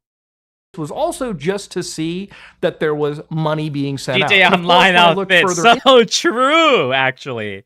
Unironically, so true. Into these actual charities, at least with Aaron's mom's charity, it didn't seem... You know what, Kangalope, that's a good point. Every man needs a tailor, which is exactly why you guys should donate to me so that I can go get a suit tailored for VidCon. I'm not going to VidCon. Like they were That's paying... a lie. Do not donate to me for a tailor. ...themselves... That's a lie. I lied to you. I'm sorry. ...what appear to be exorbitant salaries. They just took money in and they spent it on obviously dealing with horse therapy stuff. So again, it seems pretty much on the up and up. Money was actually given. And the only reason I checked this was because when we go down the road, it's going to be really hard to believe what Ian and Anissa and really a lot of people associated with the event actually say. There's a lot of conflicting information. Yes, we're aware of this. Get to the point. And as an officer, I don't like to look at conflicting information. And as an officer, what? Okay, because yeah, I get it. It's an internal affairs joke. There's a fuck ton of stupid people in the room, and I try not to be one of them, okay? Okay. I make mistakes, But I try. Shocking revelation for you guys, by the way. Shocking news to all of you. I actually like Mutahar. I still watch Mutahar's content. I go to fucking sleep watching Mutahar's content. I've been doing that for fucking years. I've been watching Mutahar's videos for as long as I can remember. I remember the first time that I had access to the fucking internet at school, and my friends would bring their fucking phones to school back in elementary school. I would show them Mutahar's creepypastas because I thought his content was really, really good. I've liked him for quite a long time. Okay, I've liked him for quite a long time. I very much do like Mutahar, but for God fucking damn, dude, this video is infuriating. This video is so fucking irritating. Try to look at the data as much as I can. So anyways, to go down over here, the first event was actually successful. Charities got money, and all in all, it was actually a pretty serious win for Ian and Anissa in terms of it just being a good overall event. I mean, I didn't have any issues with it. One would think if this is how good the first event was, theoretically, Creator Clash 2 should absolutely be a success. Until, of course, it isn't. Now, what? No. No. iDubbbz just straight up just failed at marketing at every turn. If you were to actually gather all of the contexts, and well, again, hindsight is 2020, given the fact that we just watched iDubbbz, response to some of these criticisms in his most recent video. Of course, Creator Clash 2 would flop because iDubbbz didn't do any communication and he failed at doing any marketing. I'm pausing. Okay. Creator Clash 2 was announced January 24, 2023, and it was poised to happen at a bigger venue this time, Emily Arena, and once again in the city of Tampa, Florida. So iDubbbz once again was set to fight this time with Alex Wasabi. Harley would join, and he would fight an actual heavyweight, John Morrison, and Dad would fight AB from the H3 podcast. So one of the fights was set to be against Tyler Cassidy, also known as Froggy Fresh, of the Krispy Kreme fame. He made a bunch of songs on the internet. Guy's an old school OG YouTube legend. Now, Froggy was supposed to be fighting Chris Raygun, and I want you to remember this fight because the controversy surrounding it might have been some of the most promotion this fight was getting for a while. That's true! Holy fuck, a good point by Mutahar. And all of it was effectively for the wrong... Found it? Oh. The community that watches these events is that it always centers around some form of drama or... True! Finally, something that I can get behind. Conflict, okay? A lot of the biggest bouts on YouTube, at least in this space, have basically resulted from beefs, a lot of them long withstanding, between creators to the point where having them bash each other's brains in for money, which, money at that point just takes a back seat. People love the thrill of just settling this online bullshit in a ring. And the audience is excited for it. I'm sure the creators are excited for it. And if you get paid while you get to beat the shit out of the guy you absolutely have been beefing with for a while, all of it is a win-win. Unfortunately, Creator Clash doesn't really have that ethos. It's first and foremost meant to be about treating boxing, the sport, with respect. And its safeguarding comes first. The last thing I want to talk about is how serious the sport of boxing is. We've seen a lot of these influencer boxing events just pop up and, to be honest, not take the sport very seriously. In this last event, we saw guys headbutting each other. We want to avoid this shit at all costs. We're trying to get professional boxing coaches for all of our fighters. We're trying to give them ample time to prepare. We're trying to prepare them mentally and physically for, what they're going to do. This is the only real criticism that I can get behind. Because people die in boxing. It's not a goofy thing. Oh, let's try out boxing. It's a serious thing. Wow, Ian, that's actually such a good point. I would actually believe that you weren't just talking shit out of your ass if it wasn't for the fact that you put Chris Raygun up against William Haynes, who clearly... Okay, you know what? This is also a fair criticism. Putting Chris Raygun against William Haynes was a fucking death match, unironically. Had a height and weight superiority against him. If you really care about the sport of boxing, you probably wouldn't have haphazardly put this matchup last minute after kicking Froggy Fresh out and put Chris in a pretty shitty situation. So the big problem with promotion came from the fact that Creator Clash's individual creators actually didn't do a whole lot of promotion. We also had to pay for more fighters this year. The first year it was 18, this year it was 24. I thought bringing in more fighters would just... In hindsight, this is a competitive... what the fuck was I saying there? In hindsight, this is an incredibly terrible idea. This is such a horrible idea. More fighters does not mean that more people are going to be interested. It just sounds like a more tired event. People don't want to be sitting around watching like 24 people, or should I say 12 matches for several hours. People don't want to do that. Lead to more pay-per-view buys, but I think it just ended up costing us more. Yeah, Ian thought that just because he put in more fighters on the card that he tweeted out, that somehow that would correlate to more pay-per-view buys, which, again, it shows you that maybe he's just never gotten past the age of, I don't know, 12, but events always do get pirated, and also, you know, if you look into some of the promotional material, like if the actual individual fighters are promoting it, now I don't know if videos were removed, or maybe like they posted on alternate networks, but even looking at the main platforms for some of these creators, you know, people like Ethan Nestor definitely had this in the, at least in the description box for their links.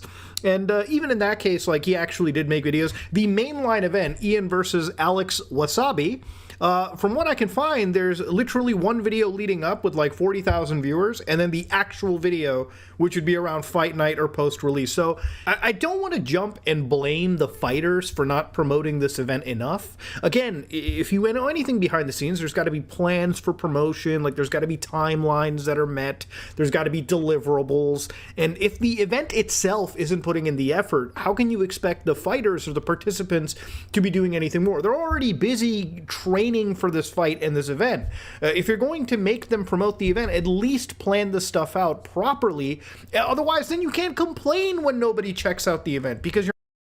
I mean, yes, fair criticism. You're not promoting... I don't really know what to say here, because I've made the exact same critiques. ...it properly. People from outside the sphere who care about boxing are probably not going to... Do people like Items not have that what-if voice in their head? Probably not, now that I think about it, to be honest. Because, like, if you're not second-guessing yourself to a healthy degree, then what the fuck are you doing as a human being? If you're not actively self-criticizing and wondering, if I do this action, if I say this, how will that make people react? How will that make people respond? How will this affect me? How will this affect that? How will this affect this? If you're not doing that to a healthy degree to, like, constantly make sure that you're on your toes and making the right choice, what the fuck are you doing? You're really alive at that point? ...to the event because it's not being adequately promoted, even outside these people's fan bases. All of this was stated actually in iDubbbz's own video regarding the failure of Creator Clash 2, when he himself admitted that after all the accounting, the whole event failed to actually raise a single penny for charity. For Creator Clash 2, you know, despite it being a fun event, and despite good fights and a lot of creators sacrificing a lot of time, money, and energy, we lost $250,000 on the event. The way that this typically works for anyone who's unaware is that once our expenses are paid off for the event, like all the minimums of, like, you know, broadcasting, the hotel, travel, all that sort of stuff, once that's all paid off, then we can start paying the charities. So obviously adding extra fighters to the card wasn't raising up viewer numbers, but... Yeah, and it only served to completely just shoot all of the potential funds, all of the potential profits that you did earn or could have earned. You overinvest, and then end up having nothing to actually give to charity or to have for yourself. Another big problem that Ian mentioned here was obviously they never anticipated piracy, and that apparently cost them a lot of money. But we didn't have any anti-piracy measures we weren't prepared to deal with. I don't think anybody actually has anti-piracy measures. I don't think piracy has anything to do with it. What ended up happening, I mean, and I'm pretty sure, how can you like actually measure how much piracy actually occurred during this event? It's stupid to like look at this retrospectively, and I don't even understand why Muduhar is like, you know, talking about this point specifically. This is all stuff that was heavily litigated already in the past. Some of these criticisms are just completely fucking old. This video really could have been shortened down to like about 40 minutes, cutting all of the fluff in between, talking about where some of the money for these charities occurred, and then talking about Creator Clash 2 and Creator Clash 3 specifically. This video is so tiring. For me, I was just thinking, like, let's just avoid catastrophe. As long as there's, like, not, like, I don't know, like a bomb threat or, like, injuries or anything crazy, like, we should be fine. This should just be, like, the first year. I don't want it to be more complicated than the first year. It ended up being a lot more complicated. Amongst the 800 pirated streaming sites, there were between 1.3 and 3 million viewers. So even though there were around 50,000... Again, I'm not sure how true that is. I'm not sure how true that is, and I don't think that there were any, like, there was any evidence. I don't think there was any. I don't think there was any. I don't think there was ever any evidence to substantiate that. At least I don't think he showed any. Pay-per-view I cannot buys, fucking talk. there were around 1.3 to 3 million viewers, people who actually watched the full broadcast. Now, piracy obviously wasn't the only thing. There was the increased fighters, which led to higher operational costs, and of course, that Froggy Fresh controversy I talked about earlier absolutely didn't do anything to smooth things over with at all. So yeah, Creator Clash 2 definitely had a lot of negatives going towards it, but I wouldn't say that all these things happened externally. A lot of it could have been avoided generally if you had better planning at the top. Now look, advertising was one problem, right? A big problem for Creator Clash 2, but for the first time it felt that the event got a controversy, and it was in the shape of Froggy Fresh. Now Froggy Fresh was that fighter in CC2 that was supposed to go up against Chris Raygun. And that was until Froggy made this dastardly joke regarding signing to Anissa's OnlyFans if he actually had lost, and that ended up being the catalyst for him being removed from the event. There seems to be substantial evidence that Chris Raygun is now on Adderall. Well, young man, amphetamines couldn't save Hitler, and they can't save you either. Jesus On Christ. April 15th, if I don't hurt you... Why even give this watch time? Because I literally have no other fucking content. There's nothing else going on. Beyond what anybody could have imagined, I will be so disappointed in myself that I will subscribe to Anissa's OnlyFans.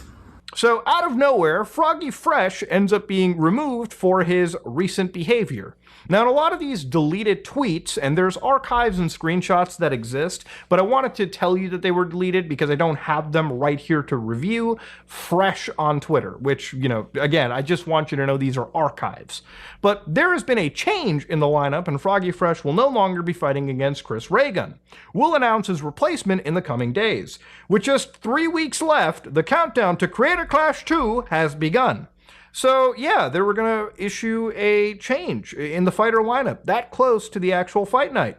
Creator Clash's goal is to make an inclusive and fun environment for creators and fans while giving back to charity. Oh, this is gonna burn. That has always been our mission, and Froggy Fresh's recent behavior does not align with that mission. We look forward to sharing this positive experience. Like genuinely, God fucking damn it, I'm trying. I'm actually genuinely trying. I am trying. A lot of this video is completely fucking uninteresting. Most of this shit I don't even fucking need to know about because I already know about pretty much everything that he's talking about. What is it with all of these like fucking rehashing of shit that we know about? Get to the fucking good shit. I can't be bothered to watch any of this or most of it because I already know most of this. Get to the fucking point. Okay. What? Okay. All right. It's going to be mostly stuff. It's going to be mostly stuff that I have already criticized and that I have talked about myself. Yeah. All of this stuff I already know about. Literally all of this stuff I know about. There's literally no fucking point in watching this video. An hour of all of the fucking shit that I've been fucking talking about for the past fucking 2 years. I cannot give less of a fuck. God fucking damn it. All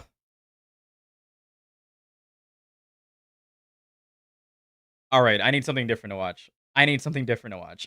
I need something different to watch. This is completely fucking unnecessary. This video is completely fucking unnecessary. I don't need most of this fucking bullshit.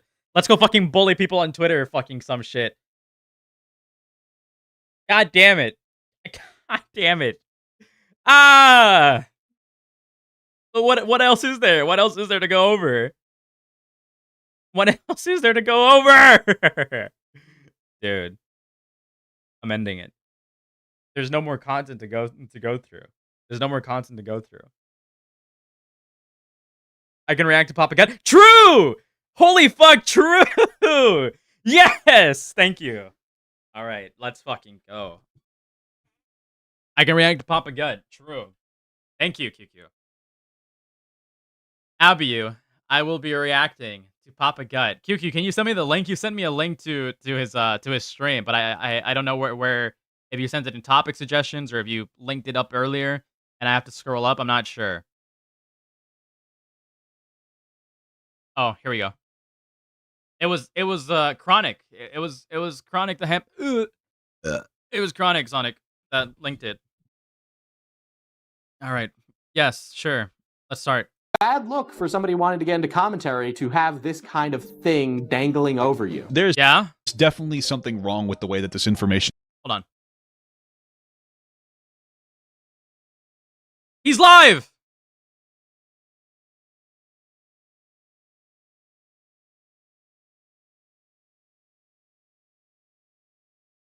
No, we're gonna watch this. IDUB successor Cameron F305 exonerates himself from lies validated by Anissa's husband. He doesn't exonerate himself.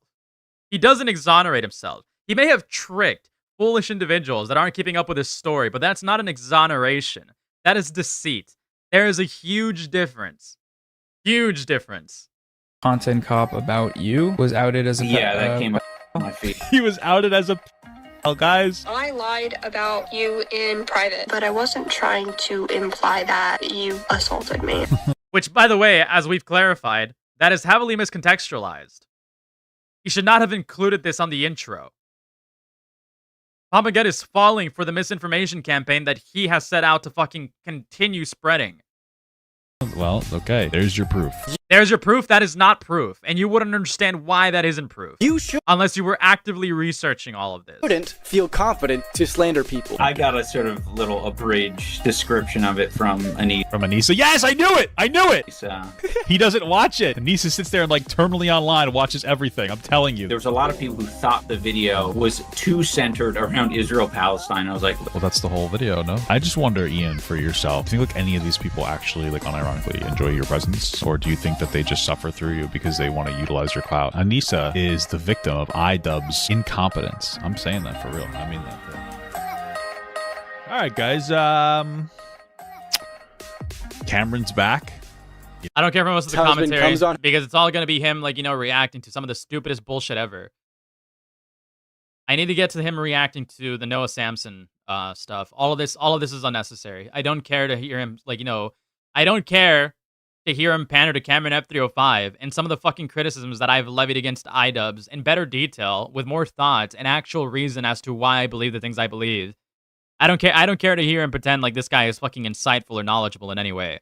I want him to like actually fucking argue, or at least react to these allegations that apparently he dispelled.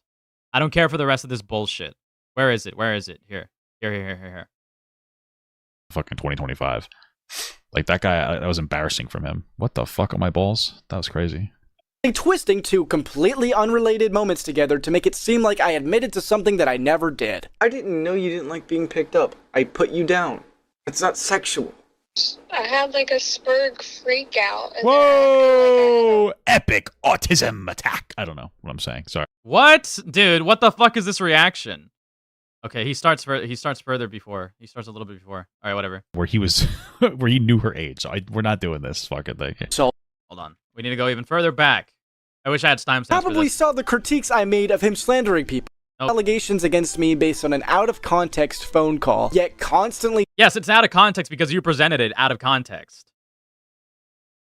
Not because the context that was presented is out of context. Because, look, god damn it, the fucking misinformation is actually working, and I'm fucking, like, livid. I'm actually livid.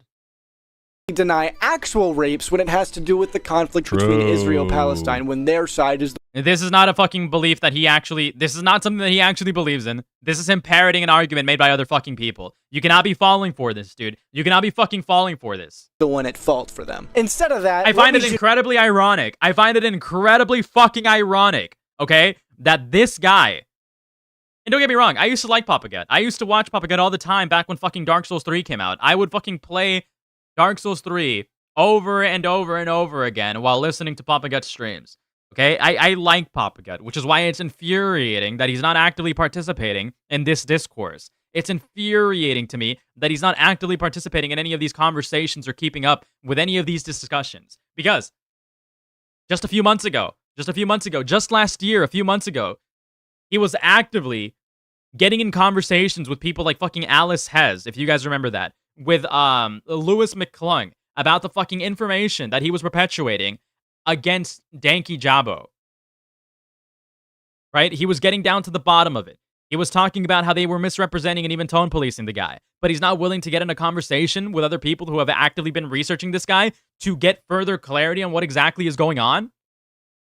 That is incredibly irritating to me. Noah a favor. Facts. Hey, Noah. The girl also lied about her age to Yandere. I don't care about Yandere Dev, dude. We're not defending. The girl actively lied about her age in regards to Yandere Dev. We can't take that claim seriously. We can't take that claim seriously because at the time she was actively sabotaging herself. She was actively letting these people fucking control her narrative. She was actively ruining her own reputation, her own reliability, so that they can come out of this unscathed. You cannot take this stuff at face value. And Cameron even fucking corroborates those exact same claims in call number fucking 3 if he even bothered to listen to those fucking calls. Ending Yandere Dev in this. Okay. All of these people are still fucking misrepresenting Jelly as an unreliable narrator when that narrative came from fucking Cameron F305 himself. Don't even fucking start with that shit. Nice hair. Let me be very clear. I did not rape or sexually assault. I'm pretty sure. And nobody's fucking making that allegation. The only person that made that allegation in the past was, or the only people that made that allegation in the past was possibly Krexa, as far as I understand. At this point, I don't know because there's no fucking record of that I have seen. And another YouTuber that you complained about in your previous responses. I believe her name was McAlley. These allegations were not levied by fucking Jelly. They were levied by other individuals who misinterpreted what Jelly said. And Jelly apologizes for the fact that it could have been misrepresented or that it could have been misinterpreted. It's not something that she directly lied about. Sure, I looked at actual messages from Yandere Dev to her. What will we talk about? I mean, we can have a discussion about this right now. I'm not gonna obviously I'm being performative. Because Cameron cannot be trusted in any way, shape, or form. But if I were actually sit down in a discussion with Papa Gut, I wouldn't be, I want to say, as visceral as I'm being right now. I would actually try to sit down, ask him some questions, and tell him, hey, here's why this is not exactly accurate. Here's why this isn't exactly as he frames it to be. Here's why this idea of Jelly being an unreliable narrator isn't exactly a foolproof idea the way he wants you to believe it is. Because it is something that he is directly participating in. Where he was where he knew her age. So we're not doing this fucking thing. Assault anyone. For context, this all goes back to a short fling I had over 1.5 years ago with someone 2.5 years younger than me. I mean, if he really cares and he doesn't want to participate in a discussion because he might feel like he's being jumped or something, because that's always a fear in people's minds. That's always a fear in creators' minds. If he feels like there's going to be people that are going to be bad faith in a conversation with him, all he has to do is really just watch my coverage. Full permission. All he has to do is just watch, my VOD when I drop my VOD. From this stream. After a phone... Yeah. Papa Gut is nice. And I don't dislike the guy. I just think that way too many people are giving him a pass. And I don't like that Papa Gut's somebody that I still respect him, right? I'm not gonna, completely fucking, bullshit the guy. Somebody that I still like. I'm not going to, claim... I'm not going to completely fucking disrespect Papa Gut over the Cameron stuff. Right? Some people are not as active as other individuals. Should he be? Yes. But I can't fully expect that from him. But it's because of that reason that Cameron is actively misinforming Papa Gut and why he's getting away with this stuff. Out, she DM'd several people and falsely accused me of sexual assault without any proof. Okay, that's not true. That is not true. She did not falsely accuse Cameron of sexually assaulting her without any proof, right? Again, when we go to that screenshot that I showed you guys, let me pull it up again. I have it right here. When we go to the screenshot that I showed you guys, FPS Diesel's asking Jelly about this. Not quite. I didn't make any public accusations that detailed what he did. I found out him and a girl named Eve were doing stuff at the same time when he claimed to be exclusive with me. And by the way, the reason why she would have had any issue with this is because there was no romantic interest between them, or so Jelly alleges. And that seems to be corroborated within the calls that Cameron drops as well. When towards the end of some of these calls, Jelly is saying, I love you, but then quickly states that it's not meant to be in a romantic way. It's meant to be in an appreciative way. And in fact, when Cameron tries to reciprocate, what she says is, not like that. Definitely not like that. And in multiple of these calls as well, to be clear, she's also talking about how she wants to be in a relationship with another individual and doesn't want to mess it up by being involved with some of this bullshit. So, this could just be her responding at the fact that he was being weird, that he was being, weaselly, that he was being, sleazy by claiming that he was exclusive with Jelly. So we were talking about how much of a bitch he is and sharing stories of the weird stuff he did / lied about. And when I told those same silly stories to Keith, he pointed out that they were kind of illegal, especially where he tried to eat me out, and I didn't want to, so I had to start hitting him and stuff so he would put me down, which is corroborated, by the way, in one of the calls. That he attempts to frame as it being Jelly attempting to catch him in a gotcha to take him out of context, when that doesn't even appear to be the case at all. It's just something that he tries to utilize at face value because people will fucking take it at face value without looking into it to make it seem as if Jelly is this malicious, vindictive, fucking conniving, manipulative, cunning individual when that's not the case. And you would know that's not the case if you actually bothered to listen to any of these calls. And you would know that's not the case if you actually bothered to talk to the victim. And you would know that's not the case if you actually bothered to do any research in regards to any of this. And then I was like, oh, what the fuck, that's a whole ass climb, so I posted about it. Now again, I don't think that this post is actually her claiming that Cameron raped him. And as a matter of fact, I'm pretty sure, okay, we can keep reading. Cam was being sleazy and got caught and he apologized and fixed it. It wasn't rape, I don't think it fits the definition. There was no forceful penetration, and Alex was mad that he got cucked by his former employee and played into the Cameron bad narrative. I'm over it, I forgave him, it isn't a huge deal. So look, for this to be taken at face value, that Jelly is fucking lying about something is absolutely fucking bullshit. Because Jelly isn't directly lying about a rape allegation that she fucking didn't levy. And as a matter of fact, it's funny how out of all the calls that he released, he hasn't released the call that he refers to as Smoking Gun, right? In its full context, which we need, given call number 3 in the fucking drive, as I showed you guys with my clips earlier that I pointed out. And it's also interesting how he hasn't dropped this call about her admitting to lying, because this call is obviously utilized to enforce another call that's out of context. She admits to lying. She could have lied about him in regards to something, but what about? Was it about the sexual assault? Was it about rape? Was it about other things, such as him being, scummy? Was it about other things, such as, him potentially having a small dick? Was it about other things in regard... who knows what the lie is actually about? Without the full context, it is impossible to take this at face value, given how often Cameron lies. I'm really open and honest about what I've done. I lied about you in private. Also, I'm really open and honest about what I've done. I lied about... Wait a minute! Hold on. That sounds extremely familiar. That sounds extremely fucking familiar. Give me one moment. That sounds so fucking familiar. Where have I heard that? That audio clip sounds extremely familiar.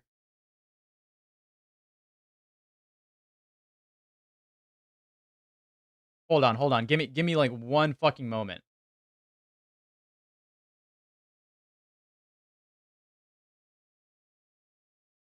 I need to go through the transcript of something real quick. I did, but I wasn't honest about what I've done. I lied. Accused me of sexual assault without any proof. I'm really open and honest about what I've done. I lied about you in private. I did, but I wasn't trying to imply that, you...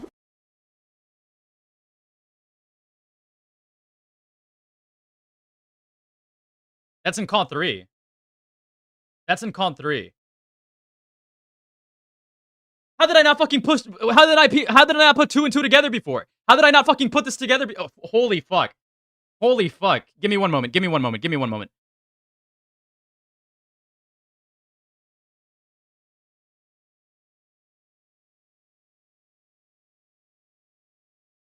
Cameron lied. Definitively. We that part right there. That part right here. That part right here is a definitive fucking lie. This part right here is a definitive lie. He's taking this call out of context to make it seem as if she's admitting to lying about this guy sexually assaulting her.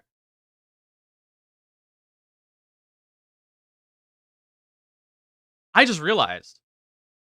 I thought that call hasn't been released. It has been released. But she's not referring to her lying about sexual assault in that clip at all. She's not referring to lying about sexual assault in that clip at all.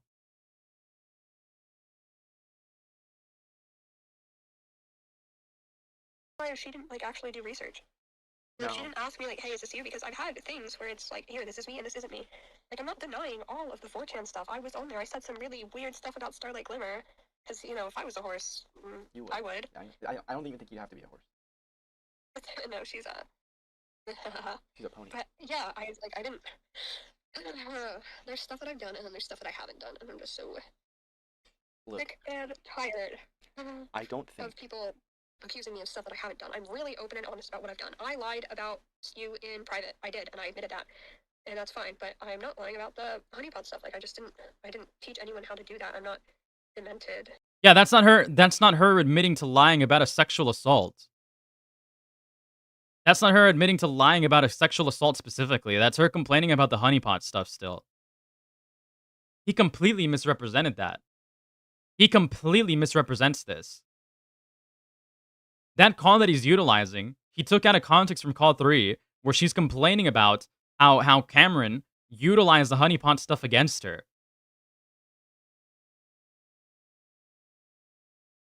Fucking Christ. Holy shit.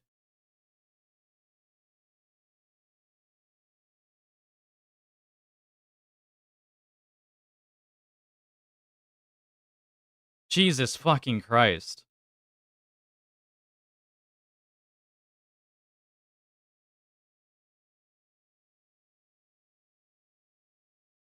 This is fucking bogus. This is fucking bogus, and people are gonna fucking eat this up. I did, but I wasn't trying to imply that. Where did I get that video? He posted it himself. He posted it himself. If you want to go, look at this right now and cross-reference how he's taking some of this stuff out of context. Here's a drive.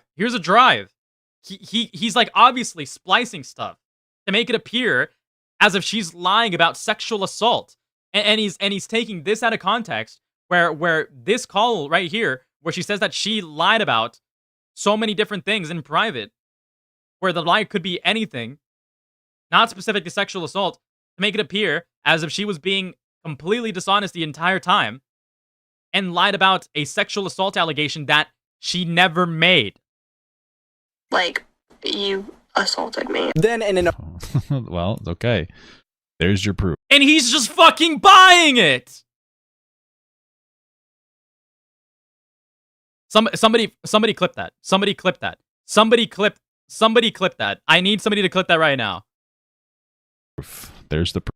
Like the fucking whole charade that I just gave you there. The whole fucking, like, you know, example that I gave you there. Somebody clip that.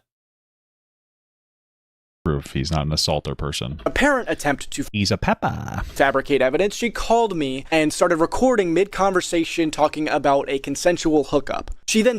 This is a complete lie, by the way. I already explained why this is a complete lie earlier in the stream. Suddenly shifted the topic to an awkward hug that we had, where I picked her up. This had made her uncomfortable because she had past trauma related to being picked up. Was she dropped when she was a baby? What the fuck? Of course, while talking, she deliberately left out the context of the hug to make it sound like an awkward sexual encounter. She deliberately left out the context of the hug to make it sound like a, you know, awkward sexual encounter. Essentially... Oh, that's what it was? Why are you taking this fucking retard? Why are you taking this malicious, deceptive, fucking... Ah! This guy should never be taken seriously. This guy should never be fucking taken seriously. The fact that he's actively convincing people, especially people like Papa Gut, is completely disgusting to me. Oh, really? Because that was a confusing clip, but then that guy, FPS Diesel, was like, yeah, she already admitted it was false. So I'm like, then what does this have to do with anything? If she No. She didn't admit that it was false. Again, that is the narrative that he wants you to believe. That it was false, like the way that they presented the... Because first of all, again, per her words, she didn't mean to imply or allege that Cameron was ever a sexual assaulter. That was never the issue. The issue now, right? The clear issue that everybody's like rallying behind isn't the fact that he fucking sexually assaulted a minor. Isn't the fact that he's like, you know, that he fucking is a pedophile. It's none of those things. The issue is that Cameron keeps lying at every turn and even fucking manipulated a then 16-year-old to run cover for Yandere Dev in himself. Well, the Yandere Dev part is probably mostly fault of Alex, to be clear, right?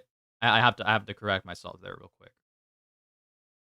The information sounded like it could have been assault, but then again, like I said, it was just so fucking strange. Everything is whole situation is so strange. I think the biggest loser is that FPS Diesel guy for pushing it as if it was like the most. FPS Diesel never pushed these allegations like that. The point of the video, the point of the fucking video, if you actually engage with it, is that Cameron is attempting to rewrite history, and we've been seeing him do it actively in this video. It's happening before your very fucking eyes. Cameron is attempting to manipulate this fucking situation, manipulate this narrative to absolve himself of any fucking scrutiny and criticism when that's just never gonna happen. Because he's been caught on so many fucking lies, being so dishonest, manipulating fucking truths. The biggest criticism that we have against Cameron right now isn't anything in regards to him meeting up with a fucking minor. It's about him being pushy. It's about him being like lying about the people that he's been involved with in the past. It's about him potentially being involved in botching a fucking grooming story, which is incredibly fucking gross. I mean, what? Fucking serious allegation of fucking 2025. Like that guy, that was embarrassing from him. What the fuck are my balls? That was crazy. Twisting two completely unrelated moments together to make it seem like I admitted to something that I never did. I didn't know you didn't like being picked up. I put you down. It's not sexual. I had like a Spurg freak out. Whoa! Epic autism attack. I don't know what I'm saying. Sorry, people with autisms. All right, so This was also taken out of context because she's not referencing a specific sexual allegation that Cameron is being accused for. She's making sure to warn him of a potential, police investigation so that he's not implicated of a crime that she's not alleging. There is a huge fucking difference. She's not alleging that Cameron is a fucking rapist or sexual abuser, so she's warning Cameron to make sure that these people don't fucking, rape the guy over claims that she didn't fucking make. They were awkward and he picked her up. I don't care. Rational response. Yeah, I didn't know that picking you up was going to trigger your PTSD. I didn't know that. You didn't tell me. Your PTSD? What the fuck? For real? That. And you said that. And we've talked about it and I still feel awful about it. Yeah, we talked. It's none of their fucking business. It had nothing to do with sex. And after her little self-admitted taken out of context again, heavily miscontextualized, heavily misrepresented manic episode, damn, you didn't even get any sex? Loser! He didn't even get any, guys. He's a fucking loser. Expressed multiple times. This is so gross. This is so fucking gross. Times that I never sexually assaulted her. Have I ever sexually assaulted you or hurt you or raped you or done anything nefarious to you? Damn. No, but I bet I know which subreddit is claiming those things. Damn. He fucking owned the haters. No, motherfucker, no. Dude, I'm so irritated right now. Dude, he owned FPS Diesel here. That guy's a fucking No, freak, he fucking didn't. Bro, we have to officially understand that FPS Diesel guy's a fucking creep. No! He has to have known all of this shit. Because he even acknowledges that the shit was overblown. So why the fuck would you put No. Hold on. I need to pull this up again. Give me one fucking moment. Give me one moment. I need to pull this up again.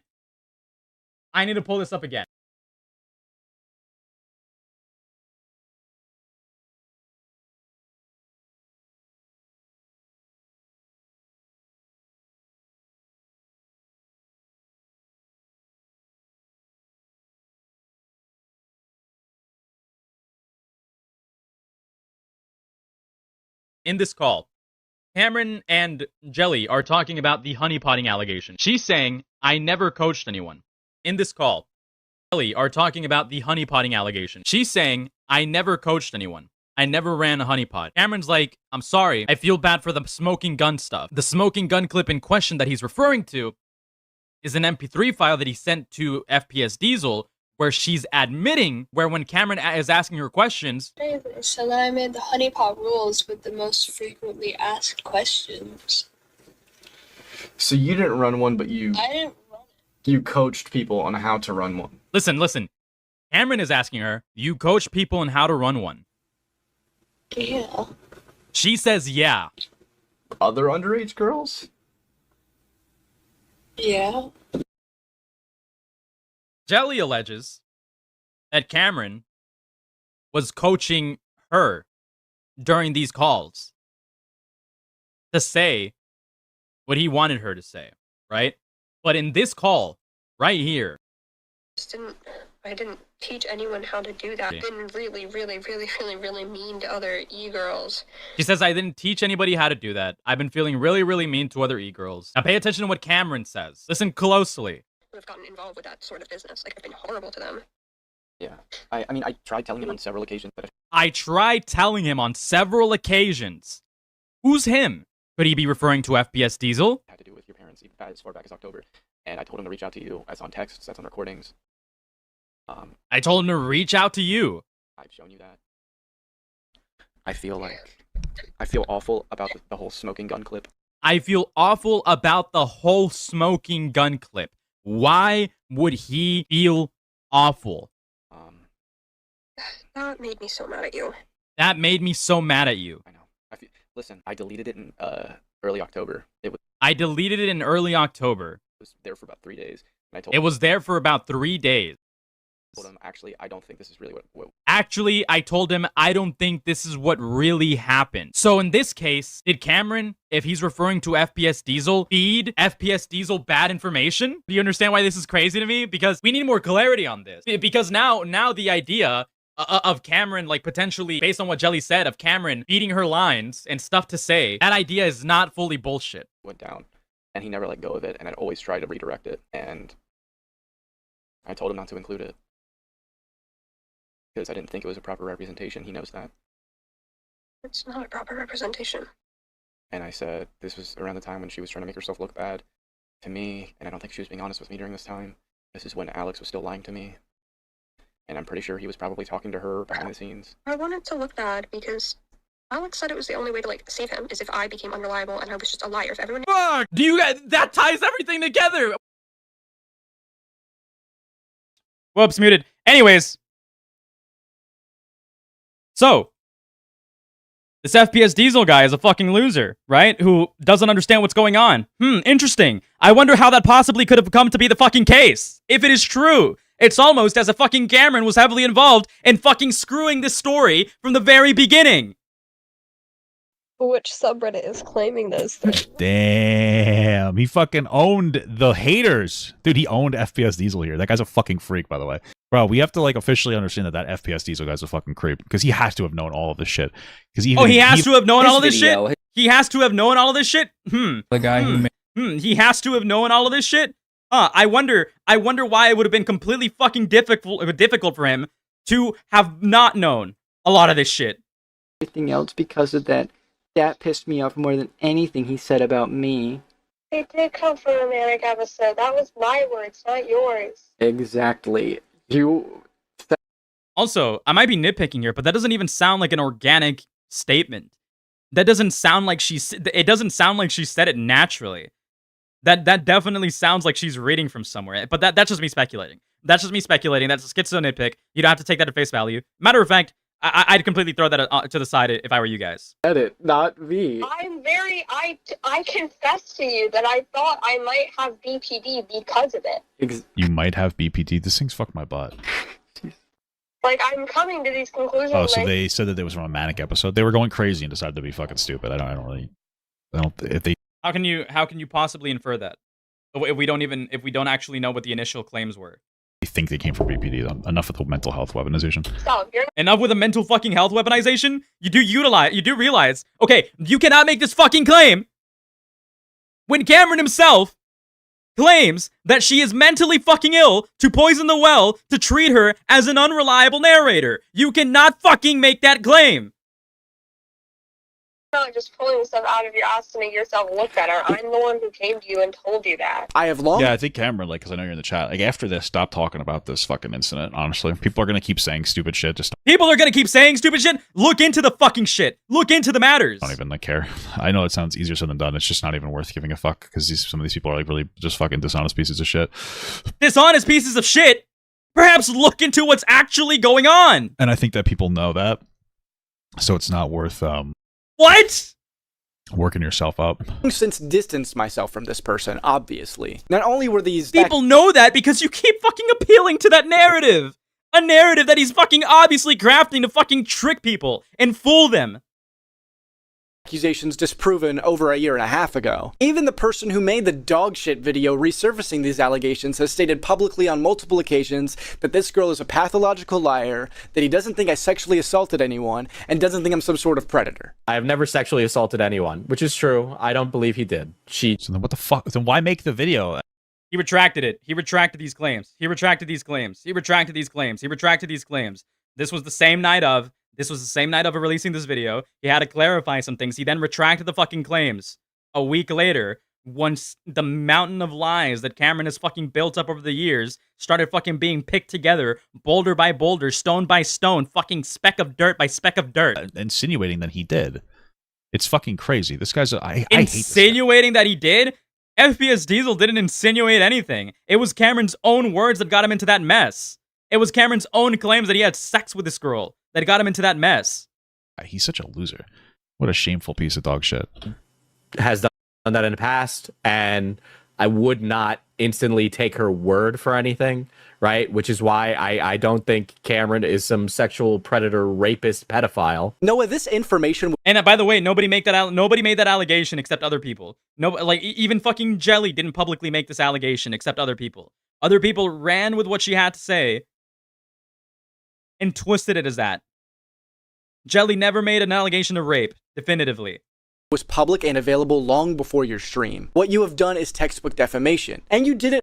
Okay, you can't utilize that because FPS Diesel has gone on the record to say that he no longer believes that.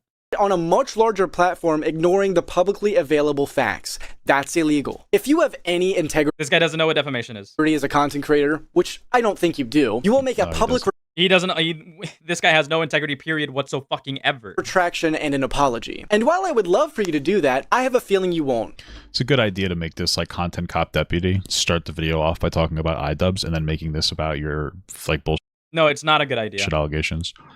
Because some people wouldn't just watch if you're like, I'm responding to the allegations. It's also not important enough to make a specific video. It is extremely important because he's been caught on multiple fucking lies. About. I know it sounds weird, but like, he's also been caught manipulating evidence live. It's just like, hey, here's this video about iDubbbz. Oh, by the way, in the video, I'm going to debunk this because it's fucking stupid.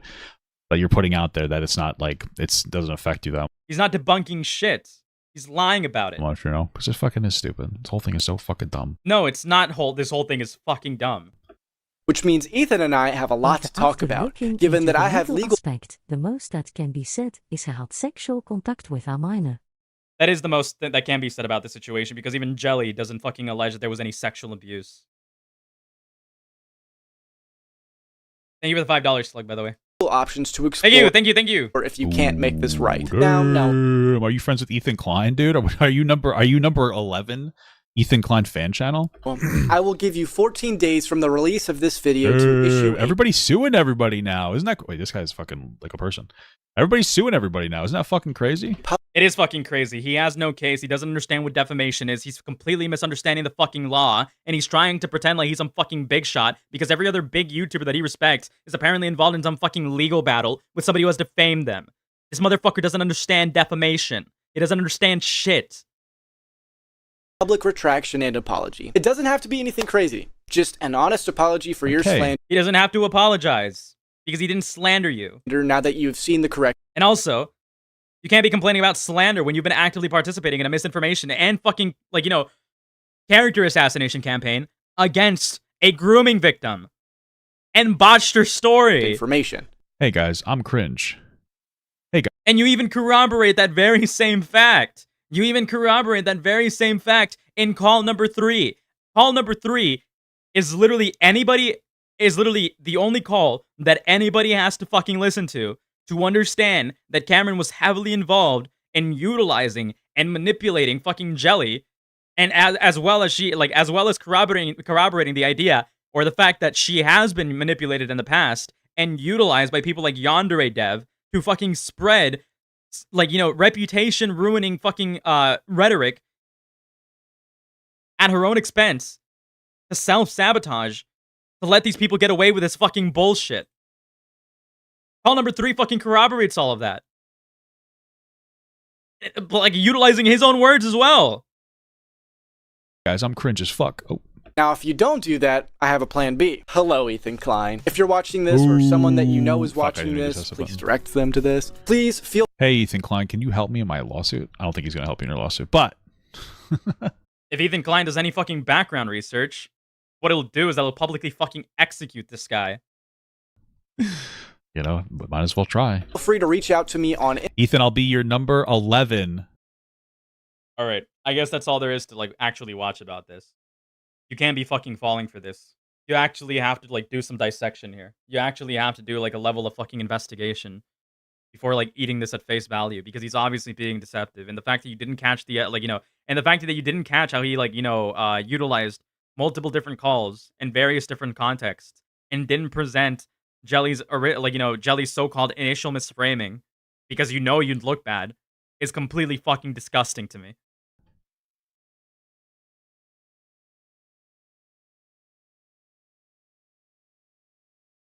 Dude.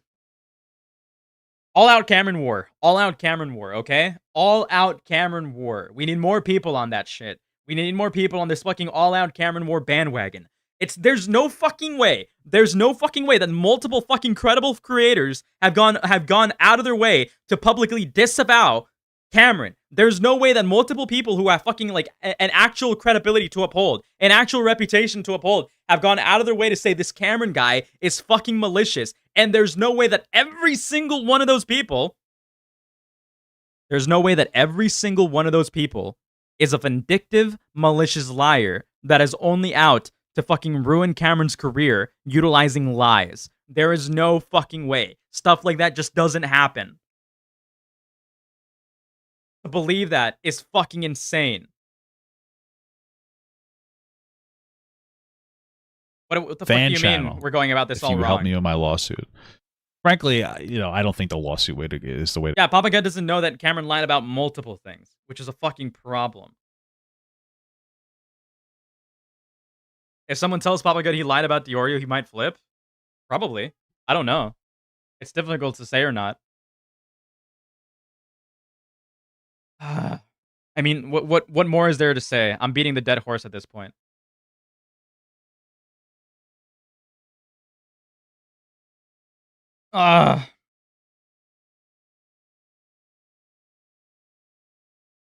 What really is there to say at this point? This is fucking embarrassing. The fact that Cameron is being, like, the fact that people are running defense for this guy is so fucking gross. All because they think that he's, like, the next funny, like, motherfuckers need to stop looking at this with rose-tinted glasses. Everybody thinks this is the new fucking, like, you know, everybody thinks this is the rebirth of iDubbbz. The second fucking coming of iDubbbz with his fucking shitty humor. Motherfucker stuck in 2016, not utilizing any fucking points of his own. People need to fucking take these rose-tinted glasses off and understand that this guy is fucking pulling a fast one on you. Just because a fucking lion looks like a tiny, cute little kitty cat doesn't mean that they're not fucking harmless. Or did I say that wrong? Doesn't mean that they're not harmful. Sorry. To go, you know, I don't think, like, there's no way that you're gonna be able to do it. It's like financially a fucking huge, like, burden. And Ethan wouldn't attach himself to you. Not even being, like, negative, like, oh, Ethan hates you or anything. I don't know. Maybe he does. I don't fucking know. But I mean, this isn't like a big enough instance, and he's not going to go to bat for somebody he really doesn't know very well, because, like, you're just a content creator. And I'm not saying that to shit on you. I'm just, like, telling you how, like, a lot of people would interpret it. So I wouldn't even necessarily, like, worry about going this direction.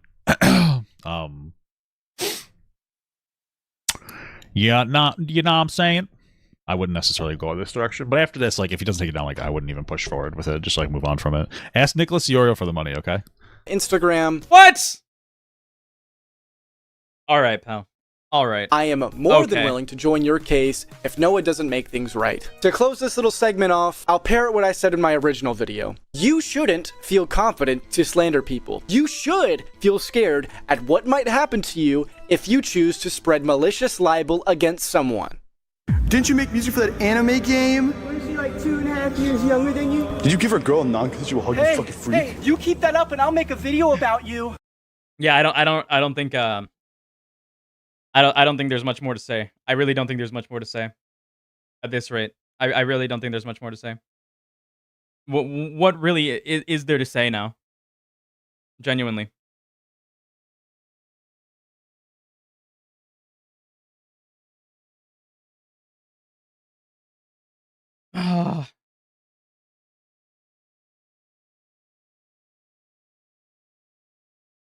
I think that's pretty much it. I'm getting pretty burned out. Plus, we've been going for like about 5 hours, and I want to end this relatively soon as well, so that I can so that this video can process and I can download it and clip and like edit down my whole explanation of everything, so that people can have a good jumping off point. Because once people watch the jumping off point, they might get a little bit of clarity and do their own investigation. I don't expect anybody to like take what I'm saying in my brief review earlier, right? Like the first 2 hours of stream. I don't expect everybody to like take it at my take me at face value. Obviously, right? People can come up to their own speculations, but that'll give a good idea of where people should start looking into for research purposes. But I guess that's the stream. I guess that's the stream. I don't really have anything else to cover. And I also need to eat because my breakfast was an energy drink and a biscuit and a biscuit, which wasn't very filling. I have nobody to raid you guys to. So that's it, I guess. Thank you guys for being here. I appreciate all the donations. Thank you guys. Thank you guys for hanging out and looking at everything that I had to say. Remember, we will not let this motherfucker get away with anything. I will make sure that everybody understands everything. I will be uploading the VOD later today, because all of this needs to be understood. All of this needs to be absolutely fucking understood. So I'll see you guys around. Appreciate you guys for being here. Later.